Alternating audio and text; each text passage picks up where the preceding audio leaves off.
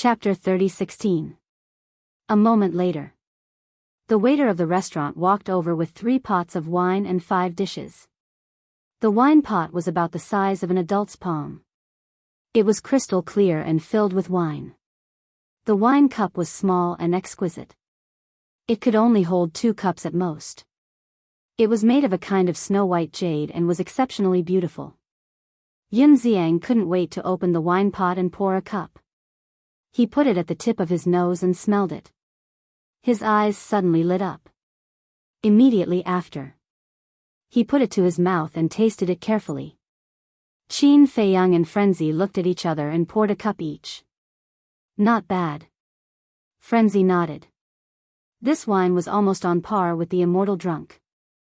Qin Feiyang secretly laughed. I can get a few jars for little gold. You want to send him away with a few jars? Frenzy rolled his eyes. With the 5-clawed golden dragon's alcohol tolerance, dozens of jars were not enough. Yun Xiang also nodded at this time and praised. The wine is pure and transparent, full and mellow, the taste is delicate and the fragrance is long. Not bad, but, speaking of this, Yun Xiang couldn't help but frown. But what? Qin Feiyang and Frenzy looked at him suspiciously. Yun Xiang said, the only flaw is that there seems to be a little bitterness in it. Bitterness? Qin Feiyang and Frenzy were slightly stunned. Why didn't they taste it? So, the two tasted it again and still didn't find the so-called bitterness. Looking at the puzzled faces of Qin Feiyang and Frenzy, Yun Xiang smiled and said, the two of you are obviously not wine lovers. Why do you say so? Qin Feiyang was curious. Wine is the same as people. What is tasted is not the wine, but the inside hidden inside. This wine, if classified according to grade, can be considered a top-grade wine, but it is still a long way from being a divine wine. And in this wine, there is a bitterness that ordinary people can't taste. If I'm not wrong, this is tears. Yun Xiang said. Tears? Qin Feiyang and Frenzy looked at each other. Not bad. I think this winemaker must have accidentally shed tears when he was making wine and mixed them with the wine. Furthermore, this winemaker is someone with a story. She felt very helpless and sad. Thus, there was a trace of bitterness in her tears. Yun Xiang smiled faintly. You can taste so much from wine? Qin Feiyang was surprised. Of course. Tasting wine is also tasting people. There's a saying that goes, one's character is judged by one's drunkenness. Yun Xiang smiled. Qin Feiyang smiled in admiration. Brother Yun's understanding of wine is truly beyond my reach. You flatter me. Wine is indeed a very wonderful thing. It also has its own culture, but you must not drink too much. Yun Xiang smiled. Frenzy didn't know, but Qin Feiyang really didn't understand. Because he didn't like to drink, he didn't know the so-called wine culture, and he didn't know what wine tasting was like tasting people. But when it came to drinking tea, he had his own insights. Humans. Everyone had their own hobbies and couldn't be forced. At this time, a few young men at the next table pulled a passing waiter and asked, "Where's your floor master?" "Yes. We've almost finished drinking this wine. Why haven't we seen your floor master appear yet? Hurry up and ask her to come out and play a song for us to liven things up." A few young men at another table followed suit. Looking at them, their eyes were full of expectation. I'm sorry, the floor master has something to do today and will come out later."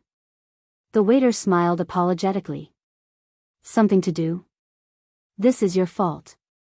Since you have something to do, you should say it earlier. Aren't you making us wait?" As soon as the waiter's words came out, it immediately aroused the dissatisfaction of many people.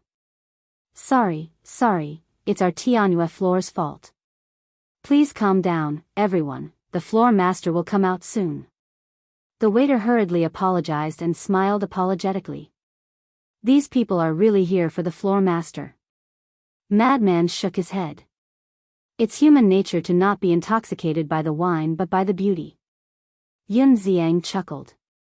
Qin Feiyang asked curiously, Brother Yun, have you seen this floor master before? No. To be honest, this is my first time in Tianfeng City. However, according to what I know, this floor master is said to be an outstanding beauty. Yun Xiang said with a smile. Legend? Qin Feiyang was stunned. The reason why it's a legend is that not many people have seen her real face. Yun Xiang smiled. That's really mysterious. Qin Feiyang smiled slightly. After all, it's very difficult for a woman to gain a foothold in a place without a background. So under certain conditions, maintaining a little mystery can make people wary. Yun Xiang said with a smile. Makes sense. Qin Feiyang nodded. Dong. At this moment, a crisp and pleasant sound of a zither suddenly sounded, interrupting the conversation between the three. At the same time, it also broke the atmosphere of the restaurant. Everyone looked up and saw a rain of light sprinkling down from above.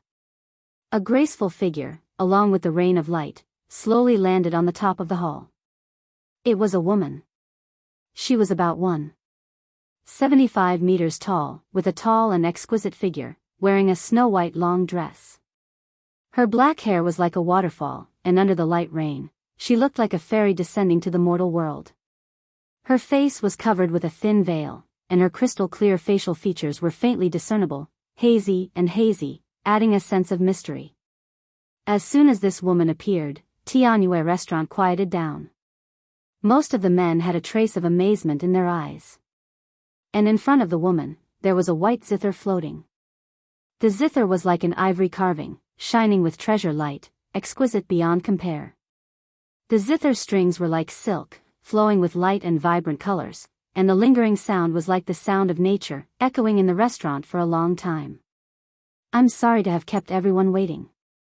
The woman stood above and smiled apologetically to everyone. Her voice was ethereal, as smooth as a pearl, clear and pleasant to the ears. It's fine. Those who were chattering before seemed to be very magnanimous in front of this woman. In that case, like in the past, I'll play a song to liven things up. The woman smiled and sat in the void. With a wave of her jade-like hand, the zither landed in front of her, and her slender fingers began to play unhurriedly. Immediately, a pleasant sound of the zither reverberated in Tianyue restaurant. The sound of the zither was as slow as flowing water, untainted by the world, making people feel as if they were in the midst of green mountains and clear waters, and could not help but relax and calm down. Not to mention others, even Qin Feiyang and Frenzy were attracted by the sound of the zither. They were no strangers to the sound of the zither.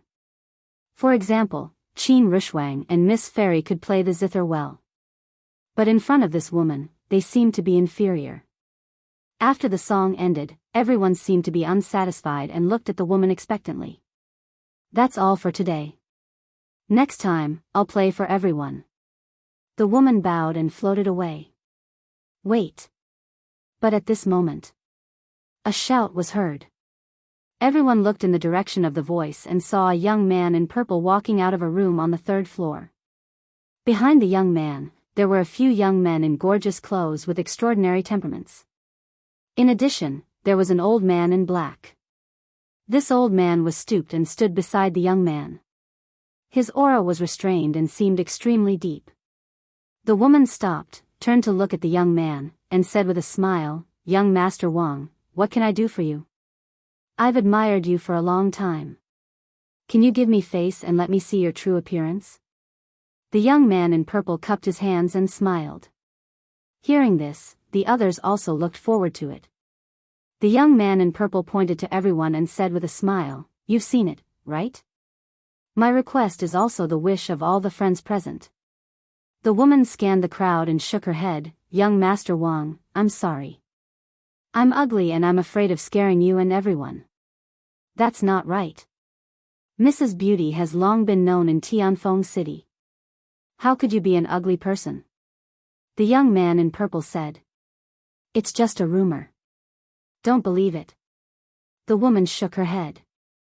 The young man in purple said, "I can't just listen to your side of the story. Whether I'm ugly or not, I'll only know after I see it. Young Master Wang, please don't force me. The woman sighed. Force me? Do you think that we came to Tianyue restaurant just for this bullshit drunken immortal? Stop trying to be mysterious. Today, I must see your face and see if it's ugly or charming. When he said the word charming, young Master Wang's eyes revealed a trace of a lecherous smile. Young Master Wang, please respect yourself. The woman said with a trace of disgust in her tone. Respect myself? It's not like you don't know my identity. If I really wanted to target you, would you have been able to stay in Tianfeng City for so long? I'll ask you one last time. Are you going to give me face or not? The young man's eyes flashed with a trace of coldness. The lunatic asked suspiciously, who is this person? He seems to be very impressive. He's the son of the city lord of Tianfeng City. His full name is Wang Feng. He's a famous profligate's son here. The men behind him are all disciples of the major families in Tianfeng City. They follow Wang Feng and seek pleasure all day long. Yun Xiang smiled faintly. I see. The lunatic nodded in realization. Profligate son? This type of person was indeed disgusting. Relying on their family background, they did not do proper work and were arrogant and domineering. If they did not have such a family background, what were they? It was too flattering to say that they were bugs. The woman remained silent. Brother Wang, can you do it? No matter what, you're the son of the city lord. The entire Tianfeng city belongs to your family. But now, a mere woman in a restaurant doesn't even care about you? The young men behind Wang Feng could not help but jeer. Wang Feng's face turned cold and instantly felt embarrassed. He stared at the woman and smiled sinisterly. It seems like you don't intend to give me face. Young Master Wang, the woman wanted to say something. Shut up. Wang Feng raised his hand and interrupted the woman. Do you know the consequences of angering me? As Wang Feng's words left his mouth, the old man in black, who had been standing silently beside Wang Feng, took a step forward. His restrained aura surged out. Perfection Undying Realm. Chapter 30:17. Grand Perfection Undead Stage. Yun Xiang's pupils constricted as he transmitted his voice. Brothers, prepare to retreat. Retreat? Frenzy looked at Yun Xiang in shock. We can't afford to offend the people from the city lord mansion. Besides, this Tianyue restaurant has nothing to do with us. There's no need to get into trouble. Yun Xiang secretly said. Are you still a man? A woman being bullied, can you just sit back and watch? What is the city lord mansion? I hate this kind of playboy the most. Frenzy snorted. As the foster son of Mo Wu Yuan and the grandson of the great elder, he also had the capital to be a playboy. But was he like that? No. For example, Qin Feiyang, as the son of the great Qin emperor, actually had the capital to be a playboy. But did he? Not at all. For a person, family background wasn't very important. What was important was one's character. Don't think about relying on your family. You have to rely on yourself. Looking at the woman again. Seeing the old man in black make a move, the woman's face changed as she hurriedly called out, Young Master Wang. But Wang Feng didn't give the woman a chance to speak and shouted, Tear off her veil for this young master. Shwa. The old man in black suddenly took a step forward and landed in front of the veil. His dark eyes were like a pair of eagle eyes, emitting a sharp light. The woman panicked. But at this moment, a figure suddenly appeared in front of the woman. Ah! Yun Xiang was stunned. Qin Feiyang's mouth twitched slightly. That's right. The person who appeared in front of the woman was Frenzy. This fellow really abhorred evil as if it were an enemy. However, he was powerless to stop what Frenzy wanted to do. Because Frenzy's character was like this. Once he was serious, even if the emperor came down, it would be useless. At the same time, the others were also slightly stunned. Facing Wang Feng, there was actually someone who dared to come out and help. Was he stupid? Is the city lord mansion someone you can offend? At the same time, the old man in black looked at Frenzy, who suddenly appeared, and a murderous intent flashed in his eyes as he sent a palm towards Frenzy. Frenzy's hand, like an eagle's claw, directly grabbing the old man in black's wrist. The physical body and strength of a supreme being was no joke. Let's take divine artifacts as an example. Lower grade, middle grade, upper grade, extreme grade, pinnacle grade, legendary grade, and supreme grade. There were a total of 7 levels. Let's talk about cultivation. Half step, initial, minor, great, perfection, and finally perfection undying. There were only 6 minor realms. Moreover, the madman himself was undying for half a year. There was only a difference of 5 minor realms between him and the black-clothed old man. Therefore, even the black-robed old man at the perfection imperishable realm couldn't compete with madman in terms of physical strength. Immediately, the black-robed old man's arm was forcibly held in the air by the madman's terrifying strength. What? The black-clothed old man's pupils constricted. We're in public. What are you trying to do? Madman chuckled. The black-robed old man's eyes turned cold. Divine power surged out and shook off the madman's hand. He retreated to Wang Feng's side and said in a low voice, "This person cannot be underestimated." Wang Feng's face was dark as he stared at the mad scientist. "Brat, I love to deal with hedonistic sons like you.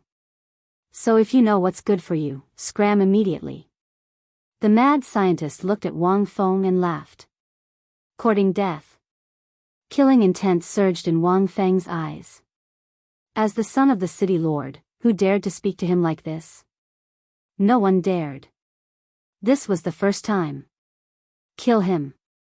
With a roar, the black-robed old man took another step forward. Courting death.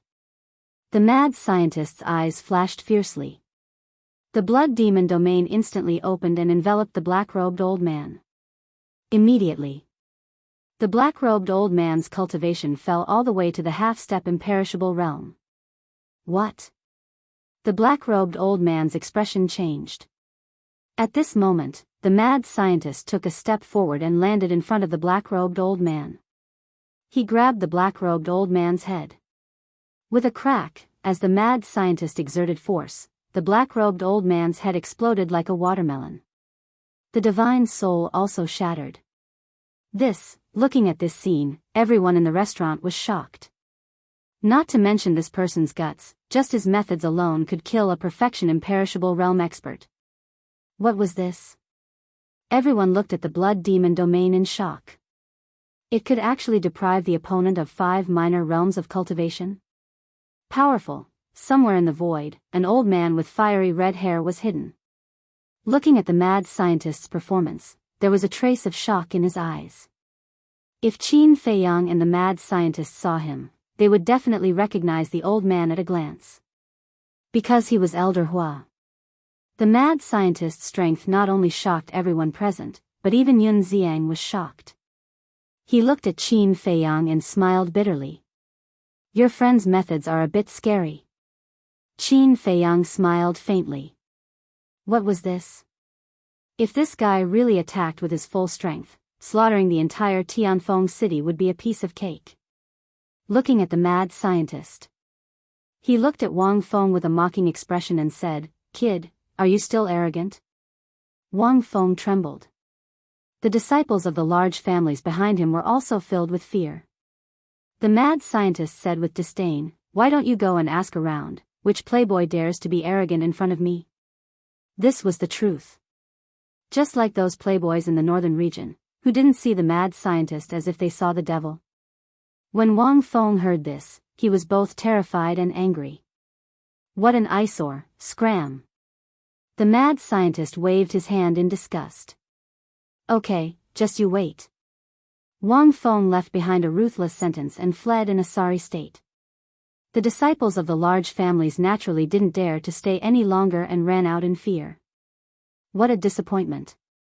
The mad scientist pursed his lips and with a wave of his hand, he destroyed the old man's body, not leaving a single drop of blood.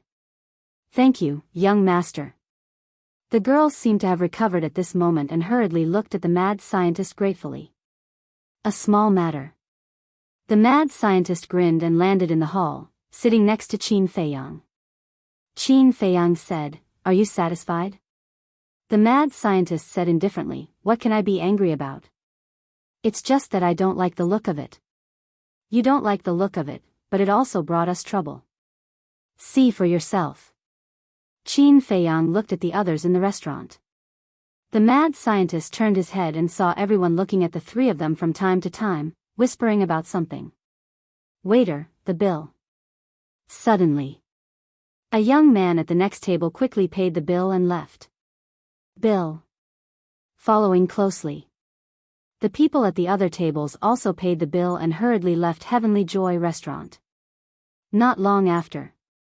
In the entire Heavenly Joy restaurant, only Qin Feiyang's group, the waiter, and the girl were left. This is all because we are afraid of getting them involved. Yun Xiang shook his head. Then you? Aren't you afraid? The mad scientist looked at Yun Xiang with a playful expression. Of course I'm afraid. But seeing how confident you two brothers are, I'm even more curious. Where's your confidence coming from? Yun Xiang smiled faintly. The mad scientist's eyes flashed and he said meaningfully, "It's not that we have confidence, it's you." "What confidence can I have? If I really had confidence, I wouldn't have said to retreat before." Yun Xiang waved his hand. At this time, accompanied by a burst of fragrance, the girl landed in front of the three of them and apologized. "I'm sorry for implicating the three young masters." "It's fine. But if you really want to thank us, why don't you play another song for us?" Yun Xiang smiled. Cough, cough. "Brother Yun, it doesn't seem like you're the one who helped us." Qin Feiyang coughed dryly. Yun Xiang smiled awkwardly and then said, "It's fate that we met. What's there to distinguish between us?" "Miss, don't you think so?" The girl looked at the three of them helplessly and sighed. "The city lord's mansion can't afford to offend them. The three of you should leave quickly. If there's a chance in the future, I'll play a song for the three of you alone." "Don't. There's no time like the present, let's do it now," Yun Xiang said. Qin Feiyang and the mad scientist looked at each other. It seemed that this person was also someone who wasn't afraid of anything. The girl looked at Yun Xiang and then at Qin Feiyang and the mad scientist, who didn't seem to have any intention of leaving. She nodded and said, "All right then." Finished speaking. The girl turned around and walked to the table beside her. She asked the waiter to clean up the table and then placed the zither on the table. She sat beside it and began to play. The sound of the zither was still as slow as flowing water, but there was a trace of gratitude towards Qin Feiyang and the other two. Yun Xiang closed his eyes and listened to the beautiful zither music. He shook his head and said with a smile, "The accompaniment of the zither, good wine and delicious food, how delightful." Then Yun Xiang opened his eyes and raised his cup to Qin Feiyang and the mad scientist. He said with a smile, "Brothers, to our fate, cheers." Qin Feiyang and the mad scientist looked at each other and smiled. This person was quite interesting. The eastern continent was also full of crouching tigers and hidden dragons. The mad scientist's eyes flashed and he transmitted his voice, "Old Qin, let's test this person's strength later." "Why?" Qin Feiyang was suspicious. The mad scientist secretly said, "Don't you think that he seems too enthusiastic?" "I'm sure, a little." Qin Feiyang secretly smiled. But thinking about it carefully, there shouldn't be any problem with this person. Because when they met, it was by chance on the street. And it was also him who took the initiative to stop this person and ask about the situation. If the other party really had a purpose, then he must have taken the initiative to approach them. Besides, at that time, when they slowed down, this person didn't turn around to look for them. This meant that this person's enthusiasm might be due to his personality. But the mad scientist's concerns couldn't be ignored. After all, the blood hall had already targeted them, so they had to be on guard. A moment later, The song came to an end. The woman put away the zither, got up, looked at Qin Feiyang and the other two, and said with a smile, "The three of you can leave now, right? If we leave, what will you do? If the city lord mansion can't find us, they will definitely find trouble with you." Qin Feiyang smiled faintly. The woman sighed. "If it's a blessing, it's not a disaster. If it's a disaster, it can't be avoided. You are a woman, why do you have to come out in public?" Yun Xiang looked at the woman suspiciously. "Why else? Everything in the world is for survival."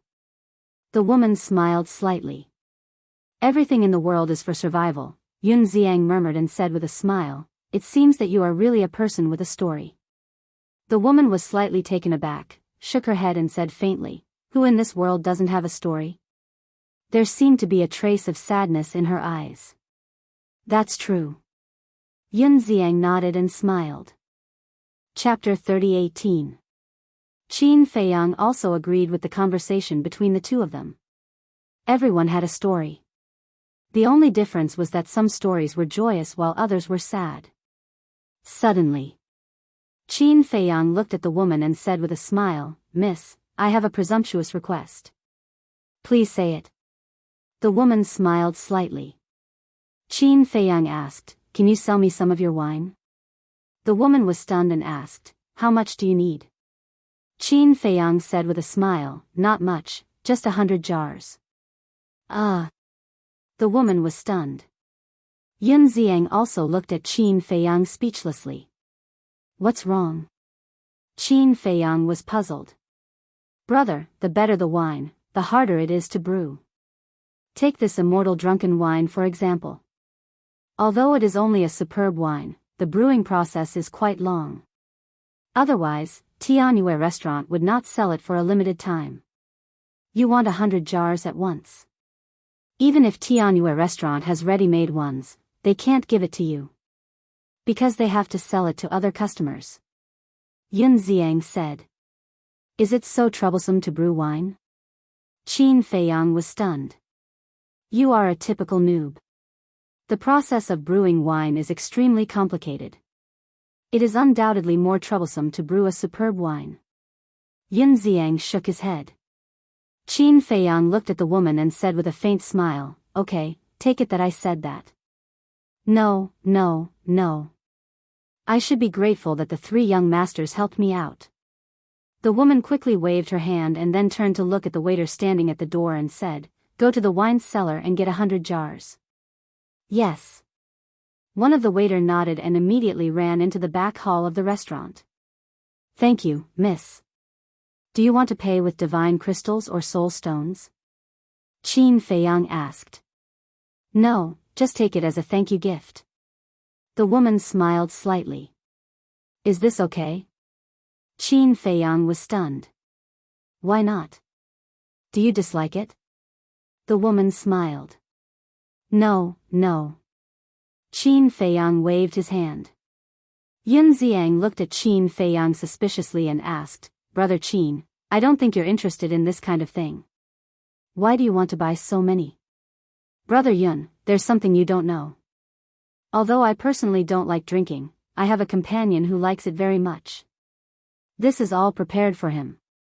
Qin Feiyang smiled. "I see.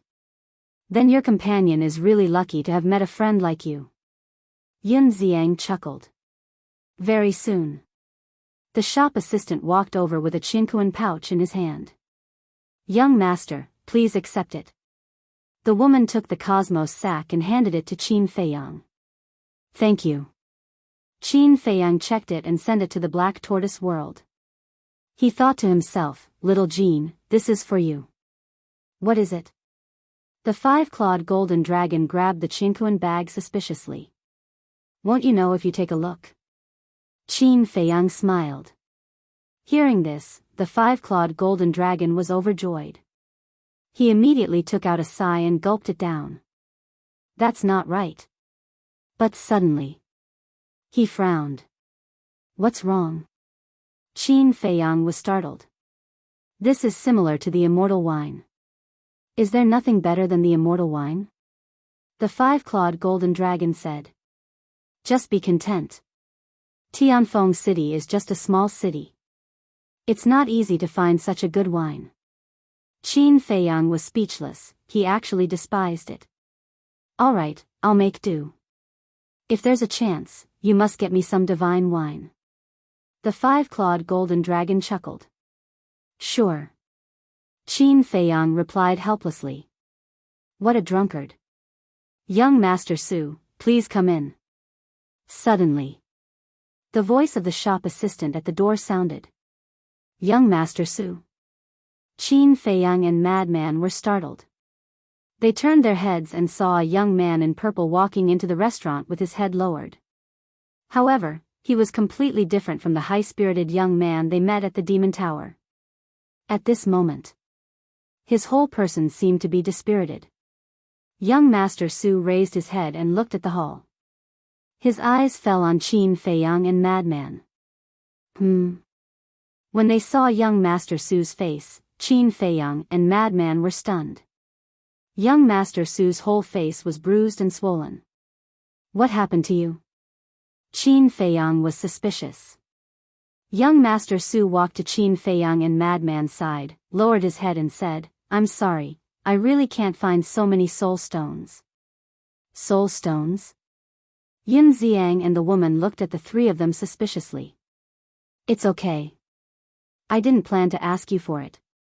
Qin Feiyang waved his hand. I know. I just went to the Demon Tower. The Tower Master said that you just wanted to teach me a lesson. So I specially came to thank you.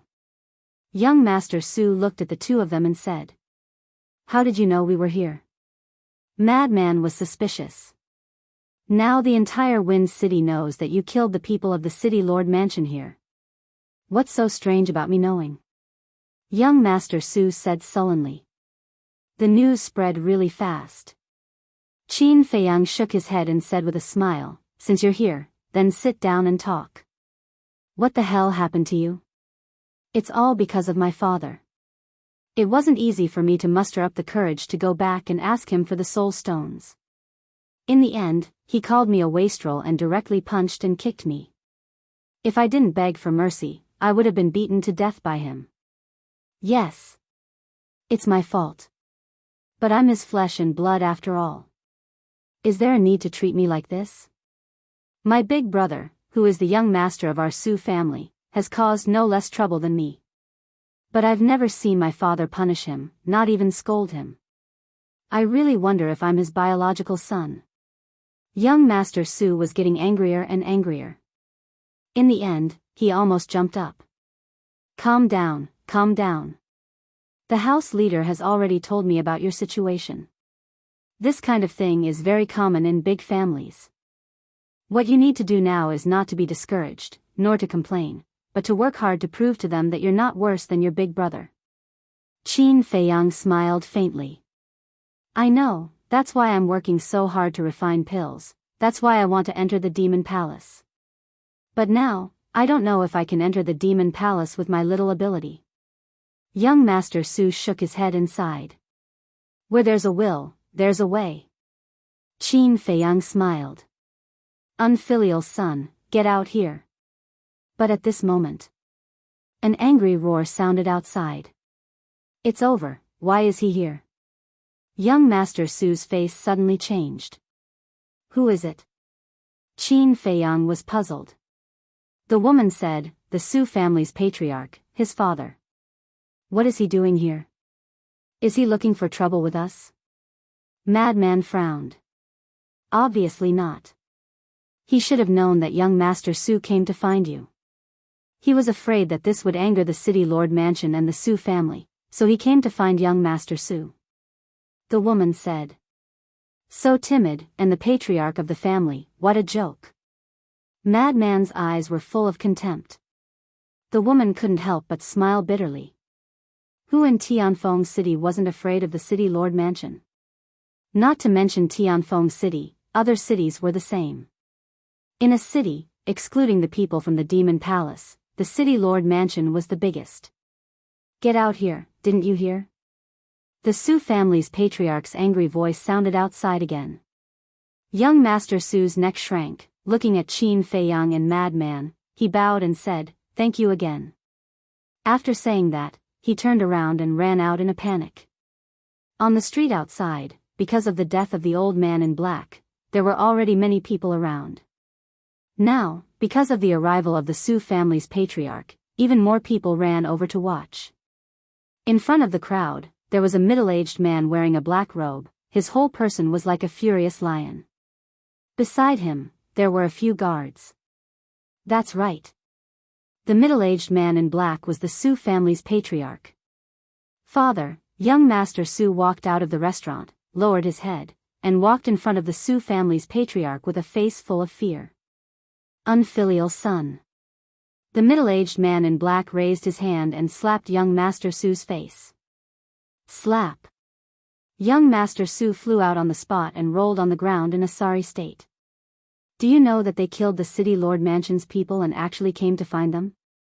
Are you trying to kill our Su family? What an evil beast, see if I don't beat him to death. The middle-aged man in black was burning with anger, and he went forward to punch and kick him.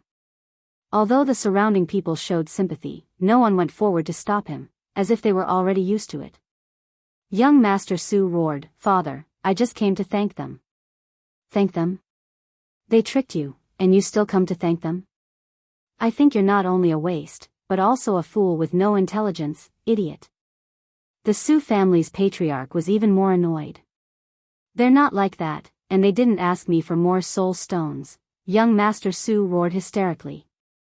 The Su family's patriarch was stunned, stopped the movement of his hand, and said in surprise, "They didn't ask you for more soul stones?" "Yes." Young Master Su nodded.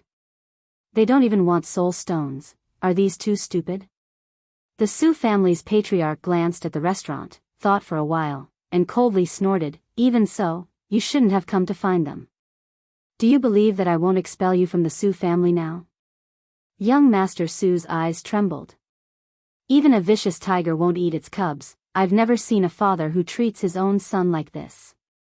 In my opinion, if he is really expelled from the Su family by you, it will be a good thing for him. At this moment, Qin Feiyang and Madman walked out, looked at the injured young Master Su, then looked at the Su family's patriarch, and said lightly.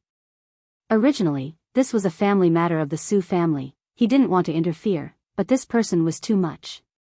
Beating him in the street, he didn't give his son any face at all. In the future, how can young Master Su stay in Wind City? I'm afraid that when he sees people, he will have to lower his head in inferiority. The Su family's patriarch raised his head and looked at Qin Feiyang and Madman, his eyebrows slightly raised, and asked, "You two are the two who tricked this unfilial son?" "Yes." Qin Feiyang nodded. "You guys really have guts. Although this unfilial son is a good-for-nothing, he is still a member of my Su family. You actually dare to scheme against him." A cold light flashed in the Su family's patriarch's eyes. "You also know that he is a member of your Su family? You beat him in the street like this, aren't you slapping your Su family's face with your own hands? Besides, he doesn't seem to have done much wrong." Qin Feiyang said lightly. The Su family's patriarch shouted, "He was cheated of so many soul stones by you, and it's not a big mistake." "But we didn't ask for it, did we?" Qin Feiyang frowned. "You have to dare to ask for it."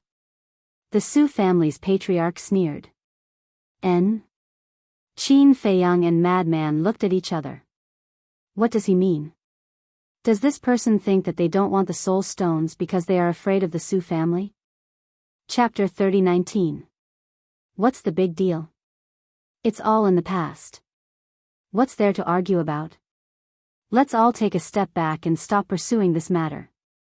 Seeing that Qin Feiyang and Madman's expressions were getting gloomier and gloomier, Yun Xiang and the woman quickly came out to smooth things over. They even dared to kill people from the city lord's mansion, let alone a mere patriarch of the Su family. They were worried that Qin Feiyang and Madman would kill again. But the patriarch of the Su family didn't appreciate it. Not only did he not appreciate it, but he also looked at the two contemptuously and said, "Are you qualified to speak? It's really a filthy place. There are all kinds of monsters here. The woman immediately raised her eyebrows and looked at the patriarch of the Sioux family. Patriarch of the Sioux family, you have to make it clear. My Tianhua building doesn't rob or steal. We do business seriously. How is it a filthy place? Doing business in a proper way? If you're serious, why do you wear a veil all day? Do you think everyone doesn't know that you're doing this just to pretend to be mysterious and attract the attention of men? This way, more people will come to your Tianhua building. May I ask, a woman like you, saying that you're serious, don't you think it's ridiculous? The patriarch of the Sioux family had a look of ridicule. The woman's gaze immediately darkened. Tianhua restaurant had always been doing business in a serious manner. They had never done anything immoral or immoral. At this moment, he actually said this to her. This was an insult to her personality. Interesting, Madman suddenly grinned. Yin Xiang and the woman looked at each other and fell silent. They didn't want to persuade him anymore. Because people like the patriarch of the Sioux family weren't worth their saliva. Madman looked at the patriarch of the Sioux family and laughed. We don't dare to take your Sioux family's soul stone. I'm too lazy to talk nonsense with trash like you. The patriarch of the Sioux family snorted and looked at young Master Su. Get out of here right now. Young Master Su's eyes trembled. He quickly got up and turned to leave. Qin Feiyang and Madman ignored young Master Su and kept their eyes on the patriarch of the Sioux family. The patriarch of the Sioux family glanced at the two disdainfully and was about to leave. But at this moment. Don't rush. I haven't said anything yet. The madman spoke, his eyes filled with mockery. The Sioux family's patriarch's gaze turned cold. He turned to look at Madman and said, Brat, don't act recklessly. As soon as he finished speaking, he turned around and left. His disdainful attitude was as if he was looking at an ant. You're courting death, all right. Let's see how your Sioux family will kill me today. I'm telling you. Give me 100 billion soul stones in 1 hour. Otherwise, I'll flatten your Sioux family. The madman's eyes flashed with killing intent. What? 100 billion soul stones. A commotion broke out among the crowd. Even if the Sioux family was a big family in Tianfeng City, it was impossible for them to take out so many spirit stones at once. 100 billion. This was simply the rhythm of destroying the Sioux family. The Sioux family's patriarch suddenly froze and stopped in his tracks. His face suddenly turned gloomy to the extreme. Young Master Su also turned to look at Madman in shock. Madman glanced at young Master Su and said, This has nothing to do with you. Young Master Su smiled bitterly. That was right. Indeed, it had nothing to do with him now. But his father wouldn't think this way. The Su family's clansmen wouldn't think this way either. They would only think that this was the trouble he brought to the Su family. Remember. 100 billion, not a single one less. Madman looked at the Su family's patriarch and laughed. Swish. The Su family's patriarch suddenly turned around and stared at Madman. Do you know the strength of my Su family? Do you know that I have a child in the demon palace? So what? Madman chuckled. You're courting death. The Su family's patriarch laughed sinisterly. Is that so? Then I'm looking forward to how you'll die. Madman smiled. Good, good, good. You're arrogant. Let's see how long you can be arrogant for. Soul stones? You bastards, don't even think about it. If you have the guts, come to the Su family and see if you can raise my Su family to the ground. The Su family's patriarch sneered and walked to young Master Su without looking back. He directly kicked him. Bastard, why aren't you leaving? He was completely using young Master Su as a punching bag. Swish. It was also at this moment. A figure suddenly descended from the sky. It was a middle-aged man in black armor. He was serious and dignified. It's the commander of the City Lord Mansion. I heard that his strength is the strongest in the entire City Lord Mansion, except for the City Lord. Everyone's pupils shrank as they whispered. When the Su family's patriarch saw the appearance of the middle-aged man in black armor, a trace of gloating appeared in his eyes. Qin Feiyang and Madman also looked up, but there was a trace of disdain in their eyes. The strongest existence? But he was only at the great perfection undead stage. I thought that the city lord would come personally, but I didn't expect that he would only send a small character like you. What? Is he looking down on me and not even interested in making a move? Madman snickered. The middle-aged man in black armor's eyes suddenly turned cold. When the surrounding people heard this, they all looked at Madman in disbelief. They never thought that this person would dare to be so arrogant in front of the City Lord Mansion's commander. He didn't put the City Lord Mansion in his eyes at all. If you want to apologize, then let your City Lord come personally. You can't replace him. Madman shook his head, then turned to look at Qin Feiyang and said with a smile, "Why don't we continue drinking?" Qin Feiyang nodded and smiled. The two immediately turned around and walked towards the entrance of Tianyue restaurant.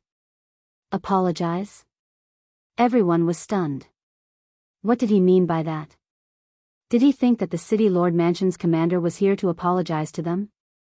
Was there something wrong with his brain? They killed someone from the City Lord Mansion and asked the City Lord to personally apologize to them? They were convinced, they were really convinced. What kind of people were they? Shouldn't there be a limit to their arrogance? By the way.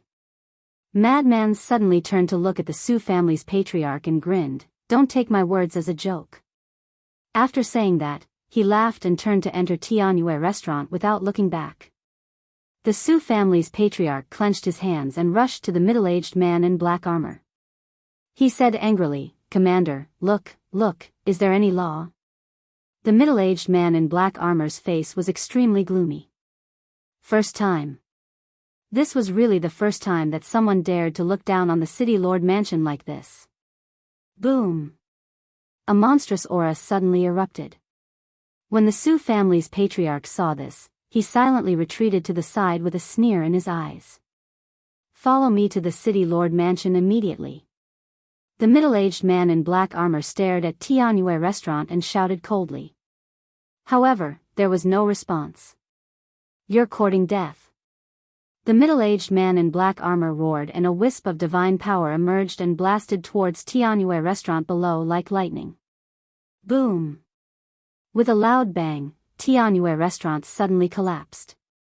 Qin Feiyang and the others, as well as a group of people, ran out with their faces covered in dirt. "Commander, why are you doing this?" The woman glared at the middle-aged man in black armor. "All of this happened because of you, so you can't escape the blame. Follow me to the City Lord Mansion." The middle-aged man in black armor looked at the woman and said gloomily, "Who do you think you are? How dare you act like a tyrant in front of me?" Madman stepped into the sky and exuded a monstrous aura like a demon god descending to the world. The middle-aged man in black armor also surged with killing intent and shouted, "City Lord, please take action and kill these arrogant people." What? The City Lord is also here? Where is he? Everyone looked at the sky in surprise. However, Madman turned a deaf ear and slapped at the middle-aged man in black armor. The middle-aged man in black armor smiled disdainfully and used an auxiliary divine art to retreat like lightning. Boom! At the same time, a terrifying divine might appeared and surged towards Madman from all directions.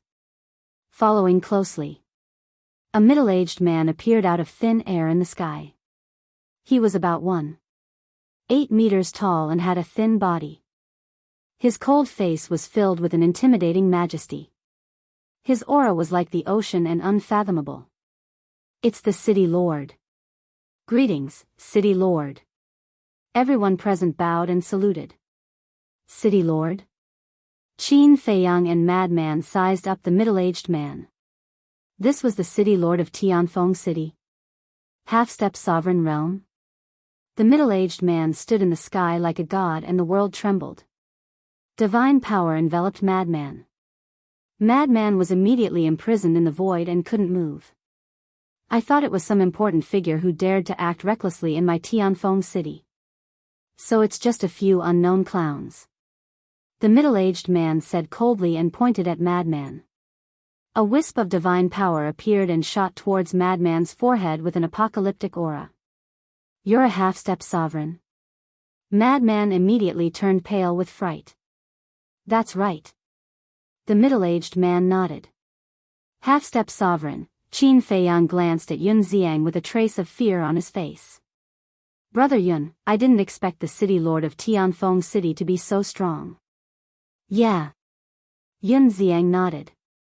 Madman roared anxiously, what are you thinking? Come and save me.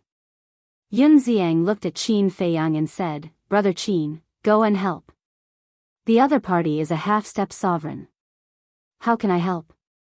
Qin Feiyang roared.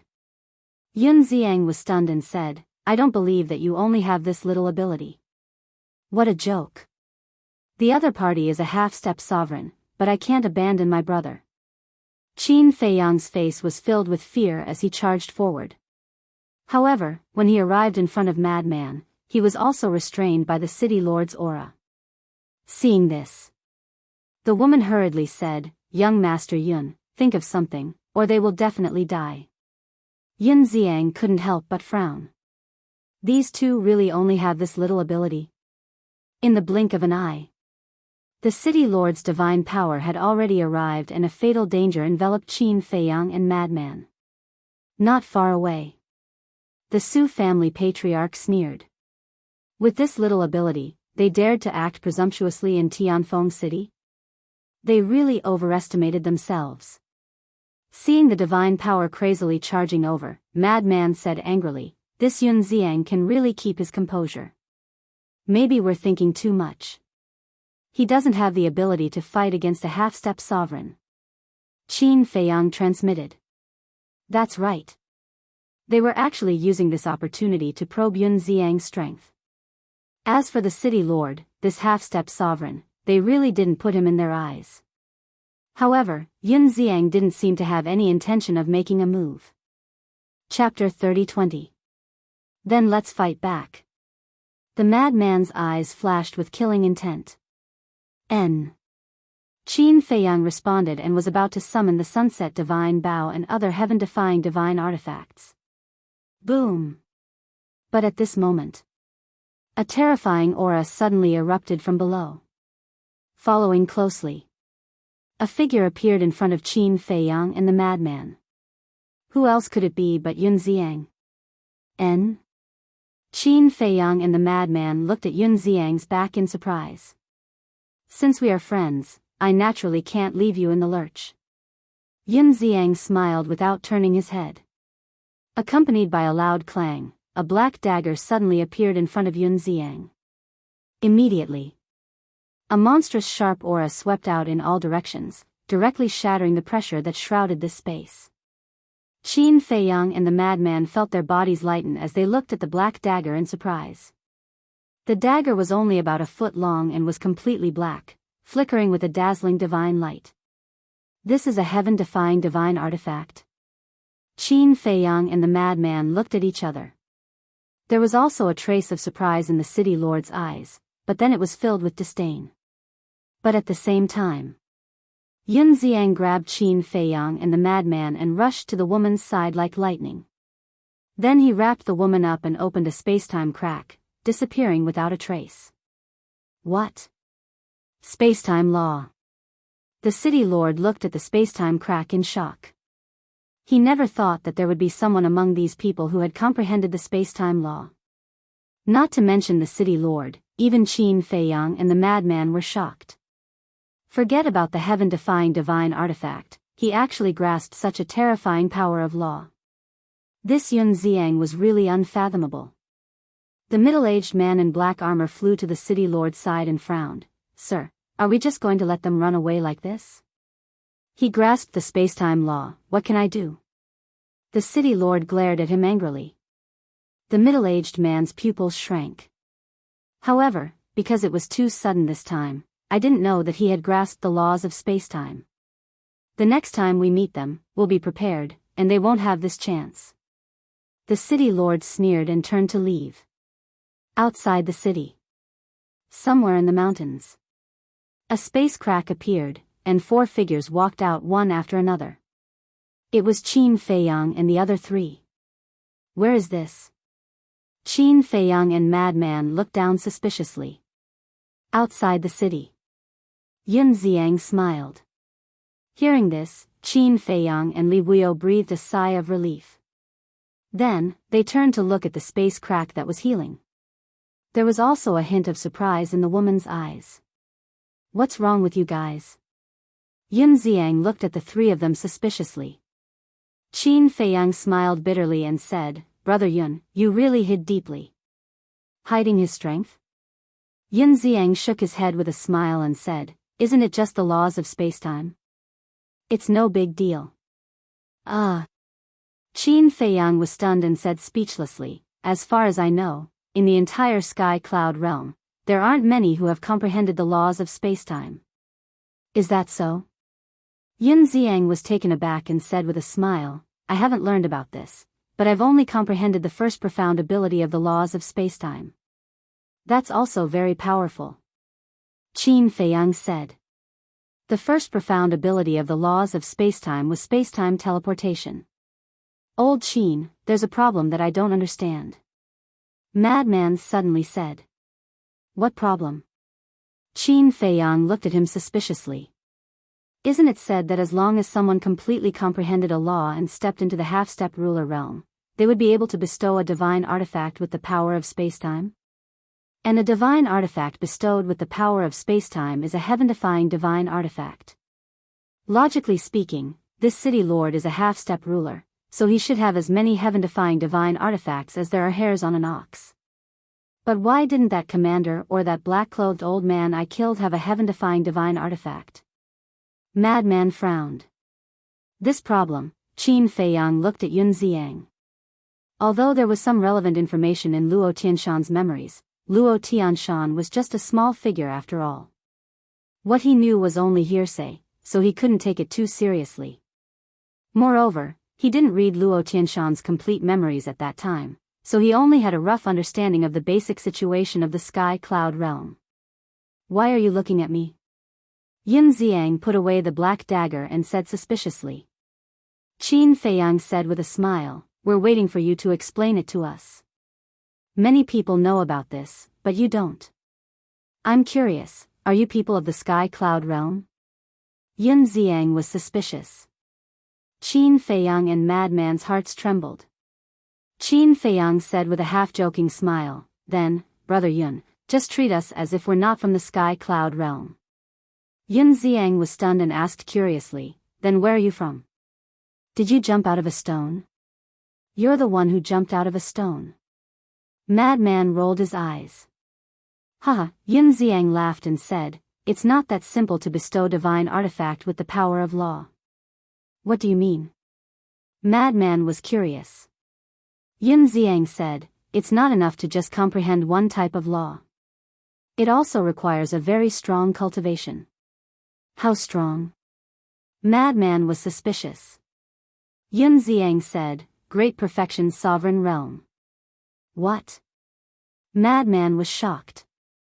If comprehending one type of law can bestow divine artifact with the power of law, then wouldn't the heaven-defying divine artifact be worthless? So, it's not that simple. The power of law and the cultivation of great perfection sovereign realm, these two conditions are indispensable. Yun Xiang smiled. I see.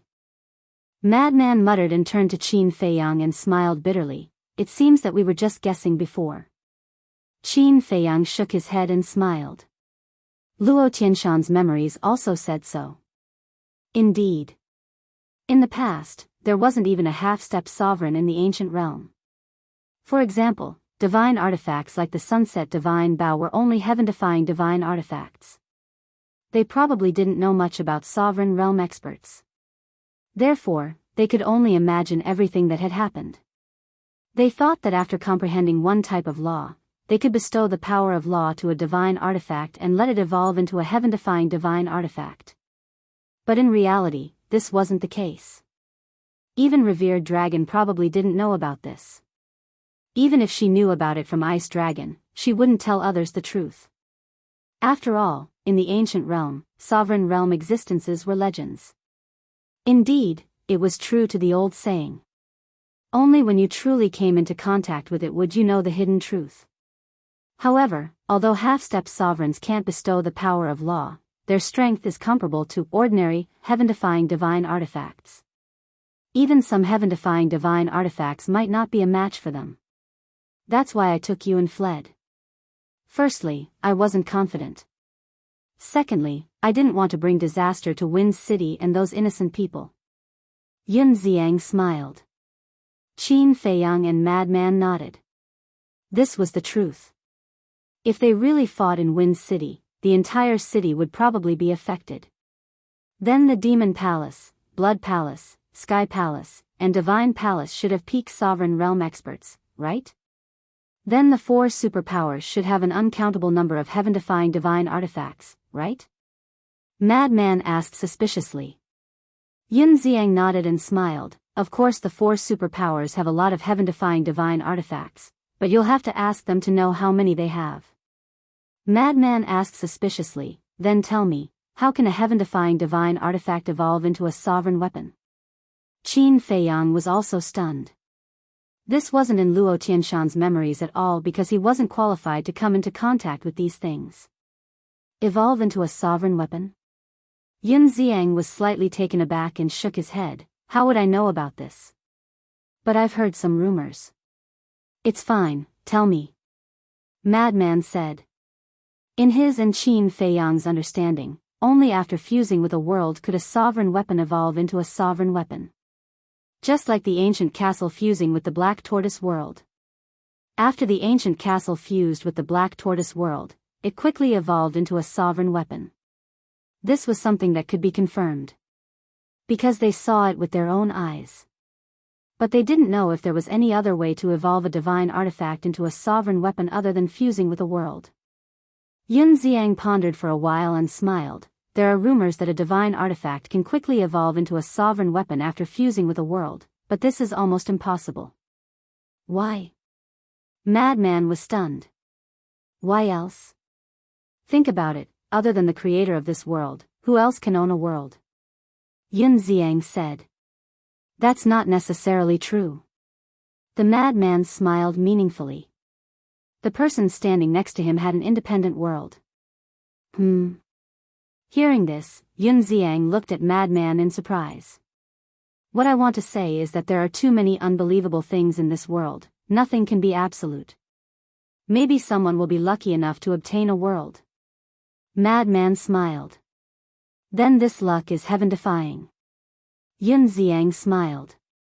Madman asked, then, other than fusing with a world, is there any other way? I heard there is.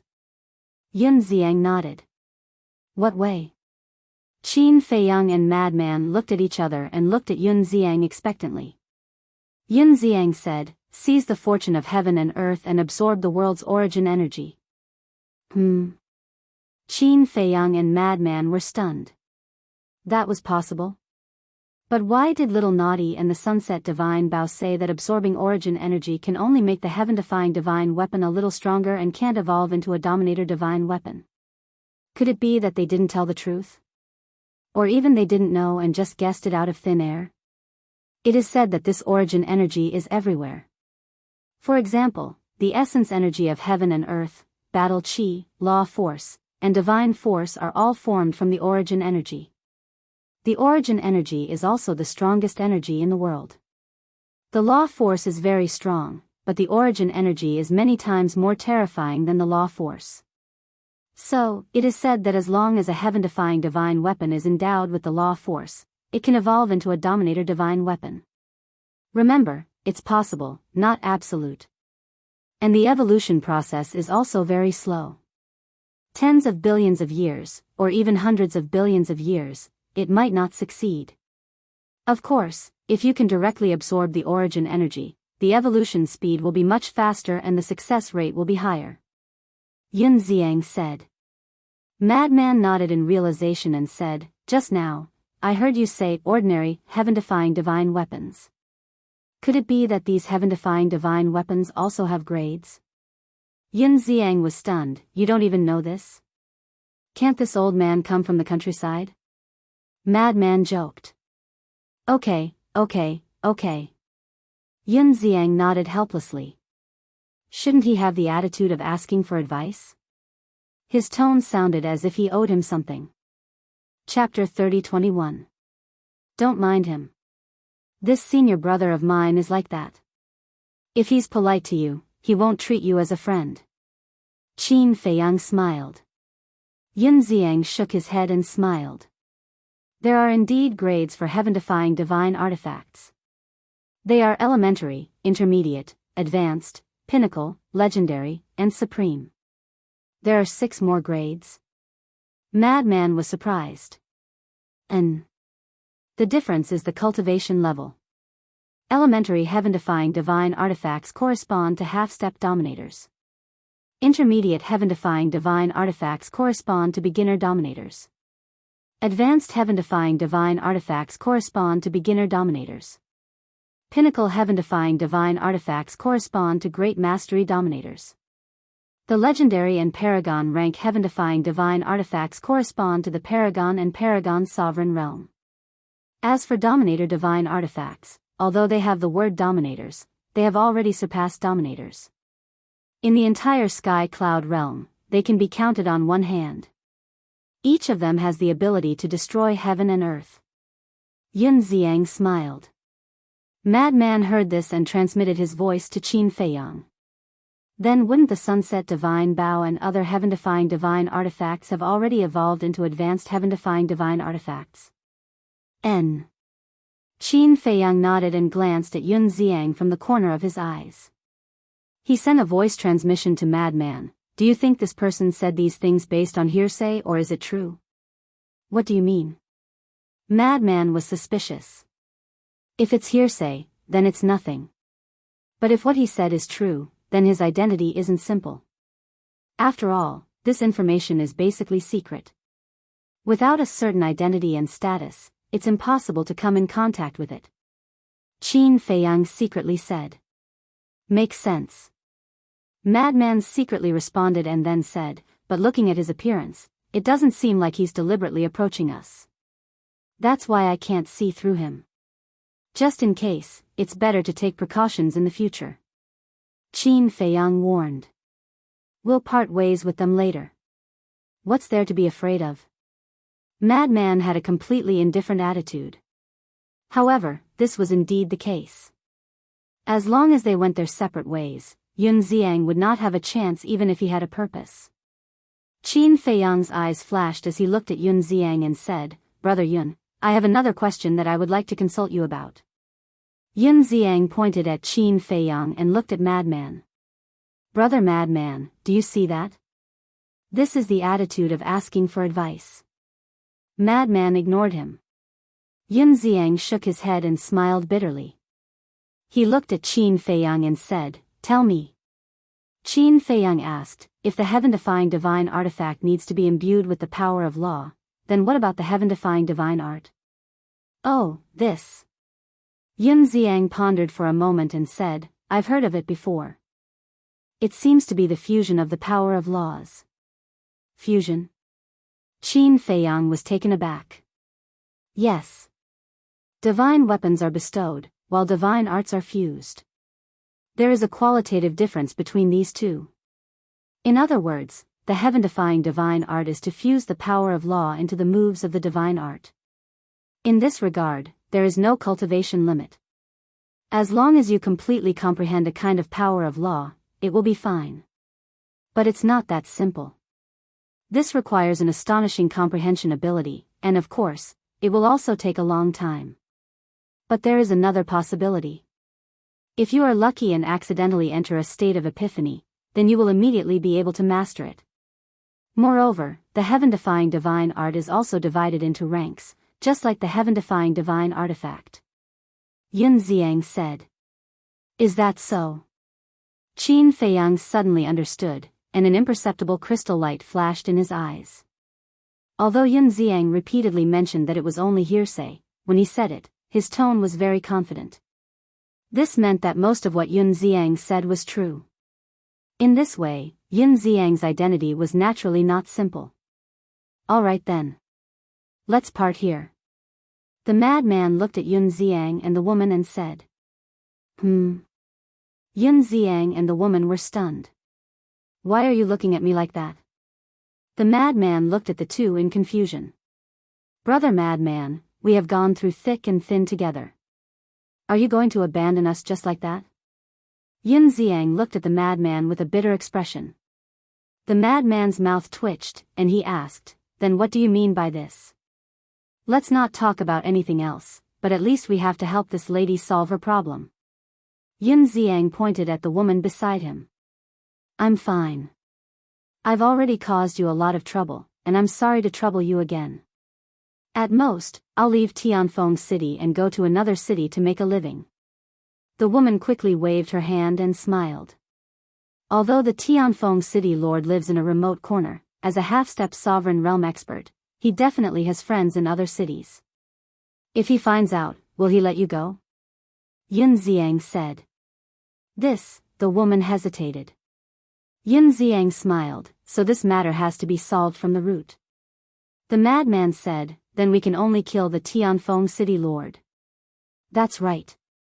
Yun Xiang nodded. We can't do that. The madman hurriedly shook his head. You haven't even tried, how do you know you can't do it? Yun Xiang was speechless. Is there a need to try? The Tianfeng City Lord is a half-step sovereign. Even someone like you who has a heaven-defying divine artifact doesn't have the confidence to kill him, let alone us. The madman curled his lips and suddenly asked, What grade is your heaven-defying divine artifact? Low grade, the most ordinary grade. Yun Xiang said. Then there's the problem. If you're mid-grade or high grade, we can try. The madman said. But, Yun Xiang frowned. Stop. The madman raised his hand to stop her. Fate ends here, we'll meet again. Then, she pulled Qin Feiyang and left like a bolt of lightning. Yun Xiang was stunned and couldn't come back to his senses for a long time. The woman smiled, Big brother Yun, it's fine.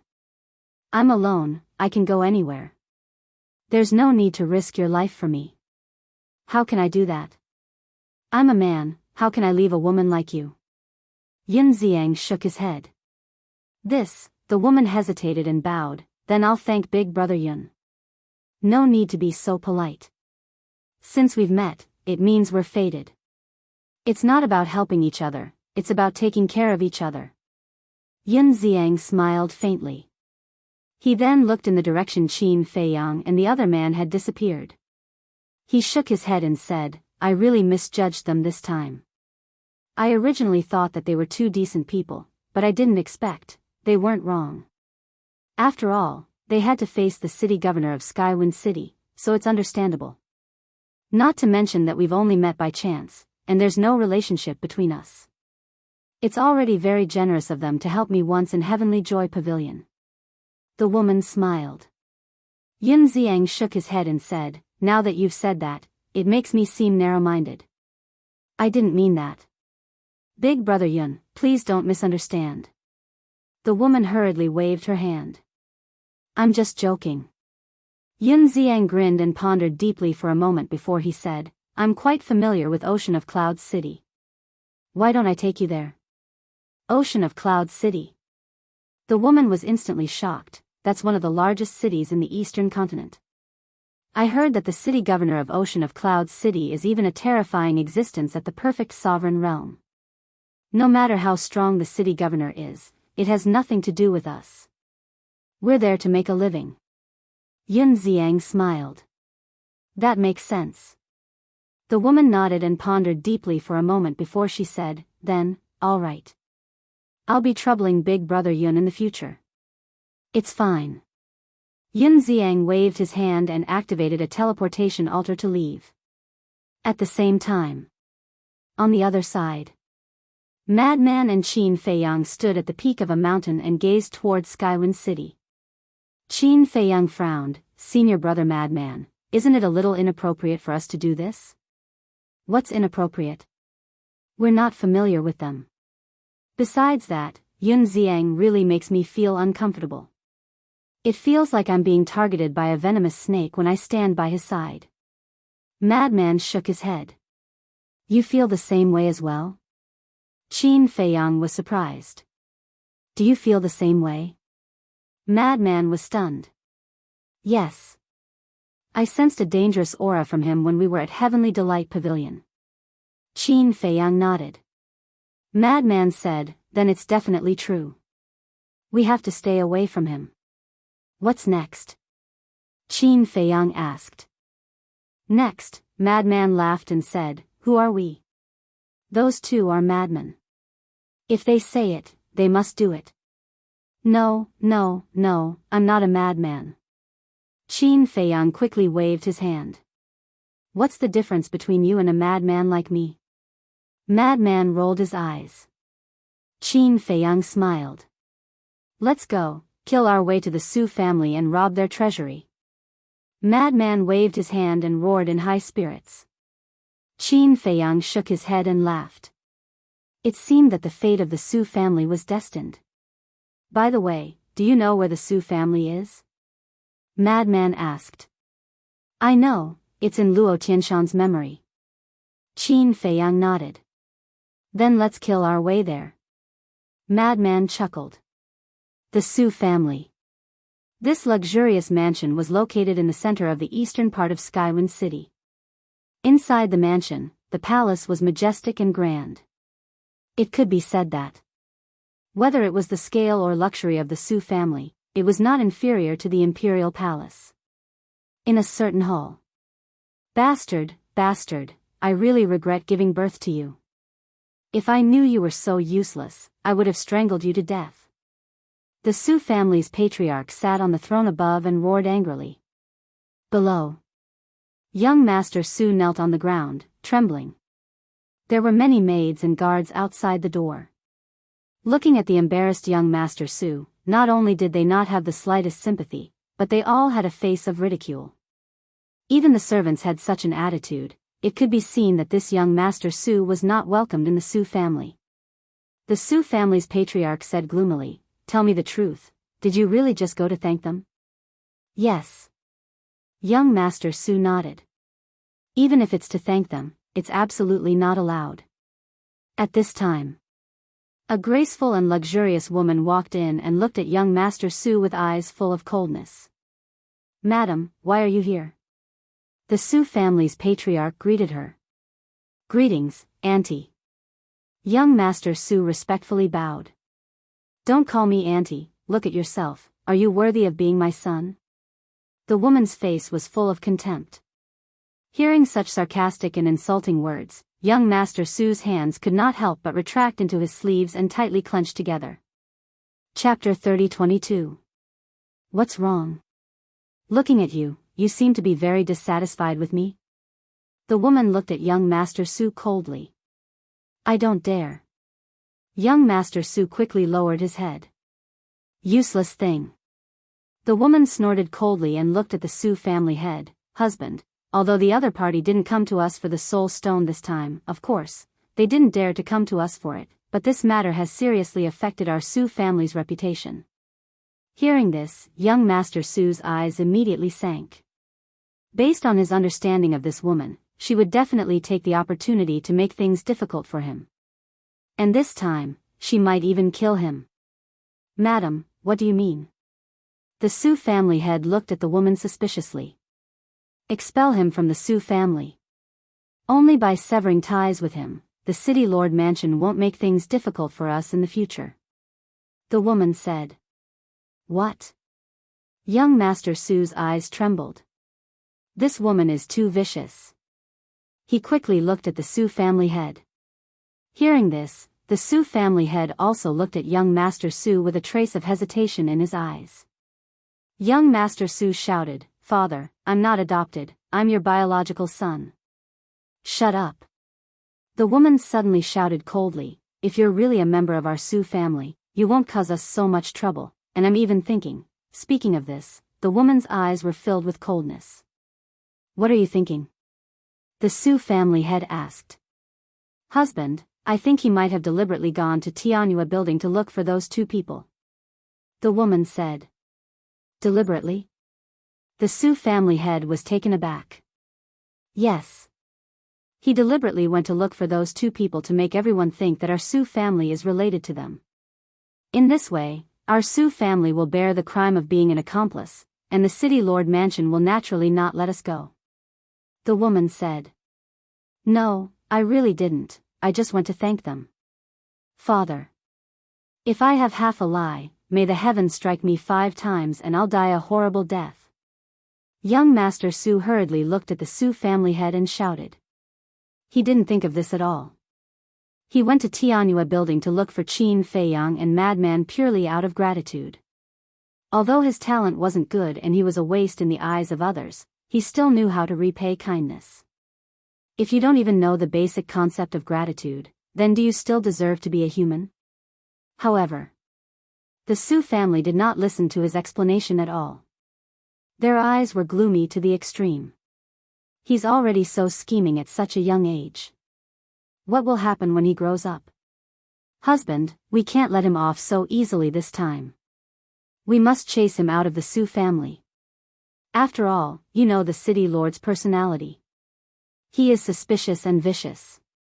Although you were there at the time and made your stand clear, he might not believe you. Even if he believes it, in his heart, he will definitely be estranged from the Su family. This is very disadvantageous to the future development of our Su family. The woman said worriedly.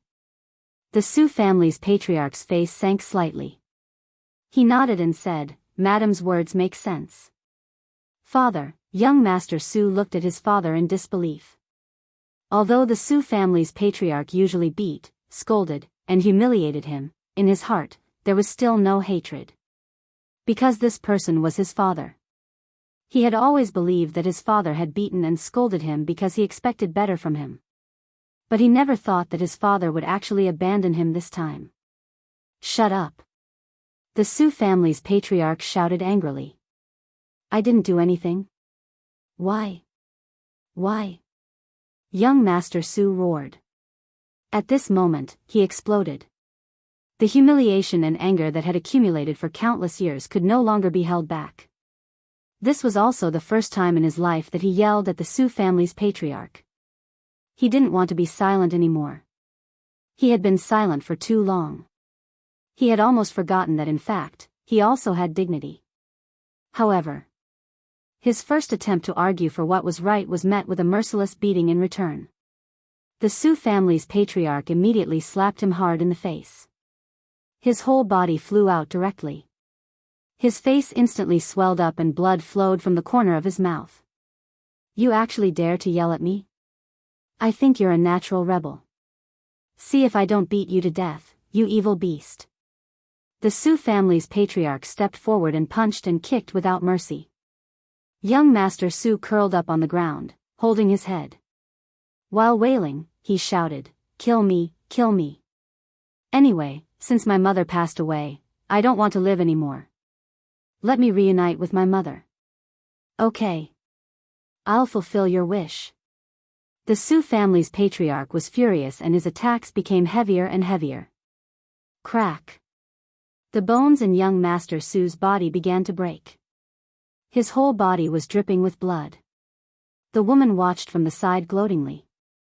After a while, she stepped forward and pulled the Su family's patriarch, saying, Husband, don't beat him.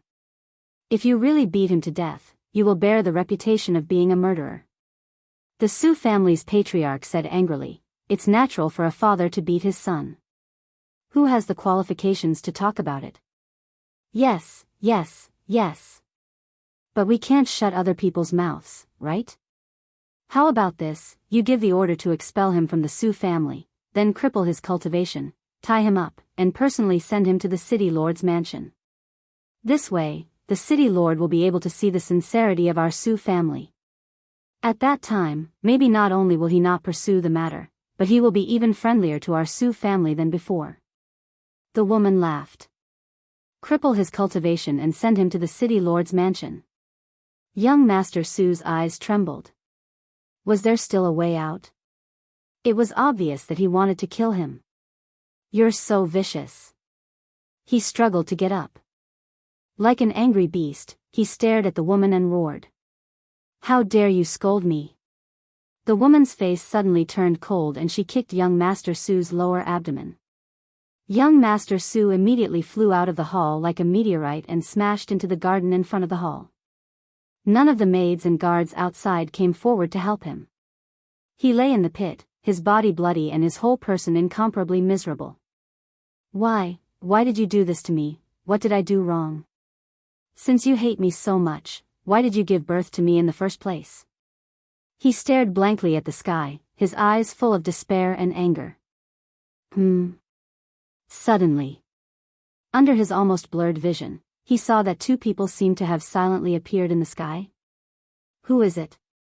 Can you help me? He was already powerless to shout, and could only silently say it in his heart. At this time, the Su family's patriarch and the woman also walked out. Looking at young Master Su at this moment, the woman's eyes were full of sneers. Although young Master Su was not liked, he was still a descendant of the Su family and had the Su family's bloodline power. In the future, whether it was the Su family's property or other things, he would more or less have a share. Therefore, she had long wanted to get rid of young Master Su, but she had never found the right opportunity. Of course, the biggest reason was young Master Su's mother. Once, after the Su family's patriarch married young Master Su's mother, she suffered a lot of grievances, so she bore a grudge. Although she was now dead, in her eyes, young Master Su was still a threat. This time, she finally found an opportunity, so she naturally would not be merciful. The woman said, "Husband, it's best to send him to the city lord's mansion now." Okay. The Su family's patriarch nodded and shattered young Master Su's sea of chi with one palm. He shouted, "Pass down my order, from today onwards, Su Yang is no longer a member of the Su family." Yes. A guard next to him respectfully replied. What's going on? In the sky. Indeed, two people appeared. And these two people were Qin Feiyang and Madman. When they saw the scene below, both of them were a little stunned. Isn't that the Su family's patriarch and young Master Su? Wait. Isn't this matter already over? Why did you expel young Master Su from the Su family? Also, I heard the two of them say that they wanted to send young Master Su to the city lord's mansion. What does that mean?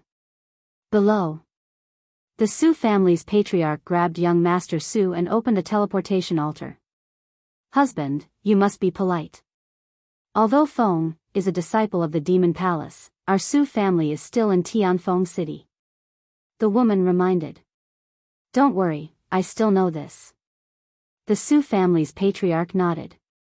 Then go quickly and come back quickly. The woman smiled slightly. The Su family's patriarch nodded and stepped onto the altar. How lively. But at this moment, a faint laugh rang out. Qin Feiyang and Madman slowly descended. The Su family's patriarch raised his head and was shocked. He quickly jumped down from the teleportation altar and shouted, "When did you guys come?" Not long ago. But you guys seem to be too busy and didn't notice us. Madman smiled mockingly. The surrounding guards also immediately stepped forward and surrounded the two of them. Their eyes flashed coldly. The woman glanced at Qin Feiyang and Madman, then looked at the Su family's patriarch and asked, "Is it them?" The Su family's patriarch nodded. You guys have guts, how dare you barge into our Su family so brazenly? Don't you know that the city lord's mansion is looking for you? The woman shouted with a stern expression. So what? Madman chuckled. The Su family's patriarch said in a deep voice, "What are you doing here?" Nonsense. Of course we're here to collect the debt. Have you prepared the 100 billion soul stones? Madman said. Courting death. The Su family's patriarch's eyes were filled with killing intent. They actually came to the Su family to ask for the 100 billion soul stones. Two brothers, save me, I don't want to die, please, at this moment. A weak voice sounded. It was young Master Su. He heard Madman's voice clearly. As if grabbing onto a life-saving straw, he used his last bit of strength to ask Qin Feiyang and Madman for help. Madman looked at young Master Su and shook his head. "Tsk, tsk, tsk, how pitiful. Save me," young Master Su kept muttering, but his voice could no longer be heard. He really had no strength left and was extremely weak. Qin Feiyang frowned and looked at the Su family's patriarch. "He is your son after all. Is it appropriate for you to treat him like this? This is my family's matter, you don't need to worry about it. Get lost immediately." The Su family's patriarch shouted angrily. "Sure. Give us the soul stones and we will leave immediately. We won't hinder you from pleasing the city lord." Madman bared his teeth. Good, good, good, you guys have guts." The Su family's patriarch was so angry that he laughed and shouted, "Cripple them and bring them to the city lord's mansion." Chapter 30-23. As soon as the Su family's patriarch finished speaking, a group of guards immediately rushed towards Qin Feiyang and the madman. What a bunch of reckless things. Madman's eyes flashed fiercely, and the blood demon domain instantly opened, enveloping the entire place. Immediately, everyone's cultivation began to plummet. The strength of these guards was not strong to begin with, and each of them was only at the peak 9th heaven realm. The Su family's patriarch's strength was quite strong, at the minor undead realm. But, under the blood demon domain, his cultivation directly plummeted to the 9th heaven realm. Everyone's expressions suddenly changed. The woman screamed, "Go and inform the people of the city lord mansion." Noisy. Madman stepped forward and directly kicked the woman's lower abdomen. "Ah!" The woman immediately screamed and flew out, her chi shattered on the spot. "Madam," the Su family's patriarch hurriedly left the dying young Master Su and ran over. "You still have the mood to care about her?" Madman laughed and landed in front of the Su family's patriarch and kicked. Ouch! The Su family's patriarch also screamed and flew out, his chi also destroyed on the spot. Seeing this scene, the guards and maids all turned ghastly pale. Too strong. Could it be that he dared to kill the people of the city lord mansion? At the same time, Qin Feiyang walked in front of young Master Su and looked at the injuries on his body. He couldn't help but frown, then took out a divine life pill and threw it into young Master Su's mouth. The majestic life energy immediately exploded in young Master Su's body, healing his injuries. After all, this was a divine life pill with 4 dragon-shaped pill chi. After a while, he recovered. Qin Feiyang was puzzled, "What's going on? Just because I went to the Tianhua building to look for you, they wanted to kill me," young Master Su said weakly, his face full of resentment. "At that time, your father was outside the Tianhua building, didn't he already state his position in front of everyone?" Qin Feiyang frowned. "Yes. But this woman is vicious, she had to take the opportunity to get rid of me. If you didn't appear, I would definitely have died in their hands." Young Master Su looked at Master Su and his wife with grief and indignation. The couple was also filled with fear. "I see." Qin Feiyang nodded and sighed, "I have to say, you are the most pitiful person I have ever met." "I am not pitiful. I only hate myself for being useless, for being weak, and for being stupid. I thought that as long as I continued to endure, would be able to slowly move them, but the reality was not like that. My tolerance has become their capital to become even worse." Young Master Su roared. Qin Feiyang looked deeply at young Master Su and said with a smile, "Then do you know where your Su family's treasury is?" "Treasure vault." The Su family's patriarch and his wife's eyes trembled. They immediately glared at young Master Su with undisguised threats in their eyes. Young Master Su looked at the two of them and saw the threat in their eyes. The anger in his heart grew even stronger. He then looked at Qin Feiyang and nodded, "Understood." If it was in the past, he would definitely not have answered Qin Feiyang truthfully. But now, for the Su family and the Su family's patriarch, he was already disheartened and no longer had any thoughts. "Okay. Take me there. When the time comes, I promise to do one thing for you. Qin Feiyang smiled slightly. Young Master Su nodded. Unfilial son, unfilial son. The Su family's patriarch suddenly roared. I have already been expelled from the Su family by you. What's the point of saying this? Since it's a break, then don't blame me for being heartless. Young Master Su smiled coldly and looked at Qin Feiyang. The treasury is at the back of the mountain, I will take you there. Okay. Qin Feiyang nodded and looked at Madman with a smile. Senior brother, take them with us. This is too troublesome, just kill them. Madman frowned. Hearing this, Qin Feiyang looked at young Master Su and asked, what do you think? The Su family's patriarch and his wife suddenly looked at young Master Su. They never thought that their life and death would fall into the hands of this evil creature.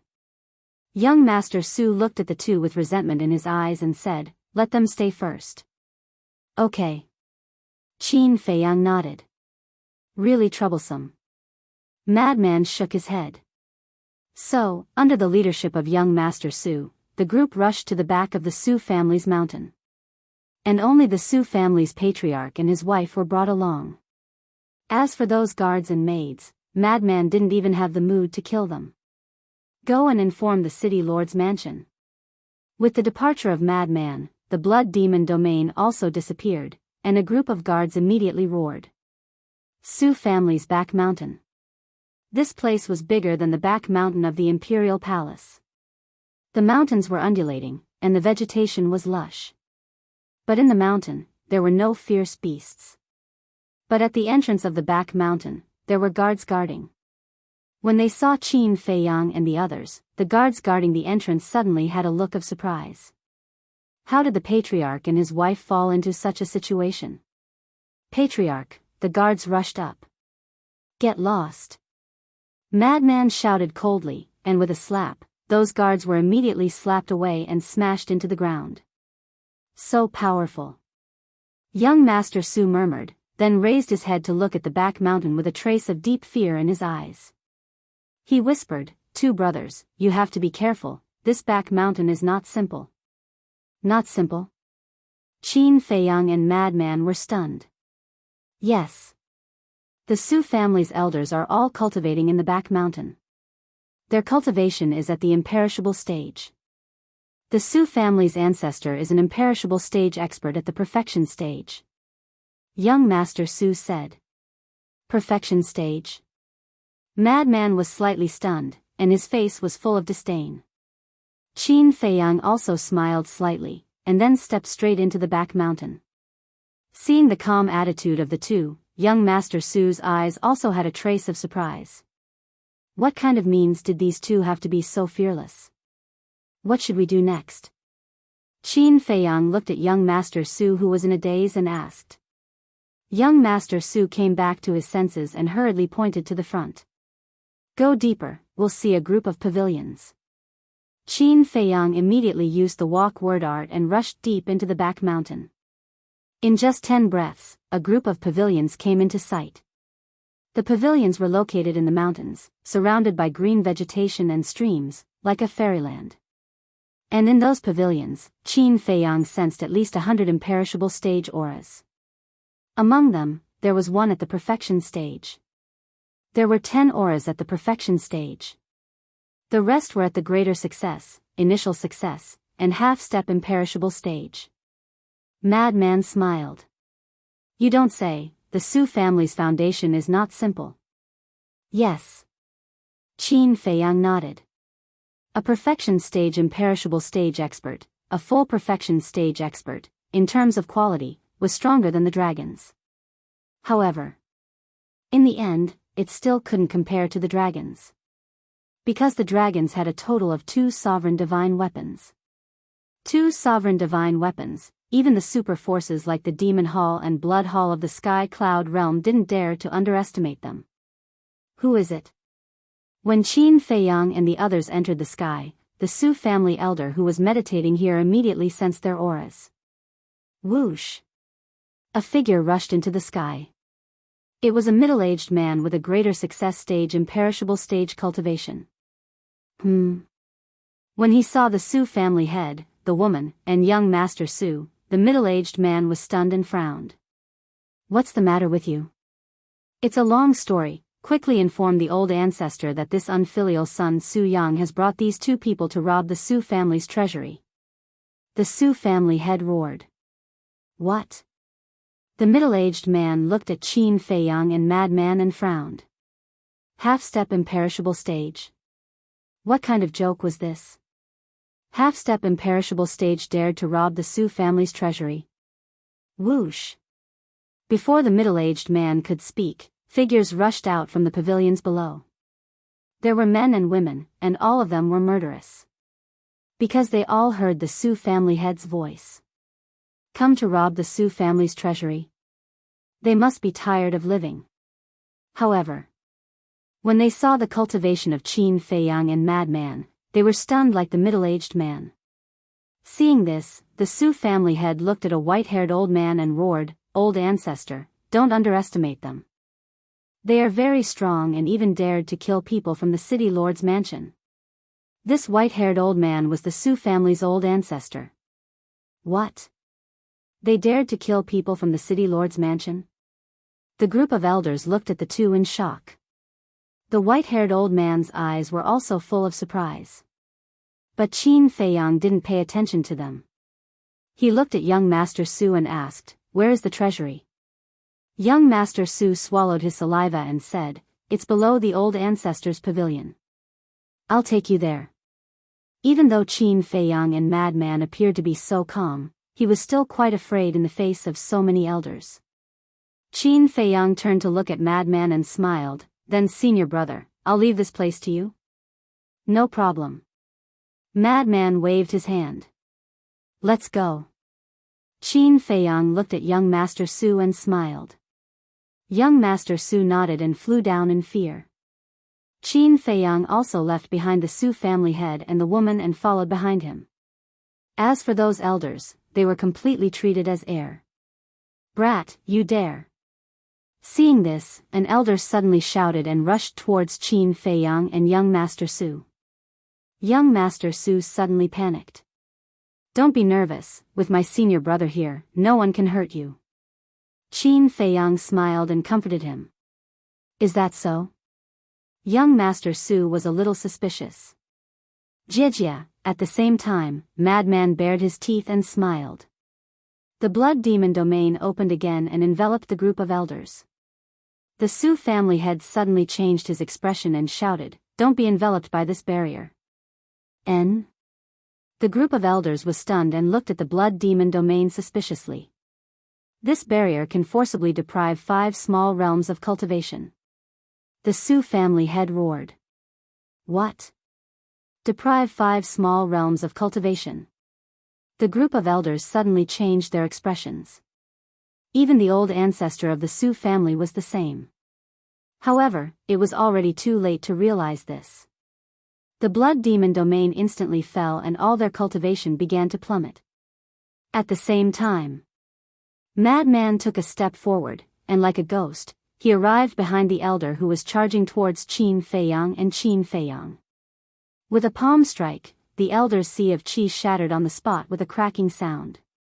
This power, the elder was shocked and immediately judged the strength of Madman's body and quickly reminded, Be careful, his body and strength are different from ordinary people. The old ancestor of the Su family roared, Even so, so what? Kill him. Boom. The group of elders suddenly burst out with a terrifying aura and madly rushed towards Madman. As for the old ancestor of the Su family, with monstrous anger, he rushed towards Qin Feiyang and young Master Su. His old eyes were filled with strong killing intent. Chapter 30-24. Not good. Seeing the old ancestor of the Su family coming, young Master Su became nervous again. Because in the Su family, the old ancestor of the Su family was a godlike existence, everyone was afraid of him. It's really nothing, just lead the way. Qin Feiyang was helpless. This was too cowardly. Just like this, he still wanted to enter the demon palace? Dream on.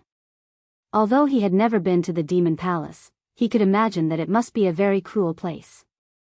In this kind of place, without some means and courage, it was impossible to survive. Hearing this, young Master Su continued to fly downwards in fear. This was a fear that had accumulated for many years, so no matter what Qin Feiyang said, he couldn't help but panic. "Old man, do you think I don't exist?" Madman glanced at the old ancestor of the Su family and took a step forward. His aura roared in all directions, and the group of elders who were charging towards him were instantly thrown off their feet. Because these people's cultivation had already plummeted to the Nine Heavens realm.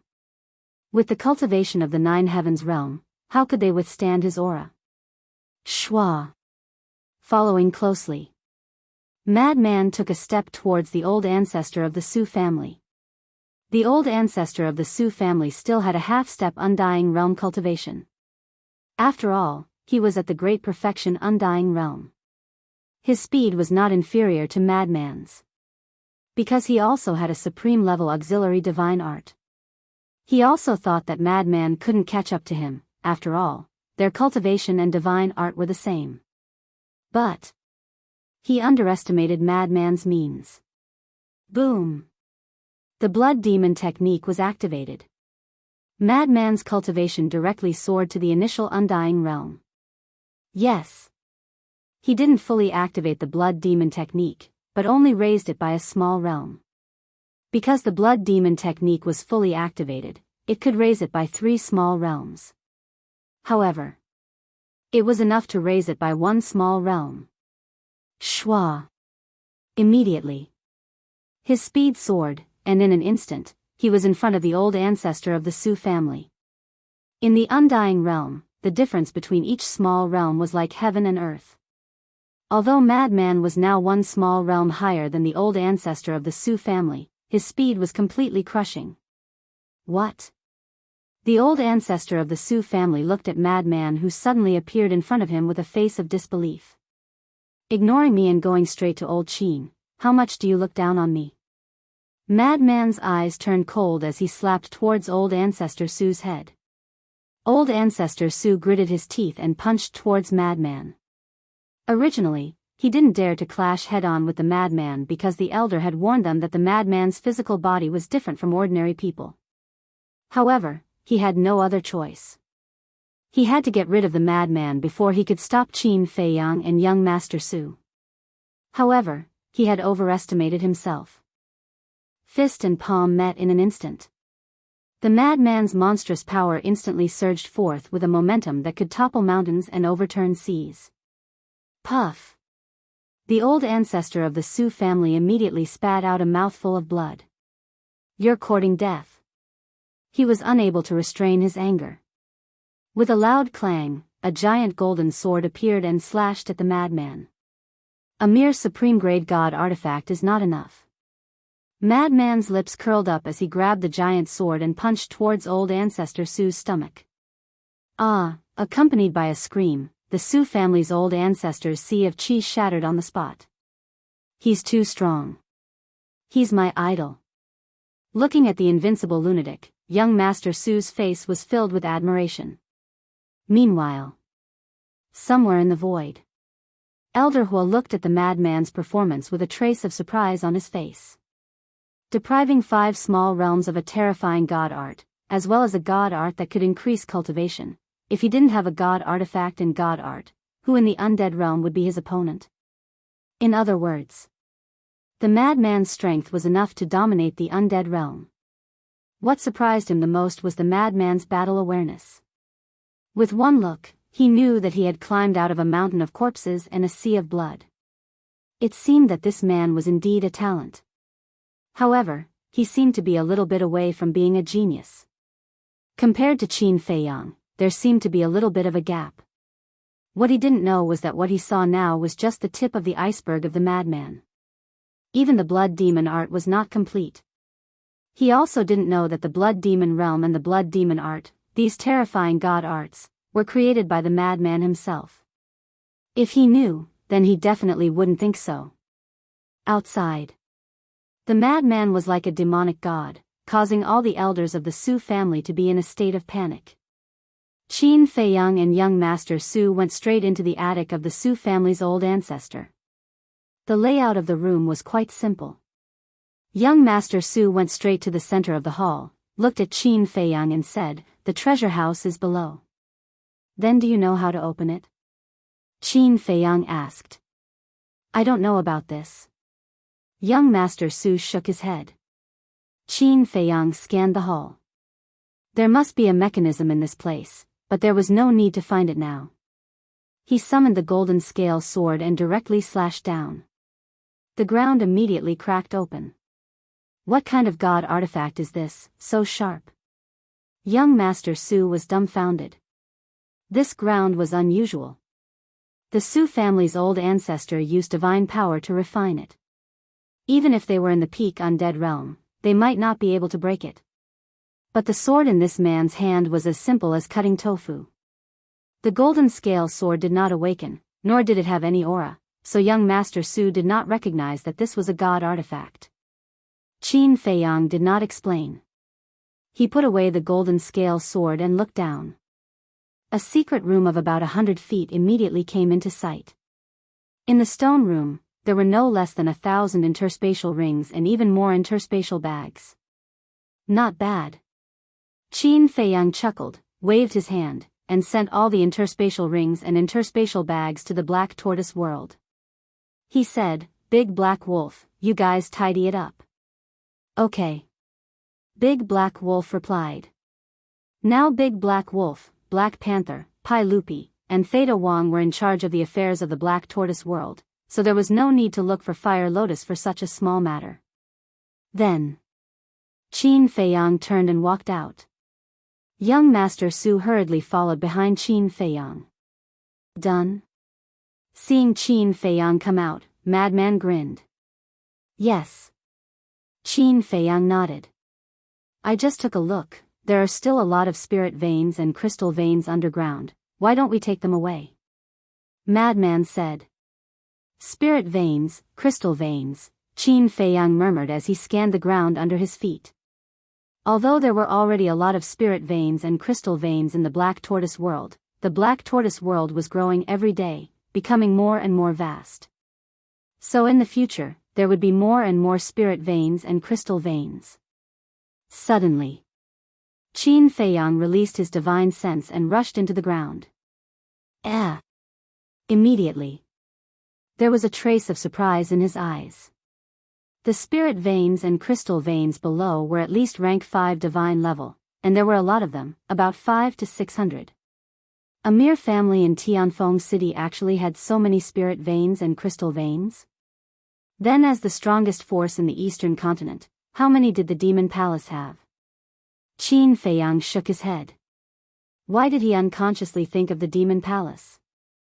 What was he thinking about all day long? Was the Demon Palace someone he could offend? He had to get rid of this thought quickly. He had already offended a blood hall. If he offended the Demon Palace, then there would be no place for them in the Tianyan realm. Qin Feiyang soared into the sky, and his divine power poured into the ground. What is he doing? Could it be?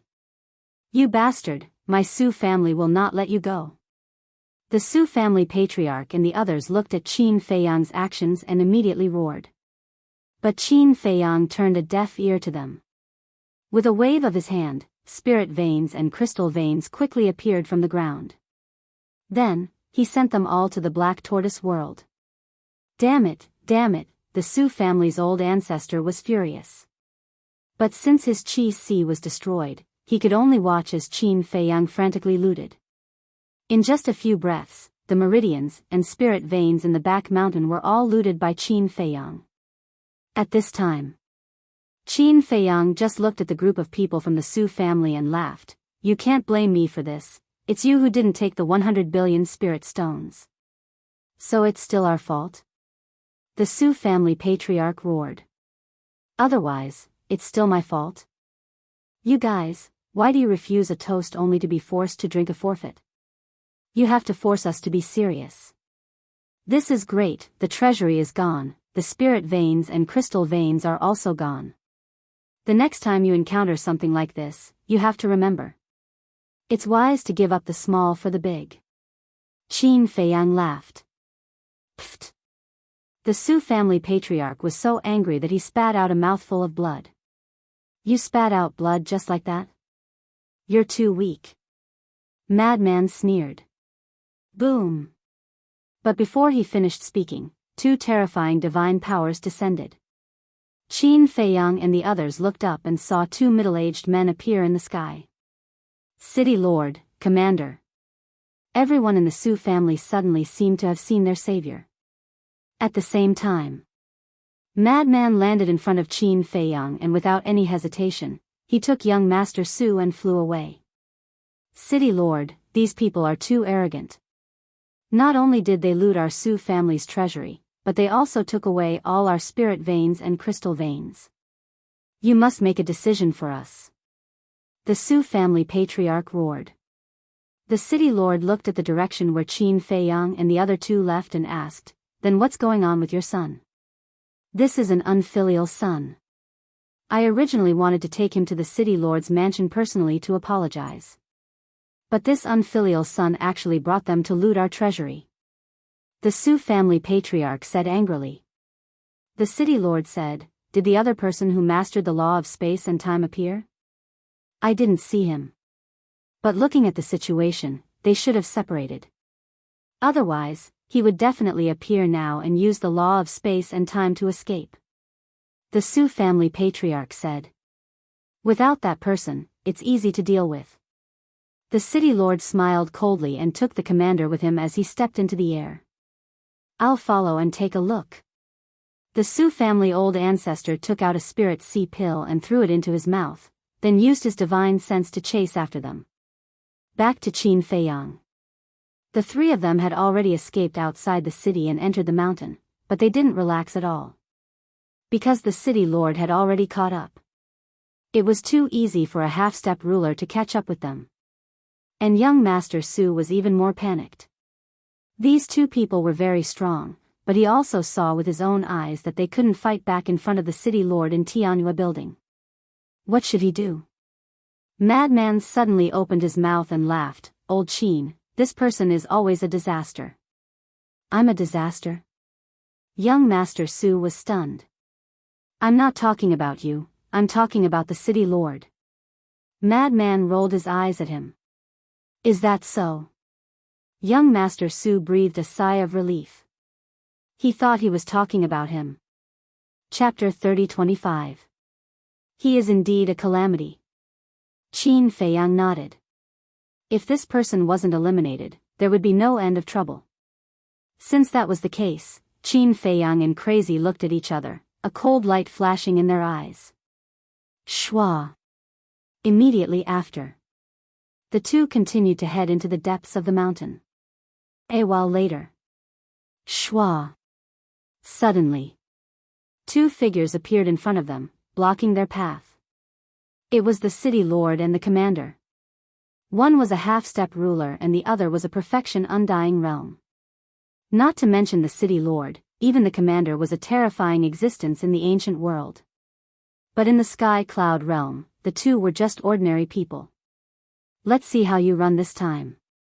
The city lord stepped forward, and the pressure of a half-step ruler surged toward Qin Feiyang's group like a flood.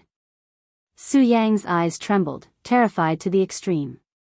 Even a perfection undying realm like the Su family's old ancestor was a godlike existence in his eyes, let alone a half-step ruler like the city lord. Just one pressure was enough to make him fall into the abyss of despair. However, Qin Feiyang and Crazy's expressions didn't change. Do you really think we're afraid of you? Crazy smiled mockingly. The city lord looked suspiciously at the two. My lord, you can tell that they're pretending to be calm from the looks of it. Otherwise, they wouldn't have stood there in the heavenly pleasure building and waited for another youth to save them. The commander sneered. Makes sense. The city lord nodded. Crazy glanced at the commander and laughed. You seem to be very smart. So. I'm just a little smarter than you. The commander's face was full of disdain. In his eyes, Qin Feiyang and Crazy were just two clowns. The one he was truly wary of was Yun Xiang. Not only did he control the laws of space and time, he also had a heaven-defying divine artifact. A heaven-defying divine artifact, even the most ordinary low-level one, was comparable to a half-step ruler. And he was only a perfection undying realm, one step away from a half-step ruler. Although it was only one step, the difference was like heaven and earth. Therefore, in front of Yun Xiang, he had no confidence at all. But now, Yun Xiang was not here. Then the two people in front of him were equivalent to lambs waiting to be slaughtered. They were completely insignificant. Smarter than us? The madman and Qin Feiyang looked at each other, and the playfulness in their eyes deepened. This person really didn't know how to keep a low profile. My lord, take a look. They're still so arrogant even now. They're simply looking down on you. We must torture them properly. Also, didn't they loot the Su clan's treasure vault, spirit vein, and crystal vein?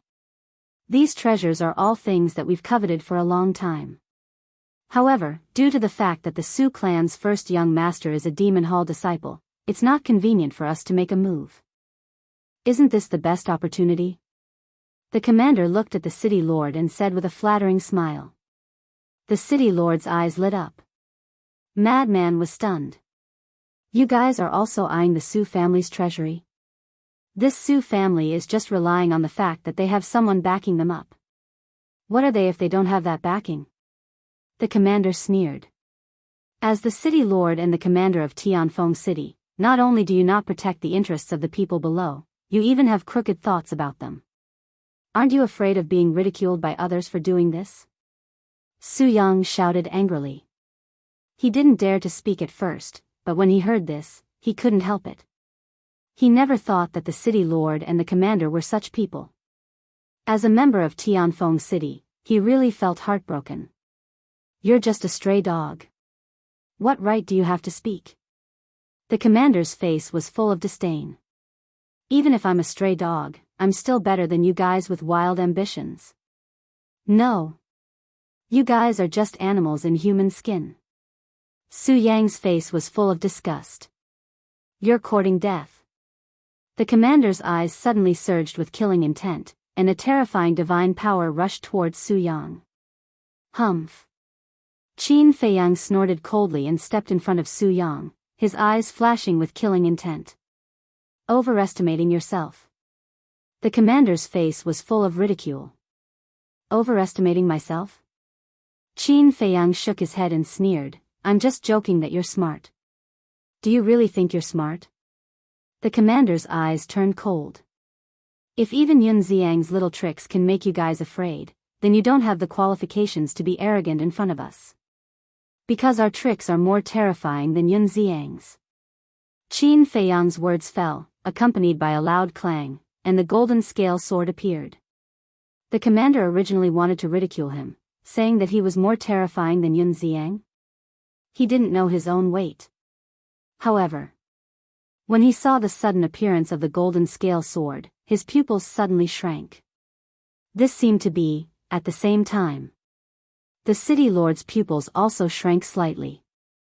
Clang! The golden scale sword instantly recovered, and a terrifying sharpness swept in all directions, and the divine power of the commander was instantly turned into ashes. This is a heaven-defying artifact. The commander's expression changed, and he immediately retreated behind the city lord, his eyes full of shock. This person actually had a heaven-defying artifact. At the same time, the city lord waved his hand, rolled up the commander, and flew away without looking back.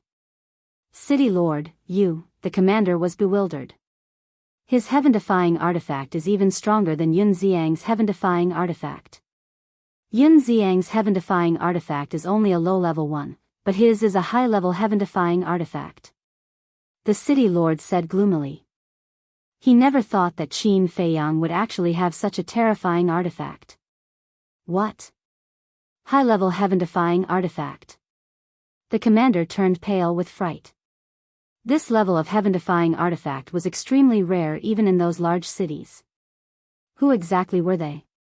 Qin Feiyang's eyes flashed with a cold light, and shouted, Golden scale sword, cripple them. Clang! The golden scale sword suddenly cut through the sky, and thousands of sword chi erupted, turning into a sword chi frenzy, rushing towards the two of them. Lord, quick! The commander was terrified.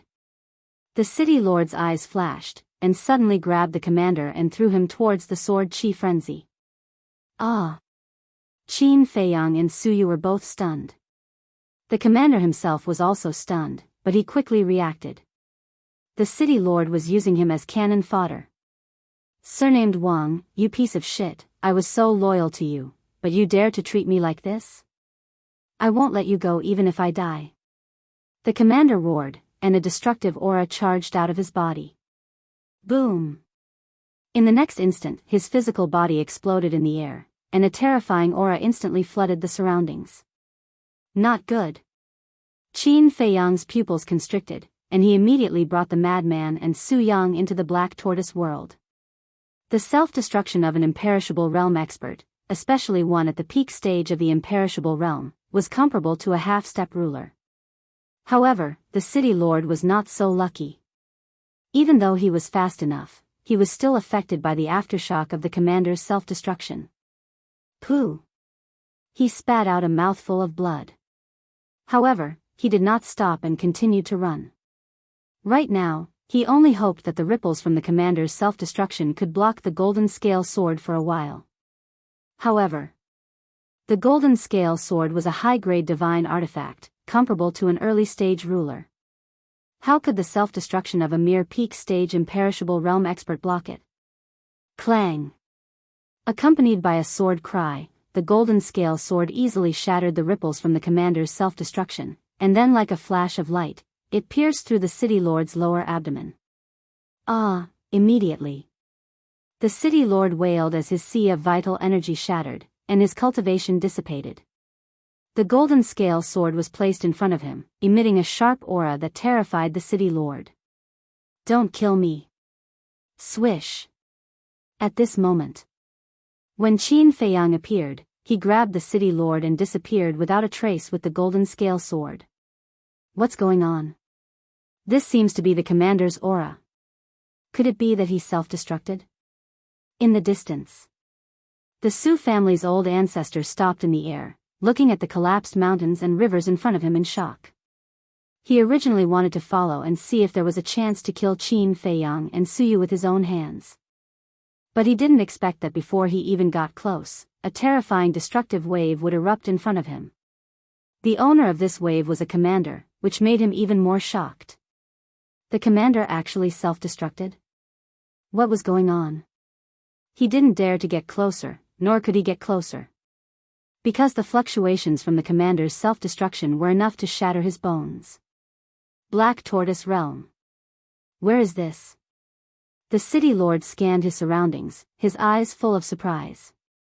Su Yang was the same. Qin Feiyang smiled faintly. Welcome to my space divine object.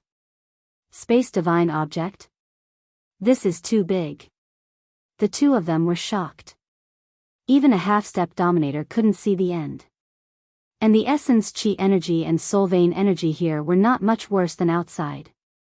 Do you want to die or live? Qin Feiyang looked at the city lord and asked with a smile. The city lord's body stiffened, and only then did he remember his situation. Now that his sea of vital energy was destroyed and he was captured in this space divine object, unless he mastered the laws of space and time, he couldn't escape even if he went to heaven or earth. No. I still have divine soul. A trace of killing intent appeared in the city lord's heart. With his half-step dominator divine soul, he could easily kill the two in front of him. Clang. But just as this thought appeared in his mind, the golden scale sword let out a sword hum and pointed at his forehead. The tip of the sword was almost touching his forehead. That terrifying sharpness caused his divine soul to immediately surge with an inescapable fear. Do you know what will happen if you play tricks in front of me? Qin Feiyang looked at him mockingly. I wouldn't dare, I wouldn't dare. The city lord hurriedly waved his hand. Fine. Seeing that your cultivation isn't bad, I'll reluctantly take you in as my subordinate. Qin Feiyang smiled faintly. Reluctantly. The city lord couldn't help but go crazy. He was at least a half-step dominator. Was there a need to force him so much? Don't resist, otherwise, if the golden scale sword gets angry, even I won't be able to control it. Qin Feiyang waved his hand, and a slave seal appeared. This is, the city lord's eyes flashed. He didn't need to think to know that this was a kind of control secret technique. Qin Feiyang's eyes suddenly turned cold, and he shouted, "Golden scale sword, kill him for me." Clang! The tip of the golden scale sword instantly sank into the city lord's forehead, and blood spurted out. "Don't kill me," the city lord roared in horror. "Stop." Qin Feiyang stretched out his hand. The golden scale sword immediately stopped. At this moment, the tip of the sword was only a paper away from the city lord's sea of consciousness. "Are you obedient now?" Qin Feiyang asked with a smile. "Yes, yes, yes." The city lord nodded repeatedly, terrified. The blade was on his neck, how could he dare to not be obedient? Qin Feiyang smiled faintly, and with a wave of his hand, the slave's seal immediately turned into a stream of light and sank into the city lord's head. Chapter 30-26. During the process of being controlled, the city lord wanted to resist again and again, but under the threat of the golden scale sword, he finally gave up on this thought. The control was successfully completed. Qin Feiyang secretly heaved a sigh of relief. He looked at the golden scale sword and smiled, "Go." Swoosh! The golden scale sword instantly turned into a ray of light and disappeared into the sky.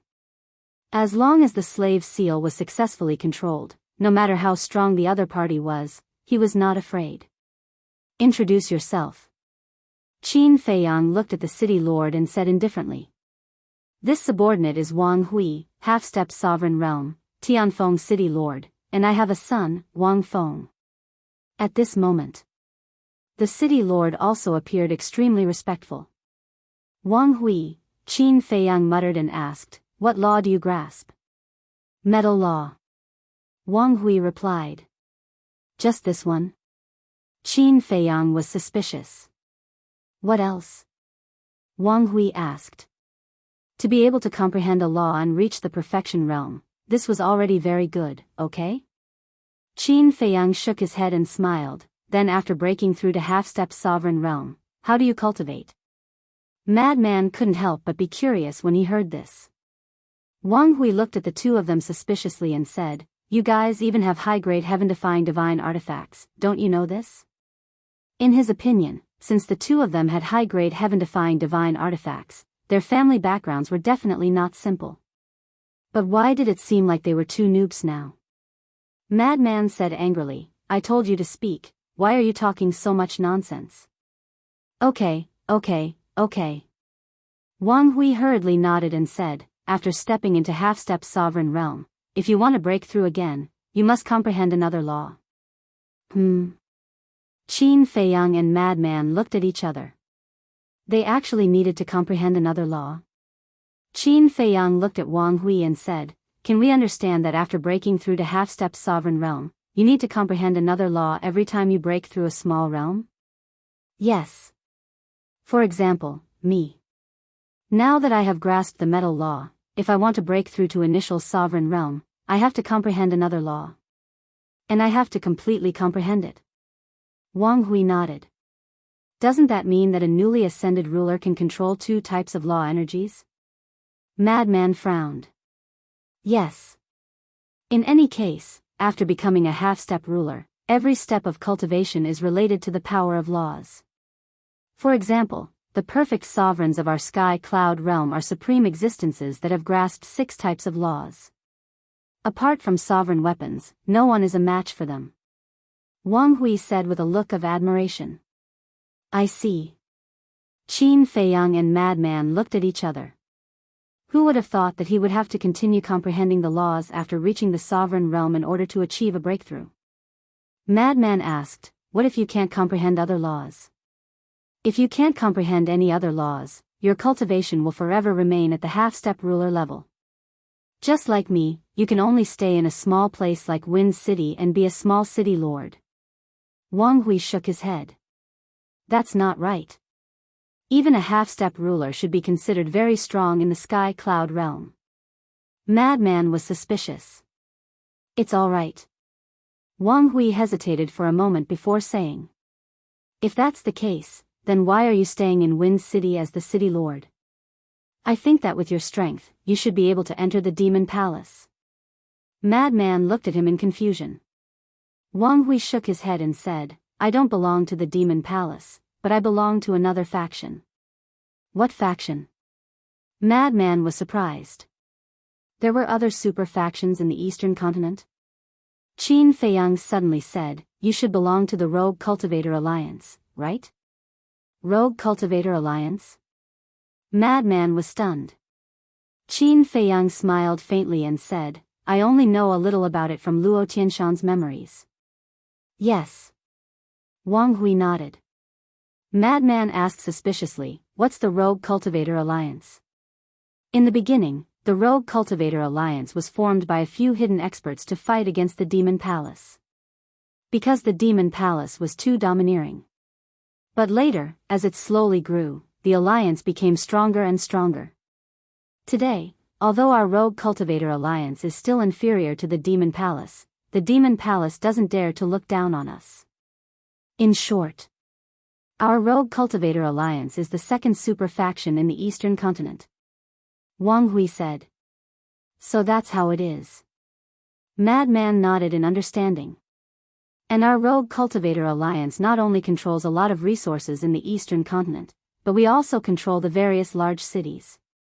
Even super large cities like Ocean of Clouds City are the territory of independent cultivators like us. In any case, in the current situation, the Demon Palace and our Rogue Cultivator Alliance don't interfere with each other and live together. Wang Hui smiled proudly. As a member of the Rogue Cultivator Alliance, he was very proud. Madman teased, are you saying so much to tell us that it's best to let you go immediately or the Rogue Cultivator Alliance won't let us go? I'm not. Wang Hui hurriedly shook his head. But in fact, that was what he meant. He wanted to use the Rogue Cultivator Alliance to threaten Qin Feiyang and Madman. It's best if you don't. Not to mention your Rogue Cultivator Alliance, we aren't even afraid of the true overlord of the Eastern Continent, the Demon Palace. Madman sneered. Wang Hui's gaze trembled. How confident did he have to be to dare to say such lawless words? He wasn't even afraid of the Demon Palace. Could it be that they were from the Blood Hall of the Western Continent, the Sky Hall of the Northern Continent, or the God Hall of the Southern Continent? No, no. If they were really from these three overlords, then they definitely wouldn't dare to be so high profile in the Eastern Continent. Because the Demon Palace, Blood Hall, Sky Hall, and God Hall were enemies. If they dared to come to the Eastern Continent to cause trouble, wouldn't they be courting death?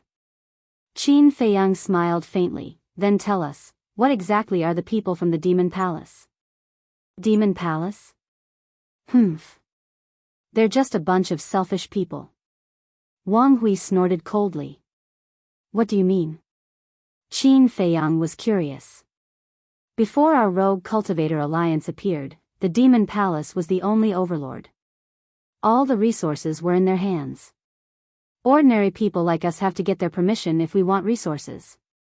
Now, although the Demon Palace is still the overlord of the Eastern Continent, at least the resources can be distributed reasonably. Wang Hui said. Is that so? I feel that it's no different from when the Demon Palace was the only overlord. Qin Feiyang shook his head.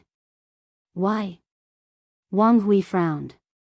Although the Demon Palace gave up a portion of the resources, these resources didn't fall into the hands of ordinary people directly. Instead, they went into the hands of the Rogue Cultivator Alliance. In short, the ones who benefited were the Rogue Cultivator Alliance, not ordinary people. The lives of ordinary people are still the same.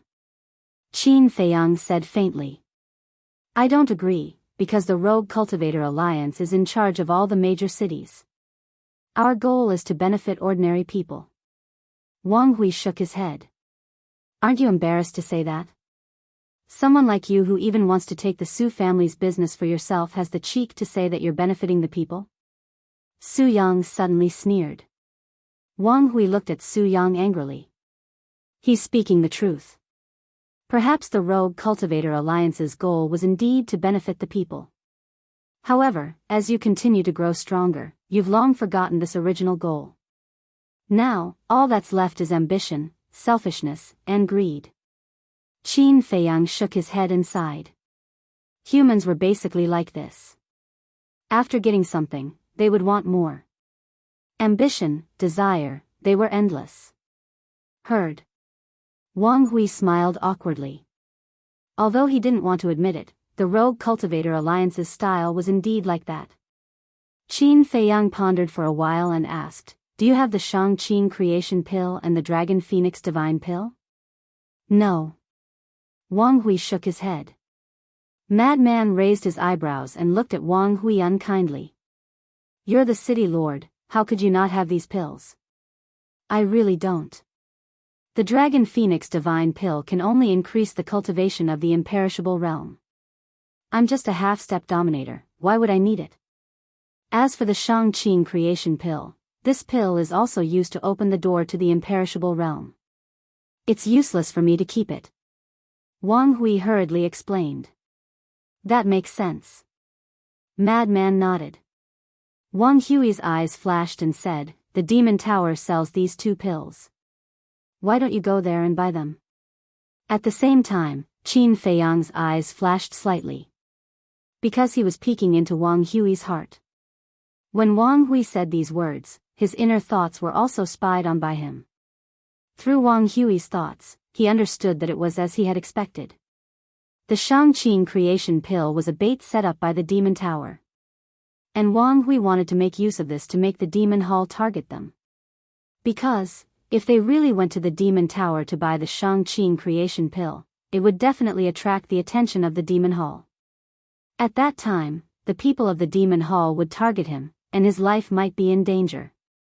As long as he died, the control of the slavery seal would naturally be removed. This was what Wang Hui was thinking. Qin Feiyang didn't expose him and said indifferently, "If I have to do such a small thing personally, then why would I keep you alive?" Wang Hui's body trembled when he heard this. 3 days later, "I want to see 100 Dragon Phoenix Divine Pills and 100 Shang-Qing Creation Pills. Otherwise, I will directly erase your soul." Qin Feiyang said. "So much?" Wang Hui immediately panicked. Not to mention the bait, just the price of these 100 Dragon Phoenix Divine Pills and the Shang-Qing Creation Pill was not something he could afford. The reason for that was because every single one of those medicinal pills was priceless. "I don't care so much. In any case, I will go to the City Lord's mansion to look for you in 3 days. If I don't see these things, then bear the consequences." Qin Feiyang said indifferently and sent Wang Hui out. "Bastard, just you wait. If I don't kill you, I won't be called Wang Hui." Wang Hui stood in the void outside, killing intent flashing in the depths of his eyes. Then, with a gloomy face, he flew towards Tianfeng City. "You want to kill me? All right, then let's see who will kill who in the end." Qin Feiyang sneered. Hearing this, Frenzy looked at Qin Feiyang suspiciously. "Who wants to kill you?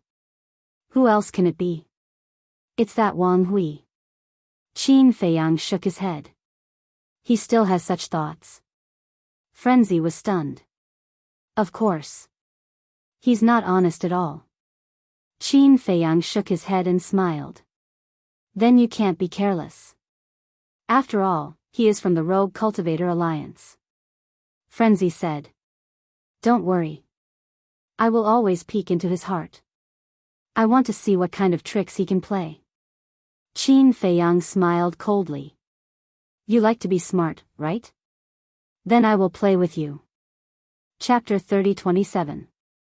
Su Yang, who was at the side, looked at Qin Feiyang and Li Qie suspiciously the entire time. How did they know what Wang Hui was thinking? Madman glanced at Su Yang and sent a message, "What about him?" Qin Feiyang was silent for a while before asking Su Yang, "What's your name?" "Su Yang." Su Yang quickly replied. Qin Feiyang asked, "What are your plans now?" Su Yang lowered his head, not knowing what to do. Madman thought, seeing how pitiful he is, why don't we let him stay? There are many pitiful people in the world. Plus, this isn't a shelter. Qin Feiyang rolled his eyes. Don't you have any compassion? Is there anyone more pitiful than him? Plus, the black tortoise world is so big, how much space can he take up? Madman was speechless. No means no. Qin Feiyang shook his head. Up to you. Madman waved his hand and prepared to leave. Wait. Suddenly, Su Yang looked up at Madman. What? Madman looked at him suspiciously. Su Yang knelt down in the air and said respectfully, I want to be your disciple. What? Be my disciple? Madman pointed at his nose with a shocked expression. Qin Feiyang was also stunned on the spot. How could he have imagined that this kid would actually make such a decision? Please accept me. Su Yang said sincerely. Wait. Madman quickly waved his hand and said, let me take a break. Okay. Su Yang looked at Madman nervously. Madman scratched his head as if he was not used to it. He frowned and said, are you sure you want to be my disciple? Yes. Su Yang nodded. Why? Madman frowned. Because you're strong. Su Yang said. Madman grinned and smiled, that sounds good. Does that mean you agree? Su Yang was pleasantly surprised. Don't. Madman quickly stopped him and said speechlessly, then why don't you be old Qin's disciple? This, Su Yang looked at Qin Feiyang and seemed to be in a difficult position. Speak your mind. Madman said. Su Yang still did not dare to speak. Speak. Qin Feiyang smiled faintly. Su Yang gathered his courage and looked at Madman. He's not as strong as you. Ugh. Qin Feiyang was stunned. Madman was also a bit surprised, and then he said, he has a high-grade heaven-defying divine artifact. The heaven-defying divine artifact is just a worldly possession. It doesn't represent one's strength. But you're different. I saw your strength with my own eyes. Besides, didn't he call you senior brother? Then you must be stronger than him. Su Yang said. Qin Feiyang said in astonishment, wait, I call him senior brother. Should he be stronger than me? What kind of logic was this? Su Yang said, but the ability he displayed is indeed stronger than yours. Qin Feiyang was speechless. But thinking back, it was true that he did not display his strength in front of Su Yang. Because the one who attacked was Madman. And he was like a bystander. Madman suddenly laughed and gave Su Yang a thumbs up. Kid, you have good eyes. Seeing this, Su Yang thought that Madman had agreed and quickly kowtowed. Disciple greets, stop. Madman's face darkened. This kid was really going with the flow. Su Yang was stunned and looked suspiciously at Madman. Madman rubbed his forehead. First, tell me, why did you want to take me as your master? Didn't I just say it? Because you're strong, I want to stay by your side and let you teach me cultivation. Su Yang said. Then you can go find someone else? I'm just a half-step immortal. What right do I have to be your master? Madman frowned. I can't find anyone right now. Su Yang smiled. From what you're saying, if you find someone else, you'll immediately change your master? Madman was stunned. No. A master for a day is a father for life. How could I do such a heartless thing? Let's talk about it later. Although you're only a half-step Undying Realm cultivator, you're capable of instantly killing a complete Undying Realm cultivator. And I'm just a half-step 9th Heaven Realm, so you definitely have the right. Su Yang quickly said. That's true. Madman nodded with a smile. Then how many years have you been cultivating? How many years? Su Yang paused and pondered for a bit. I've been cultivating since I was young. It's probably been more than 100,000 years. What's that? You're an antique that's lived for more than 100,000 years? Madman looked at Su Yang in shock. Antique? Su Yang looked at Madman. Why was he called an antique? Wasn't that normal? Which ninth heaven realm didn't cultivate for tens of thousands or decades? He was already pretty good. No, your talent isn't that good. I'm afraid I can't teach you. You should go find old Qin. The madman shook his head and vanished as soon as he finished speaking.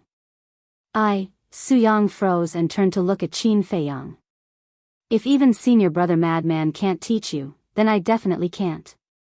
Qin Feiyang shook his head. Su Yang hurriedly said, I know how to refine pills. 7th grade divine tier pill furnace and 7th grade divine tier pill fire. You can only refine pills with 10 veins. Your talent isn't that great. Qin Feiyang said. Su Yang lowered his head with a bitter expression. That's right. With his talent, how could others take a liking to him? Qin Feiyang pondered for a bit and smiled. How about this, don't you want to enter the Demon Palace? I'll give you this chance. Su Yang immediately looked up and looked at Qin Feiyang in shock. The Demon Palace has many experts and resources. It's better for you to enter the Demon Palace than follow us. Qin Feiyang smiled and took out a token and handed it to Su Yang. It was the identity token that Chu Yun gave him. Su Yang took the token and looked at the word demon on it. His pupils constricted as he exclaimed, This is the Demon Palace's token? Qin Feiyang nodded. You're from the Demon Palace? Su Yang looked at Qin Feiyang in shock. No. This was given to me by someone from the Demon Palace. This person seems to be quite powerful. Take this token back to Tianfeng City and look for the Tower Master of the Demon Palace. She might really help you. When you go back, remember to hide your identity so that your family won't find out. Qin Feiyang smiled. When Su Yang heard this, he lowered his head and looked at the other side of the token. When he saw the word Yun, he couldn't help but be stunned. Yun? What did that mean? That's all I can help you with. The rest is up to you. After Qin Feiyang finished speaking, he waved his hand and sent Su Yang out. Su Yang regained his senses and realized that he had already left the spatial divine object. He couldn't help but feel disappointed. If he could really enter the Demon Palace, that would be for the best. However, judging from Qin Feiyang's tone just now, he didn't seem very sure either. If this token was useless at that time, then where should he go? He suddenly realized that there was no place for him in such a large world. Sigh. With a sigh, he put away the medallion, turned around, and left in a lonely manner. In the evening. Demon Palace. The woman in white was busy in the study room. Dong. Suddenly. There was a knock on the door. Come in. The woman in white said. The door opened and a staff member brought an ordinary-looking young man in. What's the matter? The woman in white looked at the two of them and asked. The staff member pointed at the young man and said, He said he has something to see you about. The woman in white looked at the young man suspiciously and waved to the staff member with a smile. Then you can go out and do your work. Yes. The staff member nodded in response, then turned around and left, closing the door behind him. Speak, what's the matter? The woman in white smiled. The young man hesitated for a moment, then gritted his teeth, took out a facial restoration pill and threw it into his mouth. Very soon, a familiar face appeared. Who else could it be but Su Yang? It's you? The woman in white looked at Su Yang in surprise. Shoo. Su Yang hurriedly made a shushing gesture. The Su family was looking for him everywhere. If the Su family knew that he was in the Demon Palace, they would definitely bring people over. At that time, no one would be able to help him. The woman in white was stunned and shook her head. You still dare to come back? As the owner of the Demon Palace, he naturally knew what happened to the Su family. Su Yang lowered his head and said, if I told you that I was forced, would you believe me? Those two people who robbed the Su family forced you? The woman in white asked. No, no, no. It's not them, it's the Su family. They didn't treat me as a human at all. They even cut ties with me and wanted to send me to the city lord's mansion. In the end, it was those two people who saved me. Su Yang's face was filled with hatred. So, they are still good people? The woman in white was surprised. I don't know in the eyes of others, but in my eyes, they are good people. The Su family deserved it. Su Yang snorted. The woman in white shook her head and smiled, asking, then why are you here? Su Yang was a little hesitant. Is it about entering the demon palace? I haven't reported this matter yet, and I believe you should know that even if I report it, you might not be able to enter the demon palace. The woman in white said. Su Yang gritted his teeth and took out the token. Who cared if it worked or not, he would take the risk. Please take a look at this. Su Yang took the token and handed it to the woman in white. The woman in white looked at it suspiciously, and when she saw the token, her pupils immediately shrank. Immediately after, she stood up and grabbed the token. When she saw the word Yun on it, her expression changed. Su Yang was surprised. Why was her reaction so big? How is this possible? The woman in white murmured and raised her head to look at Su Yang, asking, who gave you this token? It's those two people. Su Yang said. How did they get this token? The woman in white murmured, her face full of surprise. She asked, where are they now? Before we parted, they were outside the city. But I don't know. Why? Is this token very important? Su Yang looked at the woman in white doubtfully. It's very important, very important. The woman in white nodded and looked at the token for a while, sighing. I'm really blind. I didn't even notice such an important person. Then who are they? Su Yang was even more surprised. I don't know who they are either, but the existence of this token, the woman in white pondered for a while and waved her hand. Go out for a while and close the door. Okay. Su Yang nodded and looked at the token in the woman's hand suspiciously. He turned and walked out. Chapter 30:28. After Su Yang left, the woman in white immediately took out the voice transmission stone. Buzz. A moment later, a shadow appeared. It was a woman in a white dress. She was tall and extremely beautiful. I'm Li Yunxia, the Tower Master of Tianfeng City. Greetings, Miss Yun. The woman in white bowed. What's the matter? Chu Yun sat on a chair and yawned listlessly. Li Yunxia hurriedly said, I'm sorry to disturb your rest. It's okay. If you have something to say it quickly. Chu Yun waved her hand. Li Yunxia took a deep breath and showed the token in her hand. She said respectfully, Miss, please take a look. Chu Yun looked at the token and said indifferently, this is my token. What's wrong? But why is your token in his hands? Li Yunxia was surprised. This is my gift to him. Chu Yun smiled faintly. I see. Li Yunxia nodded in realization. After hesitating for a moment, she asked, may I ask who he is? Didn't he tell you? Chu Yun was suspicious. No. He only came to the Demon Tower once and caused a lot of trouble in Tianfeng City. Li Yunxia shook her head. Is that so? Chu Yun was slightly stunned and said with a smile, in that case, he took out this token to ask you for help? Ask for help? Li Yunxia smiled bitterly. What's with your expression? Chu Yun frowned. To be honest, miss, this Qin Feiyang didn't take out the token at all. Before this, I didn't even know that he was related to you. It was a person called Su Yang who came to me with this token. That's why I wanted to confirm it with you. Li Yunxia said. I see. Chu Yun came to a realization and nodded with a smile, you don't need this treasure. You have quite a backbone.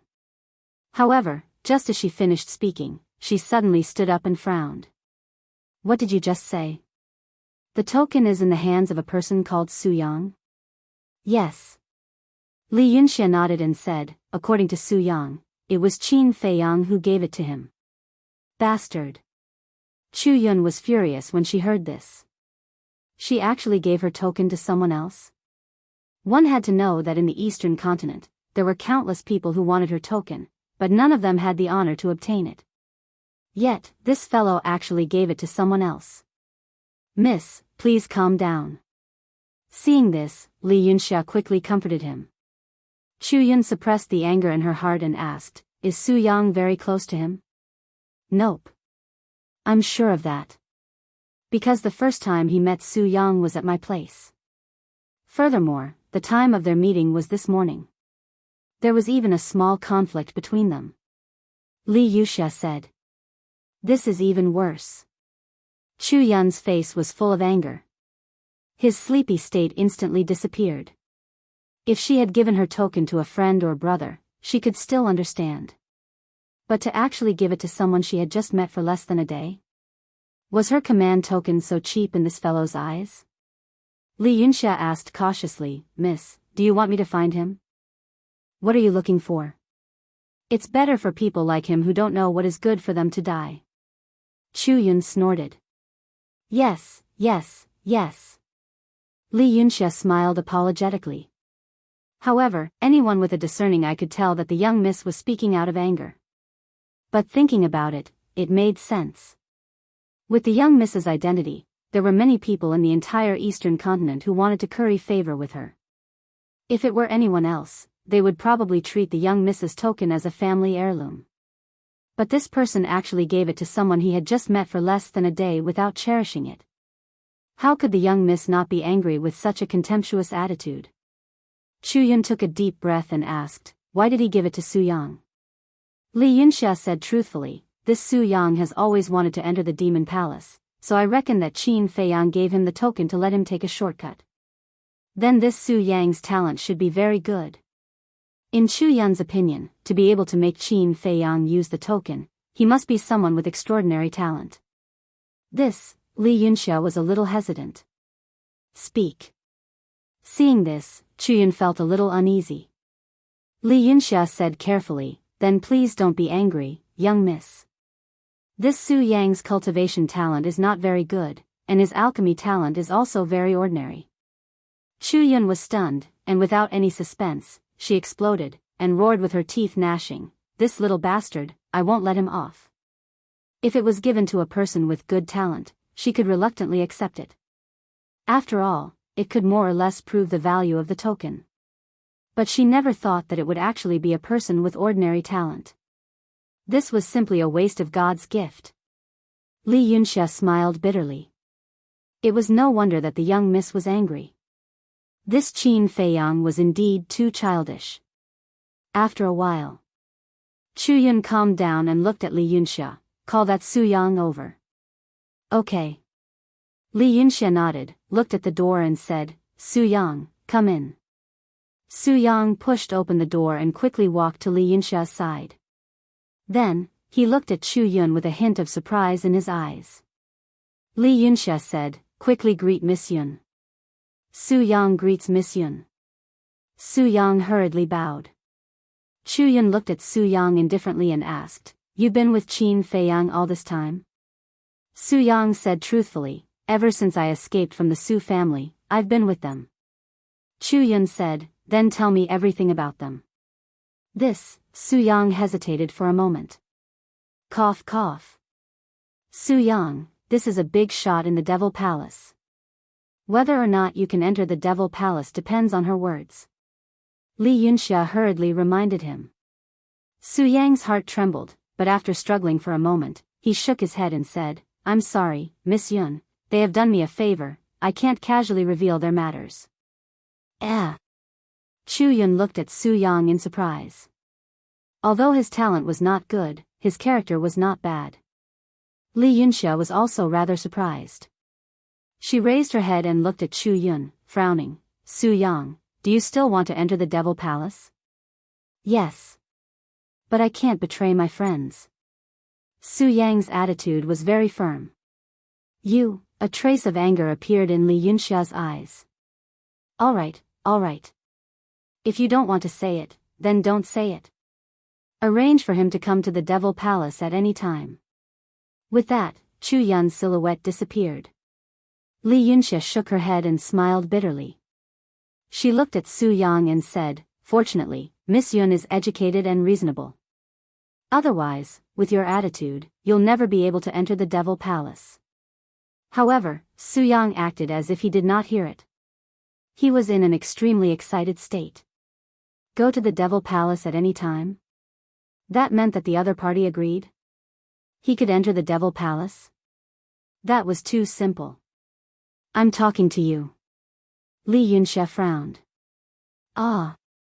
Su Yang came back to his senses and looked at Li Yunxia suspiciously, asking, "What did you say?" Li Yunxia was extremely helpless. Outside the city. Black Tortoise World. Qin Feiyang stood above the medicine field and looked at the rows of courtyards beside the ancient castle. In the past, everyone basically cultivated in the ancient castle. But gradually, everyone moved out of the house. Not only was it spacious outside, but the environment was also good. They could not squeeze a few people into a cultivation room. So now, everyone had a courtyard, including the devil ancestor, Dong Xingyang, Mu Qing, and Mu Tianyang. After the people of the Dragon Slayer Palace withdrew from Zhongzhou, Qin Batian, Lu Xingyang, and the 54 god generals also lived here. The happiest ones were Qin Batian, Tan Tai Li, and Qin Rishuang. Living together as a family, they were full of happiness. As for Zhongzhou, it was still empty. According to Big Black Wolf and the others, it was just in case. If there were any emergencies in the future and they needed to transfer people in from outside, they would not have to make any arrangements. They also did not have to worry about outsiders coming in and disturbing the order of the Black Tortoise world. This kind of life is so good.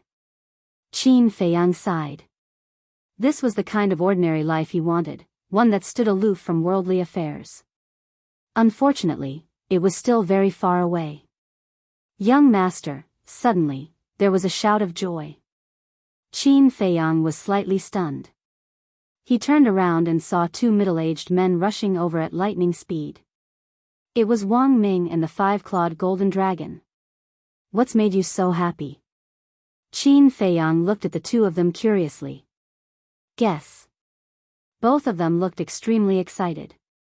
Qin Feiyang looked at the two of them suspiciously and asked, "Don't tell me you've both found your other half?" The two of them were stunned. Isn't that so? Qin Feiyang laughed. How is that possible? Wang Ming was speechless and laughed. Then I won't keep you in suspense. Little Gold and I have both comprehended the power of laws. The power of laws? Qin Feiyang was slightly stunned and asked, Really? Yes. The two of them nodded. That's good. Qin Feiyang was overjoyed. What kind of power of laws did you comprehend? I comprehended the law of force. Little Gold comprehended the law of gold. Wang Ming said. The law of force? Qin Feiyang was stunned.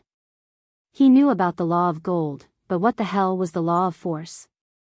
The law of force represents strength. My physical body and strength are already very strong. Now that I've comprehended the law of force, it's like adding wings to a tiger. Wang Ming said excitedly. I see. Qin Feiyang nodded in realization. Indeed. Wang Ming's strongest points were his physical body and strength. After obtaining the law of force, his physical body and strength would definitely be stronger in the future. The most important thing is that after comprehending the law of force, I've found a way to improve my physical body to the heaven-defying level. Wang Ming said. What is it? Qin Feiyang was stunned and asked hurriedly. This was crucial. Once the physical body reached the heaven-defying level, why would he need any heaven-defying divine artifacts? With just a pair of fists, he would be invincible in the world. There's nothing you can do even if I tell you. Because this can only be done after comprehending the law of force. Wang Ming smiled proudly. Show off. Qin Feiyang rolled his eyes. Wang Ming chuckled and said, okay, I won't talk to you anymore. Let's go cultivate and improve our cultivation first. Okay. Qin Feiyang nodded. The two of them entered a courtyard respectively. The law of force, Qin Feiyang murmured, and a smile gradually appeared on his face. Everyone's strength was improving. This was a good thing. Only when everyone became stronger would he have the capital to contend with Bloodhall. Chapter 30-29. Suddenly. What are you looking at, standing here alone? A pleasant voice sounded. With a charming fragrance, the mermaid princess flew up and landed in front of Qin Feiyang. I'm looking at you. Qin Feiyang hugged the mermaid princess and said with a smile, my dear wife, it's time to go to the bridal chamber. The mermaid princess rolled her eyes and said with a smile, I'll take you to a place. What place? Qin Feiyang was suspicious. You'll know when we get there. The mermaid princess pulled Qin Feiyang and flew to a courtyard below. This courtyard was next to Qin Badian and Lu Xingyang's courtyard. It used to be the place where Yi Zhong's family lived. The mermaid princess landed in the courtyard with Qin Feiyang.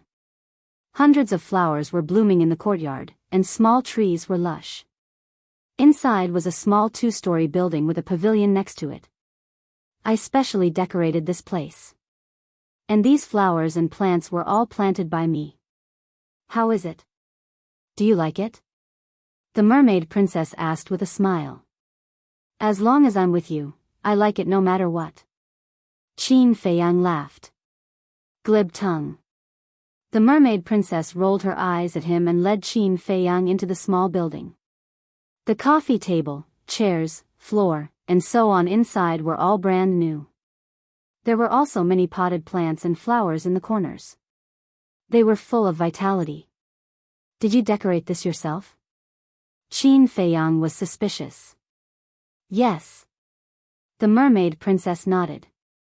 Qin Feiyang was puzzled. Master is not here.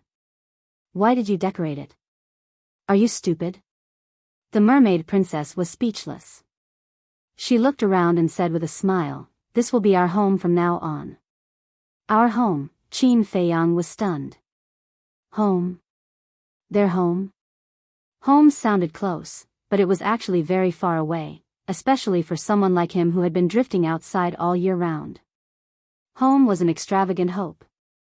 Over the years, he had never thought about this problem. Therefore, when he suddenly heard the mermaid princess say that this was their home, he couldn't get used to it. What's wrong? Are you not satisfied? The mermaid princess looked at Qin Feiyang anxiously. No, no, no. Qin Feiyang quickly waved his hand and looked around. Then, he looked at the mermaid princess and said apologetically, I'm sorry. Why are you apologizing? The mermaid princess looked at him suspiciously. We're already married. The first thing I should do is to give you a home, but I never thought of letting you worry about it. I'm not a qualified husband, much less a qualified man. Qin Feiyang blamed himself. He should have been the one to do all this. However, he did not expect this at all. What nonsense are you talking about? You have so many things to do. How can you take care of everything? I'll take care of these small things. The mermaid princess smiled. Thank you. Qin Feiyang held the mermaid princess in his arms. With a wife like this, what more could a husband ask for? Feiyang. At this moment. With a laugh, Qin Badian walked over. When he saw the two of them hugging, his expression suddenly became awkward. He hurriedly said, sorry to disturb you. You can continue. The mermaid princess blushed. She quickly stared at Qin Feiyang and slapped away Qin Feiyang's evil claws. Then, she smiled and said, Ancestor, you can talk. I'll make tea for you. You're not disturbing? Qin Badian asked. No, no. The mermaid princess quickly shook her head and then ran to the backyard. Qin Badian smiled and walked into the hall. He glanced around and nodded. It's arranged well. It's not bad. You came at the right time. Qin Feiyang's face was filled with displeasure. He was just about to do something to benefit his descendants. He did not expect this ancestor to come halfway. Qin Badian laughed dryly. Qin Feiyang asked Qin Badian to sit at the tea table and asked, "What can I do for you?" Qin Badian said, "I heard that there seems to be some elixir to improve cultivation in the Tianyun realm." "Yes. Dragon Phoenix Elixir." Qin Feiyang nodded. "Is it useful?" Qin Badian asked. "I don't know. I haven't tried it yet." Qin Feiyang shook his head. "Then hurry up and get a few. Let me and Jingyang try it. If it's really useful, then we can directly step into the peak undead realm." Qin Badian said. "That's right." Qin Feiyang slapped his head. The two ancestors were now at the peak undead realm. Once they took the Dragon Phoenix Elixir, they would step into the peak. At that time, they would be able to comprehend the power of law. Then, wouldn't they be able to step into the sovereign realm? Now, although they had many heaven-defying divine artifacts and the ancient castle, they did not have a single sovereign realm expert. If the two ancestors stepped into the sovereign realm, their overall strength would soar several times. Qin Badian smiled and said, "And recently, I comprehended another power of law." "What?" Qin Feiyang was stunned. "Comprehended another power of law?" Qin Badian waved his hand and a wisp of flame rose. "The law of fire." Qin Feiyang was stunned. "Yes. I have to thank your master for this. Back in the Black Tortoise realm, we often chatted together. He mentioned a lot about the profound meaning of the law of fire." Qin Badian smiled slightly. "That's good."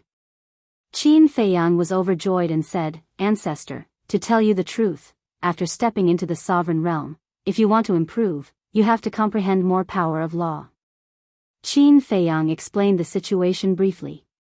"So after reaching the sovereign realm, you have to comprehend the power of law." Qin Badian suddenly understood. Qin Feiyang said, "So the power of law is the most important thing now." "It's also difficult. To be able to comprehend one power of law is already very rare. And to fully comprehend one, it takes a very long time. Not to mention stepping into the peak sovereign realm, you need 6 types of power of law." Qin Badian shook his head. "It's difficult, but it's up to us. Besides, we have the time array, what are we afraid of?" Qin Feiyang smiled slightly. "That's true." Qin Badian nodded, then suddenly frowned and said, "Speaking of the time array, after you broke through to the half-step invincible realm, why didn't the castle change?" "That's right." Qin Feiyang was stunned. Didn't the castle still have a seal? Logically speaking, when he broke through to the half-step invincible realm, the seal should also be removed. Back then, when he stepped into the 9th heaven's realm, the time array of the castle changed to 1 day, 1,000 years. So now, it should be even stronger. But why didn't the castle have any reaction? "I'll go to the castle and ask now." Qin Feiyang immediately got up and ran outside. Qin Badian was stunned, then got up and quickly followed. "Where are you going? Do you still want to drink this tea?" Mermaid Princess came out with a teapot and looked at the two suspiciously. "No." Qin Feiyang replied without looking back. Mermaid Princess was stunned, then put down the teapot and followed out. In front of the castle. Qin Feiyang looked at the castle and said with a smile, "Shadowless, come out and have a chat."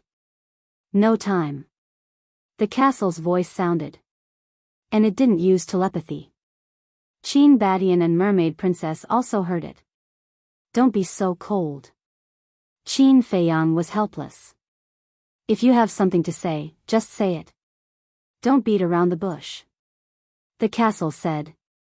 Qin Feiyang smiled embarrassedly and said, "Well, I'm just here to ask about this seal. I knew you wouldn't think of me if there's nothing." The castle looked down on him. Qin Feiyang was speechless. Look at what you're saying. I used to look for you often, but have you ever talked to me? Or is it my fault? The castle asked. No, it's my fault, my fault. Qin Feiyang hurriedly waved his hand. The castle was silent for a while and said, this seal can't be unlocked yet. Why? Qin Feiyang was suspicious. The castle said, I need one more person. Who? The more Qin Feiyang listened, the more puzzled he became. Besides him, who else had something to do with the castle? You've seen it before. It's the Fire Qilin. The castle said. Fire Qilin? Qin Feiyang frowned. Yes, it's the Fire Qilin you met on the Forgotten Continent. The castle replied. What's going on? Why do I need its help? Qin Feiyang was puzzled. Although he had always had an inexplicable sense of familiarity with the Fire Qilin, they didn't have much interaction with each other. How did it get dragged into this? You just have to look for it.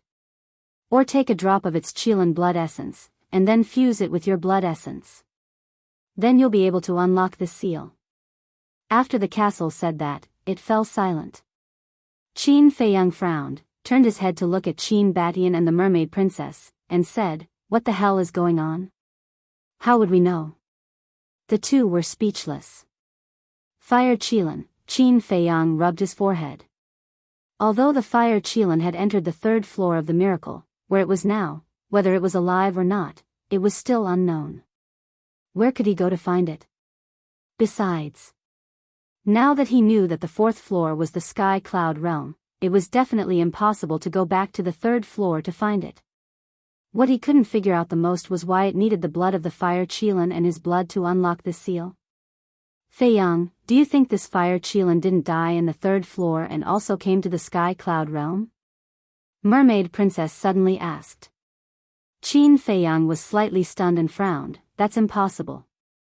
When it entered the third floor, it didn't even have the cultivation of War God. That's not necessarily true. What if it encountered some fortuitous encounter? Mermaid Princess said.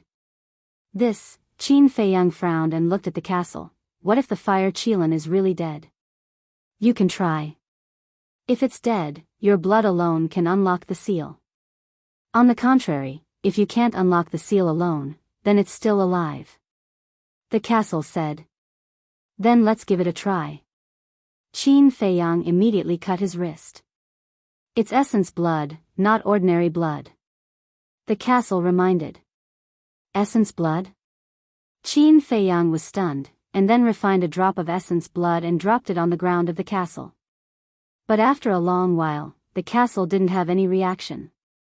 The essence blood also didn't merge with the ground of the castle. Qin Feiyang stared blankly for a moment and frowned. Then this means that it's still alive? The castle responded. Then where is it now? Qin Feiyang's face was full of surprise. It couldn't really be in the Sky Cloud realm, right? Because if it was still in the Underworld King's Hell, then as the current guardian of the Underworld King's Hell, the Fire Python would definitely be able to find it. But the Fire Python seemed to have said that it didn't find the Fire Qilin and Uncle Beast God. Chapter 30:30. If they had really entered the Sky Cloud realm, which continent would they be on now? It would be fine if they were on the East continent. But if they were on the West continent, North continent, or South continent, it would be like looking for a needle in a haystack. Qin Batian said with a smile, it depends on fate. We can't rush it. All right. Qin Feiyang nodded. Although they had no clue, at least they had confirmed the Fire Qilin's life and death. The three of them returned to the courtyard. Qin Feiyang didn't hesitate and took out an interspatial ring. It was the interspatial ring he had snatched from the giant scorpion. Ancestor, take a look and see if you can break the seal on it. Qin Feiyang handed the interspatial ring to Qin Batian. Qin Batian took the interspatial ring and observed it for a while. After a while, he shook his head and said, I can't break it. Even you can't break it? Does it require someone at the peak of the undead realm? Qin Feiyang was surprised. There must be something precious hidden in the seal. I'm afraid even someone at the peak of the undead realm might not be able to break it. Qin Badian analyzed. So, it requires someone at the sovereign realm? Qin Feiyang asked. Qin Badian thought for a while and said with a smile, let's try it on those incredible divine weapons. Okay. Qin Feiyang nodded and looked up at the sky. He shouted, Sunset Divine Bow, come here. Whoosh. Immediately. With a sound, the Sunset Divine Bow fell from the sky and landed in front of Qin Feiyang. Come, help me break the seal inside. Qin Feiyang said with a smile. Clang. The Sunset Divine Bow released a wisp of divine power and poured into the interspatial ring. Immediately, there was a crisp cracking sound. Qin Feiyang's eyes lit up and he immediately dripped his blood to bind it.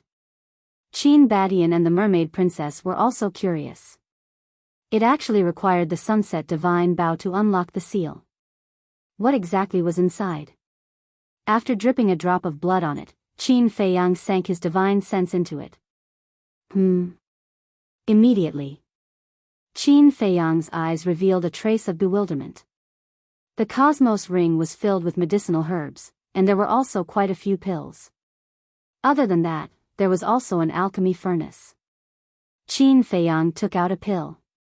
It was a divine life pill with 5 dragon-shaped pill qi, exuding boundless life energy. 5 dragon-shaped core qi. This is even better than the pills you concoct. Qin Badian was shocked. Qin Feiyang nodded and said excitedly, the owner of this Cosmos Ring must be an alchemist. If it was an alchemist, then he might have the pill formulas for the Shangqing Zhao Hua Dan and the Dragon Phoenix Dan. How so? Qin Badian was suspicious. Because it's filled with medicinal herbs and a pill furnace.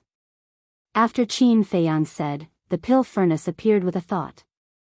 The pill furnace was the size of a bucket, with 2 divine dragons engraved on it, shining brightly.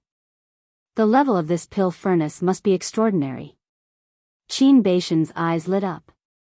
Qin Feiyang nodded, cut his finger and dripped a drop of blood on it.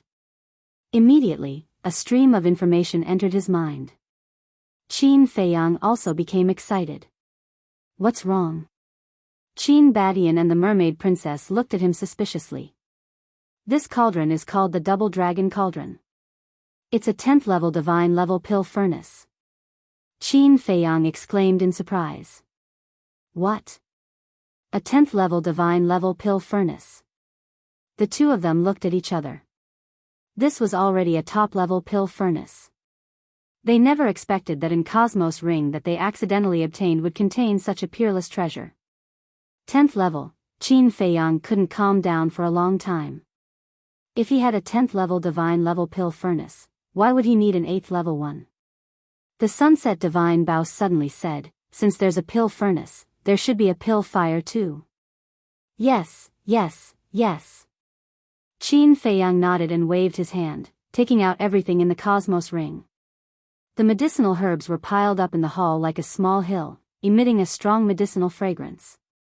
Qin Badian scanned the herbs and said in surprise, I've never seen most of these herbs before. Yes.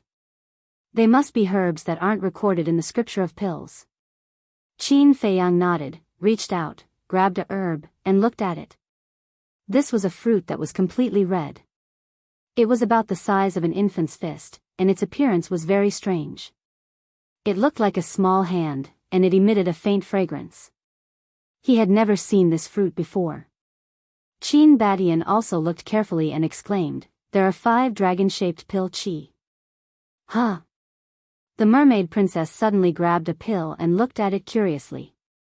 This pill was golden in color, as if it was cast from gold foil. There were 5 dragon-shaped pill qi around it, like 5 pocket-sized golden dragons. Qin Feiyang also noticed the pill and immediately went up to take a look. He said in surprise, isn't this the Shangqing creation pill? This is the Shangqing creation pill? When Qin Badian heard this, he looked at the elixir curiously. That's right. I've seen it in the demonic tower. It's exactly the same. Qin Feiyang nodded. There's even a Shang-Qing creation pill. Who is the owner of this Cosmos ring? Qin Badian mumbled. Don't worry about that first. Let's find out how many Shang-Qing creation pills there are. Qin Feiyang urged. The three of them immediately rummaged through it. Huh? Qin Badian also suddenly let out a cry of surprise, holding a pill in his hand. Half of this pill was fiery red, and the other half was blood red. It also had 5 dragon-shaped pill chi. Qin Feiyang raised his head to look, and his expression became excited again. What pill is it that made you so excited? The mermaid princess asked with a smile. Qin Feiyang looked carefully for a moment and said with a smile, That's right, this is the Dragon Phoenix Divine Pill. This is the Dragon Phoenix Divine Pill? Qin Badian was surprised. Yes. Although the demonic tower didn't sell it outside, Luo Tianshan had seen this pill before, so after reading his memory, he knew what the Dragon Phoenix Divine Pill looked like. Qin Feiyang nodded. Very soon. Qin Feiyang also found a pill that he had never seen before. From Luo Tianshan's memory, he learned that this was a pill called the Tianyang Spirit Pill, which had the terrifying effect of repairing the soul. It was many times stronger than other pills that could repair the soul. Not long later, the mermaid princess found another pill. This pill was called the Yuanhai Divine Pill, which had the ability to repair the Qi Si. Compared to it, the Linghai pill was on a completely different level. In addition, there were several types of pills that they had never seen before. Finally, Qin Badian found an iron box. This iron box was only the size of an adult's palm and was cold to the touch. When he opened it suspiciously, a terrifying cold current suddenly swept in all directions. A layer of frost quickly formed on the ground. Qin Badian was taken aback as he hurriedly closed the jade box. What is it? Qin Feiyang, the mermaid princess, and the sunset bow were also shocked. It seems to be a cluster of pill fire. Qin Badian swallowed his saliva. Even he felt a trace of threat. Pill fire? Qin Feiyang and the mermaid princess looked at each other and immediately went up. Qin Badian took a deep breath and slowly opened the jade box again. A cluster of fist-sized pill fire suddenly entered the sight of the three of them. This alchemy fire was completely different from other alchemy fires. It was as if it was condensed from ice, sparkling and translucent, emitting a terrifying cold current. At first glance, it looked like an exquisite ice sculpture. The mermaid princess murmured, Isn't this also a level 10 divine pill fire? Even if it's a level 10 divine pill fire, I'd still rather have the nether devil flame. Qin Feiyang smiled and reached out to grab the pill fire. His arm was quickly frozen. He quickly recognized it as its master and signed a blood contract. When the blood contract was completed, he immediately controlled the pill fire and withdrew the cold air. Then, he checked the information that came into his mind. Gradually, a wry smile crept onto his face. What's wrong? Qin Badian and the mermaid princess looked at him suspiciously. Qin Feiyang looked at the mermaid princess and said, You really expected it? It can't be. The mermaid princess was stunned. Level 10 Divine Pill Fire, Ice Phoenix Flame. Qin Feiyang said. Not only is there a level 10 Divine Pill Furnace, Twin Dragon Cauldron, there's also a level 10 Divine Pill Fire, Ice Phoenix Flame, TSK. I'm getting more and more curious about this person's identity. Qin Badian exclaimed. A person who has already fallen, no matter how powerful his identity is, it's useless. Qin Feiyang waved his hand and smiled, nodding in satisfaction. Not bad, you can leave it to Dan Wangkai. A level 10 Divine Pill Fire was indeed powerful, but compared to the Nether Devil Flame, it didn't seem to have much value. Because the Nether Devil Flame was more malleable. It could continuously evolve by devouring pill fire, which was something that no pill fire could compare to. Continue. The three of them began to search again. About half an hour later, they finally found everything. Shang-Qing Nature Pill, a total of 7. Dragon Phoenix Divine Pill, a total of 10. As for the other divine pills, there were about 500. Naturally, there were too many medicinal herbs. But unfortunately, these medicinal herbs didn't have roots and couldn't be cultivated again. Isn't there the first volume of the alchemy scripture? Qin Badian was suspicious. That's just a rumor. I really suspect that the alchemy scripture in my hand is the first volume of the alchemy scripture that the sky cloud realm is looking for. Qin Feiyang shook his head. If that's the case, you have to be careful. Qin Badian warned. I know. Qin Feiyang nodded, looking at the pills and medicinal herbs in front of him, and said regretfully, it's a pity that there's no recipe for Shangqing Nature Pill and Dragon Phoenix Divine Pill. You shouldn't have any expectations. After all, pill recipes are generally memorized in the mind. Qin Badian smiled. That's true. Qin Feiyang nodded. If it were him, he wouldn't put the pill recipe in the interspatial ring. Mermaid Princess looked at Qin Badian and said with a smile, then, old ancestor, why don't you take this Dragon Phoenix Divine Pill now? Okay. Qin Badian nodded, took out 2 Dragon Phoenix Divine Pills, and said with a smile, I'll go find Xingyang. After saying that, he turned around and left quickly. Qin Feiyang shook his head and said with a smile, this is the first time I've seen the old ancestor so anxious. There's no other way. There are too many powerhouses in the sky cloud realm. There will definitely be pressure. Mermaid Princess smiled. Qin Feiyang smiled, looked at the sunset bow, and said suspiciously, are you lying to me? Lying to you? The sunset bow was taken aback. Yes. Absorbing the origin power can let you evolve into a sovereign divine weapon, but you said it can't. Aren't you lying to me? Qin Feiyang frowned. What? It can evolve into a sovereign divine weapon? The sunset bow was surprised. It seems that you really don't know. I thought you all are omniscient. Qin Feiyang shook his head. You think too highly of us. Just like the sky cloud realm, we didn't know about it before. Don't say these useless things. Can it really evolve into a sovereign divine weapon? The sunset bow asked anxiously. That's what Yun Xiang said, but we don't know whether it will work or not. But it should be possible. Qin Feiyang wasn't sure either. Because Yun Xiang also sounded uncertain at that time. It's good that it's possible. I'll go and tell everyone the good news now. The sunset bow was overjoyed and immediately flew to the sky. This guy. Qin Feiyang shook his head and laughed. What's the hurry when there's nothing confirmed? But it was understandable. After all, evolving into a sovereign divine weapon was the dream of every heaven-defying divine weapon. Chapter 30-31. After the sunset bow left, Qin Feiyang called Dan Wangkai over and gave him everything. For Dan Wangkai, alchemy was everything. When he took the Ice Phoenix Flame and Double Dragon Cauldron from Qin Feiyang, he couldn't put them down. If it was in the past, he wouldn't even dare to think about the 10th level divine level alchemy fire and furnace.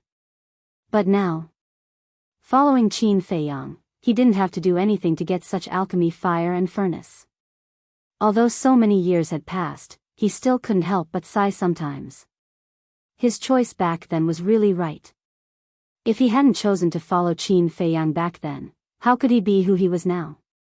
Moreover, he was also very glad that he chose Qin Feiyang.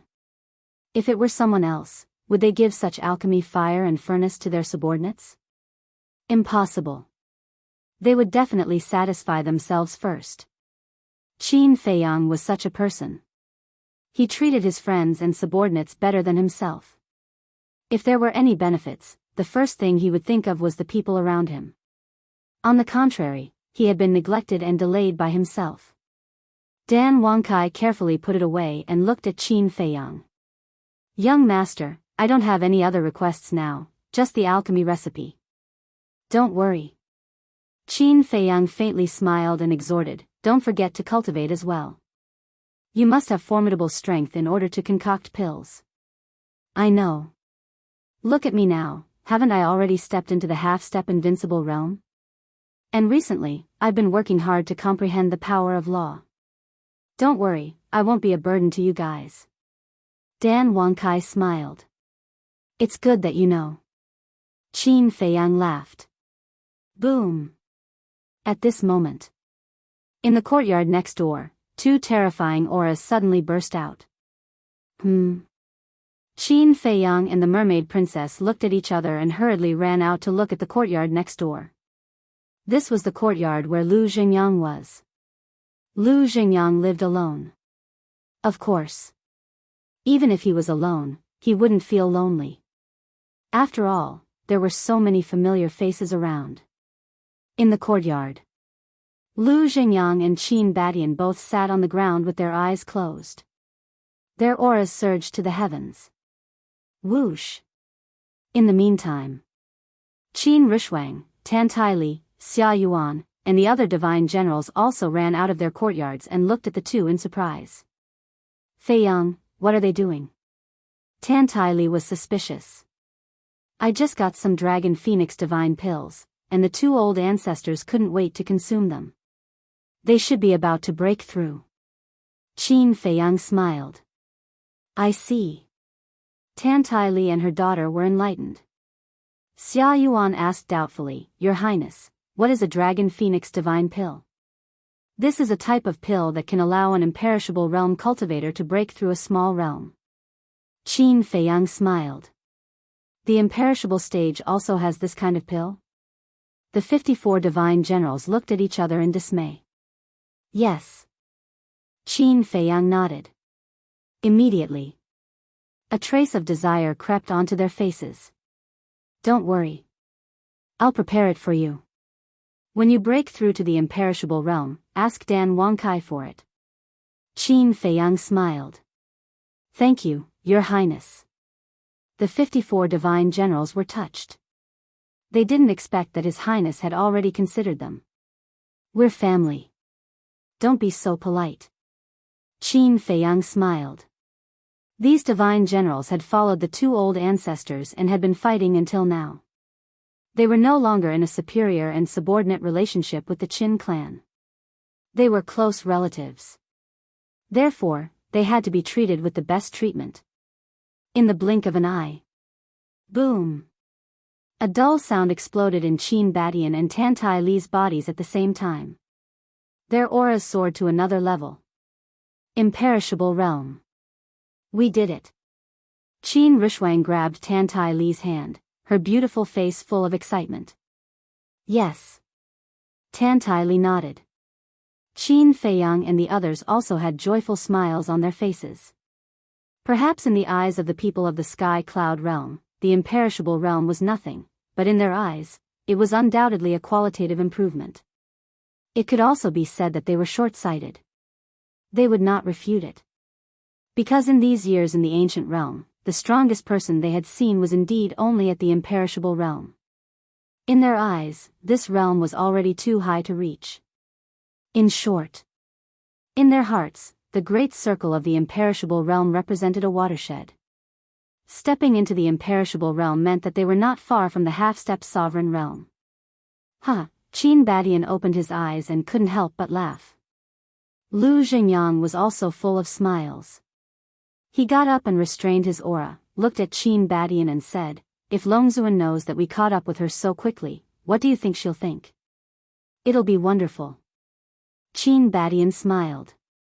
You're already proud and complacent? Tan Taili looked at the two and rolled her eyes. The most important thing is still Feiyang. He's fighting for his life outside all day, while you elders are hiding in the Black Tortoise realm to enjoy life. Don't you feel guilty at all? Qin Rushwang also glared at the two of them. Qin Badian said, He's a young man, isn't this what he should do? You still have a reason? Tan Taili glared fiercely. No. Qin Badian hurriedly waved his hand and said with a smile, Madam is right, let's continue to work hard and strive to step into the sovereign realm as soon as possible. That's more like it. Tan Taili smiled with satisfaction. Qin Feiyang looked at Qin Rushwang mockingly and said, You seem to be an elder, but I don't see you doing anything. Qin Rushwang's expression stiffened, and she immediately gave Qin Feiyang a knock on the head in annoyance. She was really a professional teardown. Next, everyone gathered together and chatted for a while, then returned to their homes and continued to cultivate in seclusion. Qin Badian and Lu Xingyang also took the Shang-Qing fate pill to the ancient castle to help open the door of potential. In fact, facing the people of the Sky Cloud realm, they still had a great advantage. This advantage lay in the door of potential. Although the Sky Cloud realm had the Shang-Qing fate pill, there were no other pills to open the door of potential. In other words, there were almost no people who had opened the door of potential in the Sky Cloud realm. But Qin Feiyang and the others were different. They had all opened the door of potential. Whether it was comprehension or cultivation speed, they far surpassed the people of the Sky Cloud realm. As long as they were given enough time, they were confident that they could catch up with the so-called overlords of the Sky Cloud realm. Or even surpass them. In the blink of an eye, 3 days passed. In these 3 days, Qin Feiyang had been staying at home, enjoying the warmth of home. And the matter of benefiting his descendants that he had been worried about was finally satisfied. Early morning. A sun rose slowly, illuminating the entire Sky Cloud realm. Swish. Above the mountain range, 2 people and a wolf appeared. It was Qin Feiyang, Madman, White-Eyed Wolf.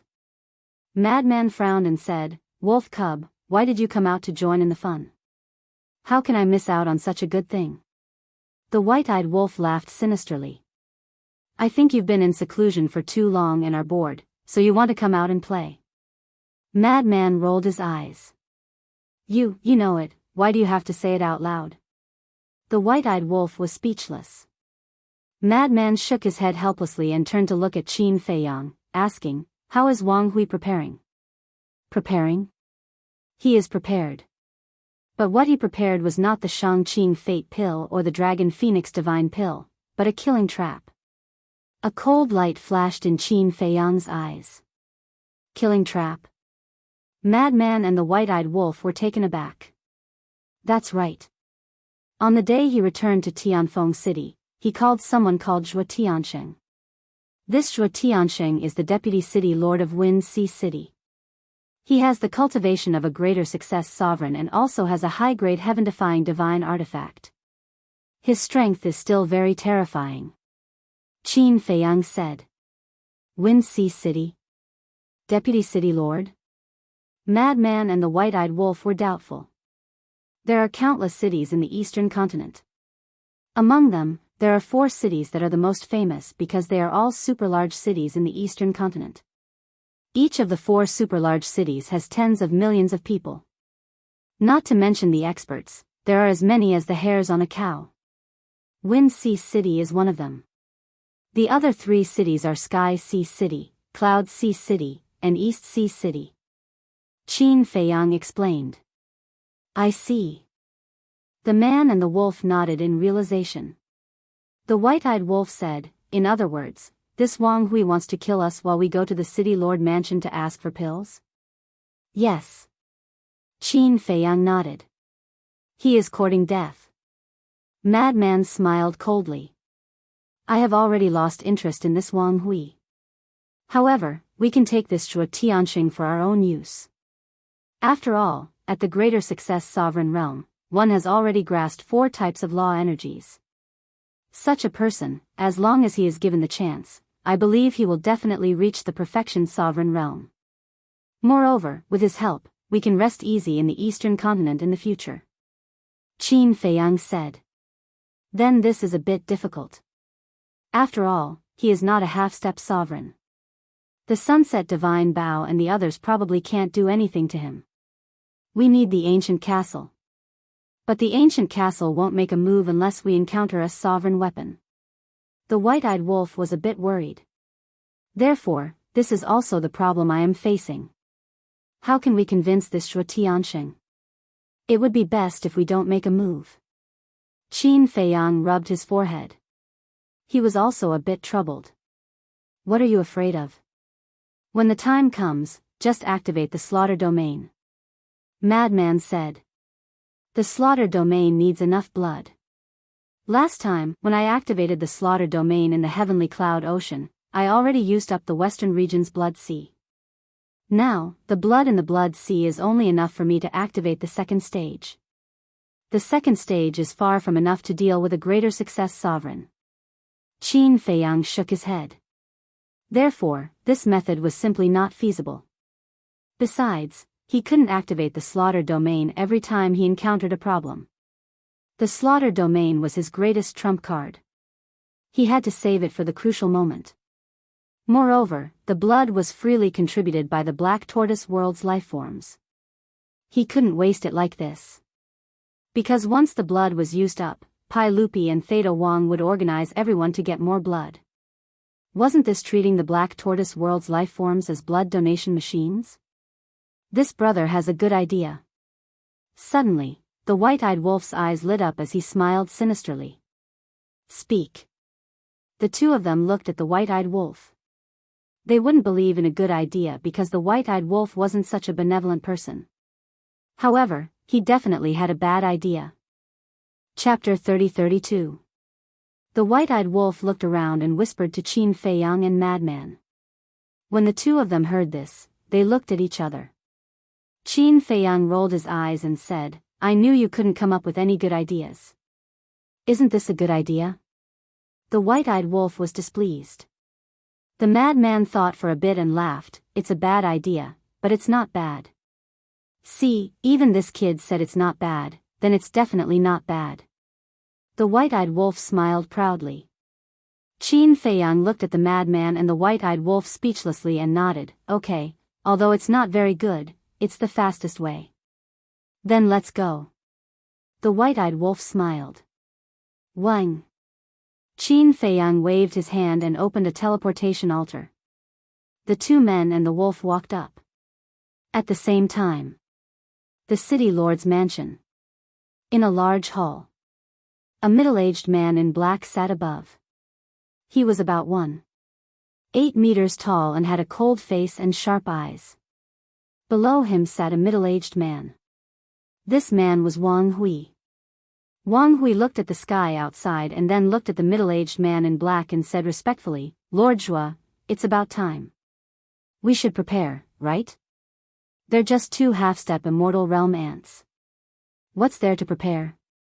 As long as they dare to come, I guarantee that they won't be able to return. The middle-aged man in black said with disdain. But I'm worried that they won't come if they find out you're here. Wang Hui said anxiously. Okay, for the sake of the divine artifact in his hand, I'll suffer. The middle-aged man in black was Wang Hui's savior, Zhuo Tianxing. As soon as he finished speaking, Zhuo Tianxing disappeared from the hall. Wang Hui also retracted his gaze and walked to the main seat above. He looked outside the hall and shouted, Everyone, leave immediately. No matter what happens later, don't come over. There were many guards outside the door. Hearing Wang Hui's words, they all left quickly. After a while, there wasn't even a single ghost in the hall or its surroundings. It was deathly silent. I was just waiting for you guys to come to me. A cold smile flashed across Wang Hui's eyes. Do you think you can do whatever you want just because you control me? Naive.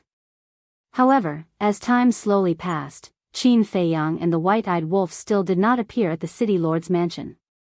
At the same time, Mo Lu. In Li Yunxia's study. At this moment, Li Yunxia looked at the two people and the dog suspiciously. Just a moment ago, the two people and the dog had suddenly appeared in her study. Most importantly, he had never seen it before. You are? Li Yunxia came back to her senses and asked suspiciously. Faced with Li Yunxia's questioning, one of the young men smiled and swallowed a face-restoring pill. Soon, he changed into another face. Who else could it be but Qin Feiyang? That was right. They did not go directly to the city lord's mansion. Instead, they changed their appearances and came to the demon tower. Li Yunxia stared blankly for a moment before she smiled, so it's you. You must have some matters to discuss with me, right? Qin Feiyang said, I do have a small matter that I need your help with. Go ahead. Li Yunxia smiled. Qin Feiyang asked, do you know Zhuo Tiansheng? Zhuo Tiansheng? Li Yunxia was slightly stunned. After pondering for a while, she looked at Qin Feiyang and said, are you talking about the Deputy City Lord of Wind Sea City? Yes. That's him. Qin Feiyang nodded. Why are you suddenly asking about him? Li Yunxia looked at Qin Feiyang suspiciously. It's a private matter. Qin Feiyang smiled vaguely. As the Tower Lord of the Demon Tower, Li Yunxia was naturally a tactful person. She knew what to ask and what not to ask. Seeing that Qin Feiyang was being vague, she did not pursue the matter. She nodded and said, I know this person. I've seen him a few times before. Not only is he the Deputy City Lord of Wind Sea City, he's also very powerful. Then do you know if there's anyone around him who he particularly cares about? Qin Feiyang was curious. Very concerned, Li Yunxia pondered for a moment, then her eyes suddenly lit up, and said with a smile, I remember that he has a daughter, I think her name is Zhuo Shaoxian, he loves her very much. Zhuo Shaoxian, Qin Feiyang muttered. At the same time, the madman and the white-eyed wolf looked at each other, and a hint of a smile flashed across their eyes. Then is this Zhuo Shaoxian strong? Qin Feiyang asked. How strong can a little girl be? She's probably only at the 9 heavens realm. Li Yunxia smiled faintly. All right then, senior, please give me the coordinates of the Wind Sea City. Qin Feiyang nodded and smiled. You want to go to the Wind Sea City? Li Yunxia was stunned. I'm not going, they're going. Qin Feiyang pointed at the madman and the white-eyed wolf. Li Yunxia looked at the man and the wolf and frowned. May I ask, do you have any grudges with Zhuo Tiansheng? We don't even know where the Wind Sea City is, how can we have any grudges with him? We just want to take a look at the big city. Qin Feiyang shook his head and smiled. Li Yunxia was speechless, do you even believe your own words? But she didn't ask any further, and told Qin Feiyang the coordinates along the way. Because one teleportation altar couldn't reach the Wind Sea City, they had to pass through many places. Naturally, they needed the coordinates to pass through these places. Qin Feiyang looked at the madman and the white-eyed wolf and said with a smile, remember it, come back quickly, I'll wait for you at the City Lord's mansion. Don't worry. The madman and the white-eyed wolf laughed, and immediately activated an altar and left. Qin Feiyang retracted his gaze, and changed his appearance, and looked at Li Yunxia with a smile. Thank you, senior. You're welcome. Li Yunxia waved her hand, and then seeing that Qin Feiyang was about to leave, she hurriedly said, I've already told Su Yang to go to the Demon Palace. Qin Feiyang was slightly stunned, and said with a smile, then it seems that the token is really useful. Hearing this, Li Yunxia couldn't help but smile bitterly. Do you know who the owner of the token is? I know. A woman called Shu Yun. Qin Feiyang nodded, and then asked, but is this important? Ah. Li Yunxia was speechless for a moment. Was it important? Of course it was important. But looking at Qin Feiyang's indifferent expression, she didn't know how to refute. Then this junior will take his leave first. In addition, I came to ask you about Zhuo Tiansheng today. Please don't mention it to anyone else. After Qin Feiyang finished speaking, he turned around and left the study. What an unfathomable little fellow. Li Yunxia shook her head, retracted her gaze, and continued to busy herself with the matter at hand. Let's talk about Qin Feiyang. After leaving the Demon Tower, he went straight to the City Lord's mansion. The City Lord's mansion covered an area of dozens of miles, with gorgeous palaces, looking incomparably imposing. The mansion was surrounded by a wall that was more than 2 meters high. Through the window bars of the wall, one could clearly see a garden full of flowers, as well as a small stream that was so clear that one could clearly see it.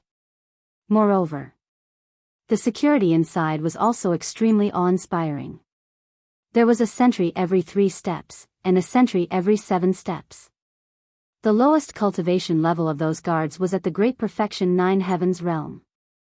Thinking about it, in the ancient world, the 9th heaven stage was already considered a first-class expert, but in the sky cloud realm, they could only be reduced to a guard. Speaking of which, it was really lamentable. Qin Feiyang observed for a while, then activated the concealment technique, and quietly sneaked into the city lord's mansion. What do you think is going on here? The city lord actually sent away all the guards around him? And he also warned them that no matter what happens, they are not allowed to go over. Is that so? Yes, I just met those guards, and they said it themselves. Then that's strange. Do you think it has something to do with the 2 ruthless people who robbed the Su family? Those 2 people are really ruthless.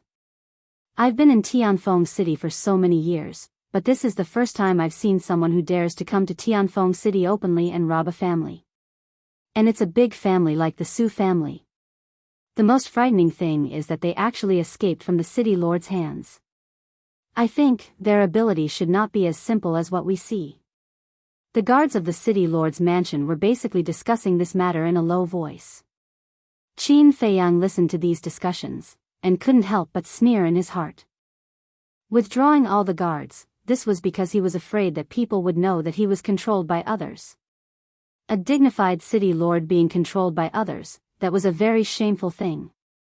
Moreover, Qin Feiyang also didn't hear the discussion about the commander. It was estimated that this news was deliberately concealed by the city lord. After some searching, Qin Feiyang came to a lake. The lake was about half a mile long, and the clear lake water was covered by layers of ripples under the gentle breeze. The lake was also heavily guarded. And just opposite the lake, there was an exquisite attic. The attic had 3 floors, antique and incomparably gorgeous. Qin Feiyang silently walked to the front of the attic. The door was open, and there was a noise coming from inside. "Mother, how long do I have to stay here?" This was the voice of a young man, and his tone was full of irritation. "Don't worry. Your father said that after killing those 2 people, you can go out and play." This was the voice of a woman, full of doting. "Then when can I kill them?" The young man's voice sounded again. "Soon. Just stay here at ease, don't run out on your own. Those 2 people even dared to rob the Su family, it can be seen that they are outlaws. If you meet them again, it will be dangerous. You must be obedient, otherwise when your father gets angry and really imprisons you, then it's useless for me to plead for you." The woman comforted. "Got it," the young man said, his voice full of impatience. "You child," the voice fell, accompanied by a series of footsteps, and a woman in her 30s with heavy makeup walked out of the attic. And in front of the door, there were 2 guards. Both of them had reached the perfect imperishable realm, which was already very strong, but they didn't notice Qin Feiyang standing to the side. "Greetings, madam." Seeing the woman come out, the 2 hurriedly bowed. At the same time, Qin Feiyang silently passed by the woman and went straight into the attic. After entering the attic, he saw a young man in purple sitting in front of the tea table in the hall, his face full of anger. At the door, the woman looked at the 2 guards and whispered, "You 2 have to look after Feng. Without our permission, he is not allowed to take half a step out of here." "Yes, madam," the 2 respectfully replied. "Feng, be good." The woman turned around and smiled at the young man sitting in the hall, then closed the door and turned to leave quickly. "Damn bastards, I'm locked up here because of them. Just you wait, even if father kills you, I won't let your bodies go. When the time comes, I will chop your bodies into pieces and feed them to the dogs." The young man clenched his fists, his face full of hostility. That's right. This person was the son of the city lord that Qin Feiyang and the woman met in Tianyue Tower, Wang Feng. Chapter 30-33. However, before his voice died away, Wang Feng suddenly felt an invisible big hand grabbing his shoulder. The next moment, he appeared in a strange place. Wang Feng was surprised. Now, he was in a stone room. The 4 sides were closed and the stone door was also closed. It was very dark. What was this place? Want to chop me into pieces and feed me to the dogs? Let's see if you have the ability to do so. A voice sounded next to him. When Wang Feng heard this voice, his face suddenly changed. Because he would never forget this voice for the rest of his life. Immediately, he turned his head to look at Qin Feiyang next to him. His pupils suddenly shrank and he was instantly drowned in fear. He roared, "Father, mother, save me!" Qin Feiyang crossed his arms in front of his chest and did not stop him. He looked at Wang Feng with ridicule. That's right. This was the ancient castle's cultivation room.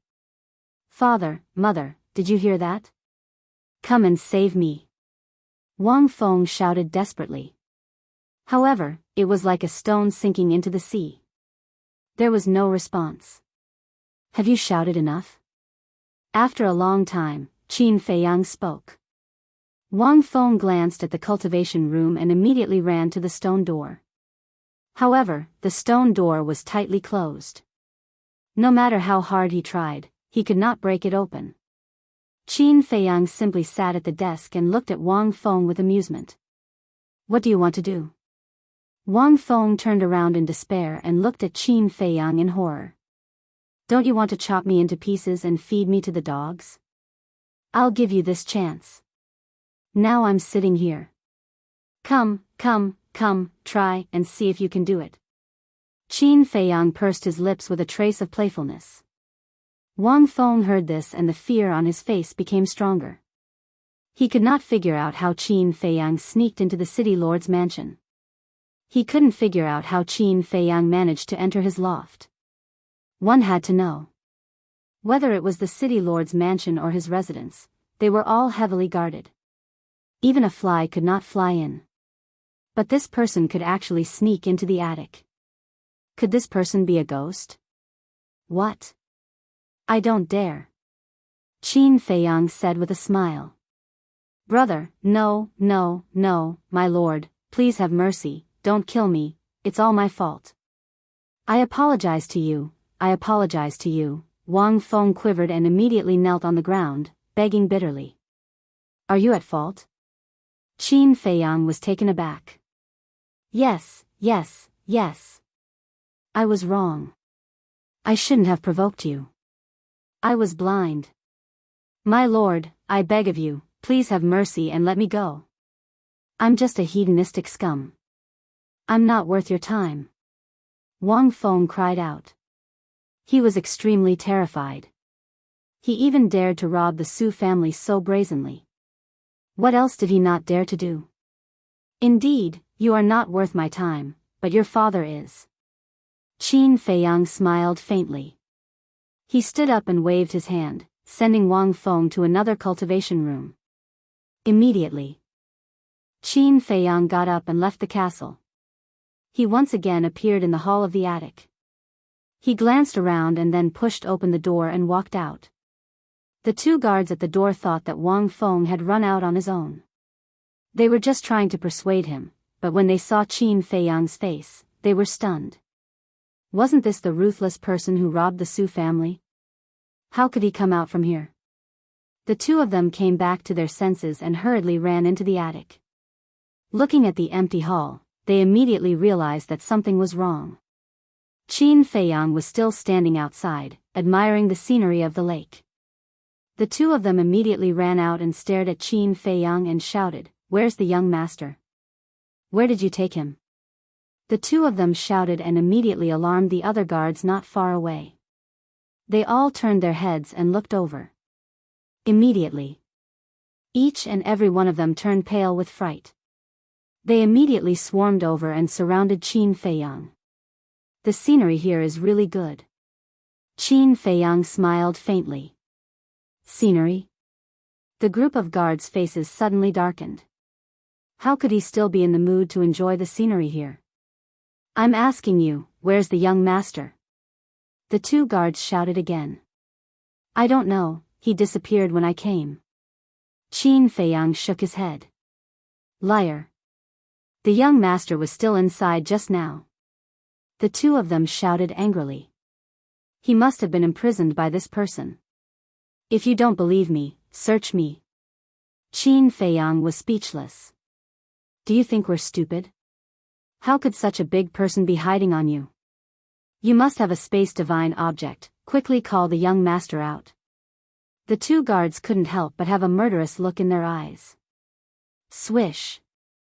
Qin Feiyang turned to look at the two of them and narrowed his eyes. I advise you, you'd better put away your killing intent immediately. Their pupils shrank.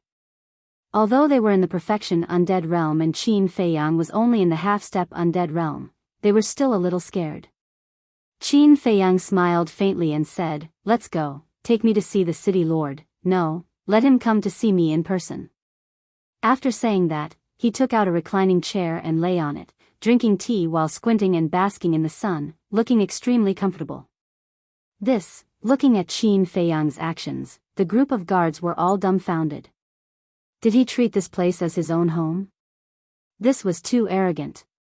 This was simply lawless. Why aren't you going?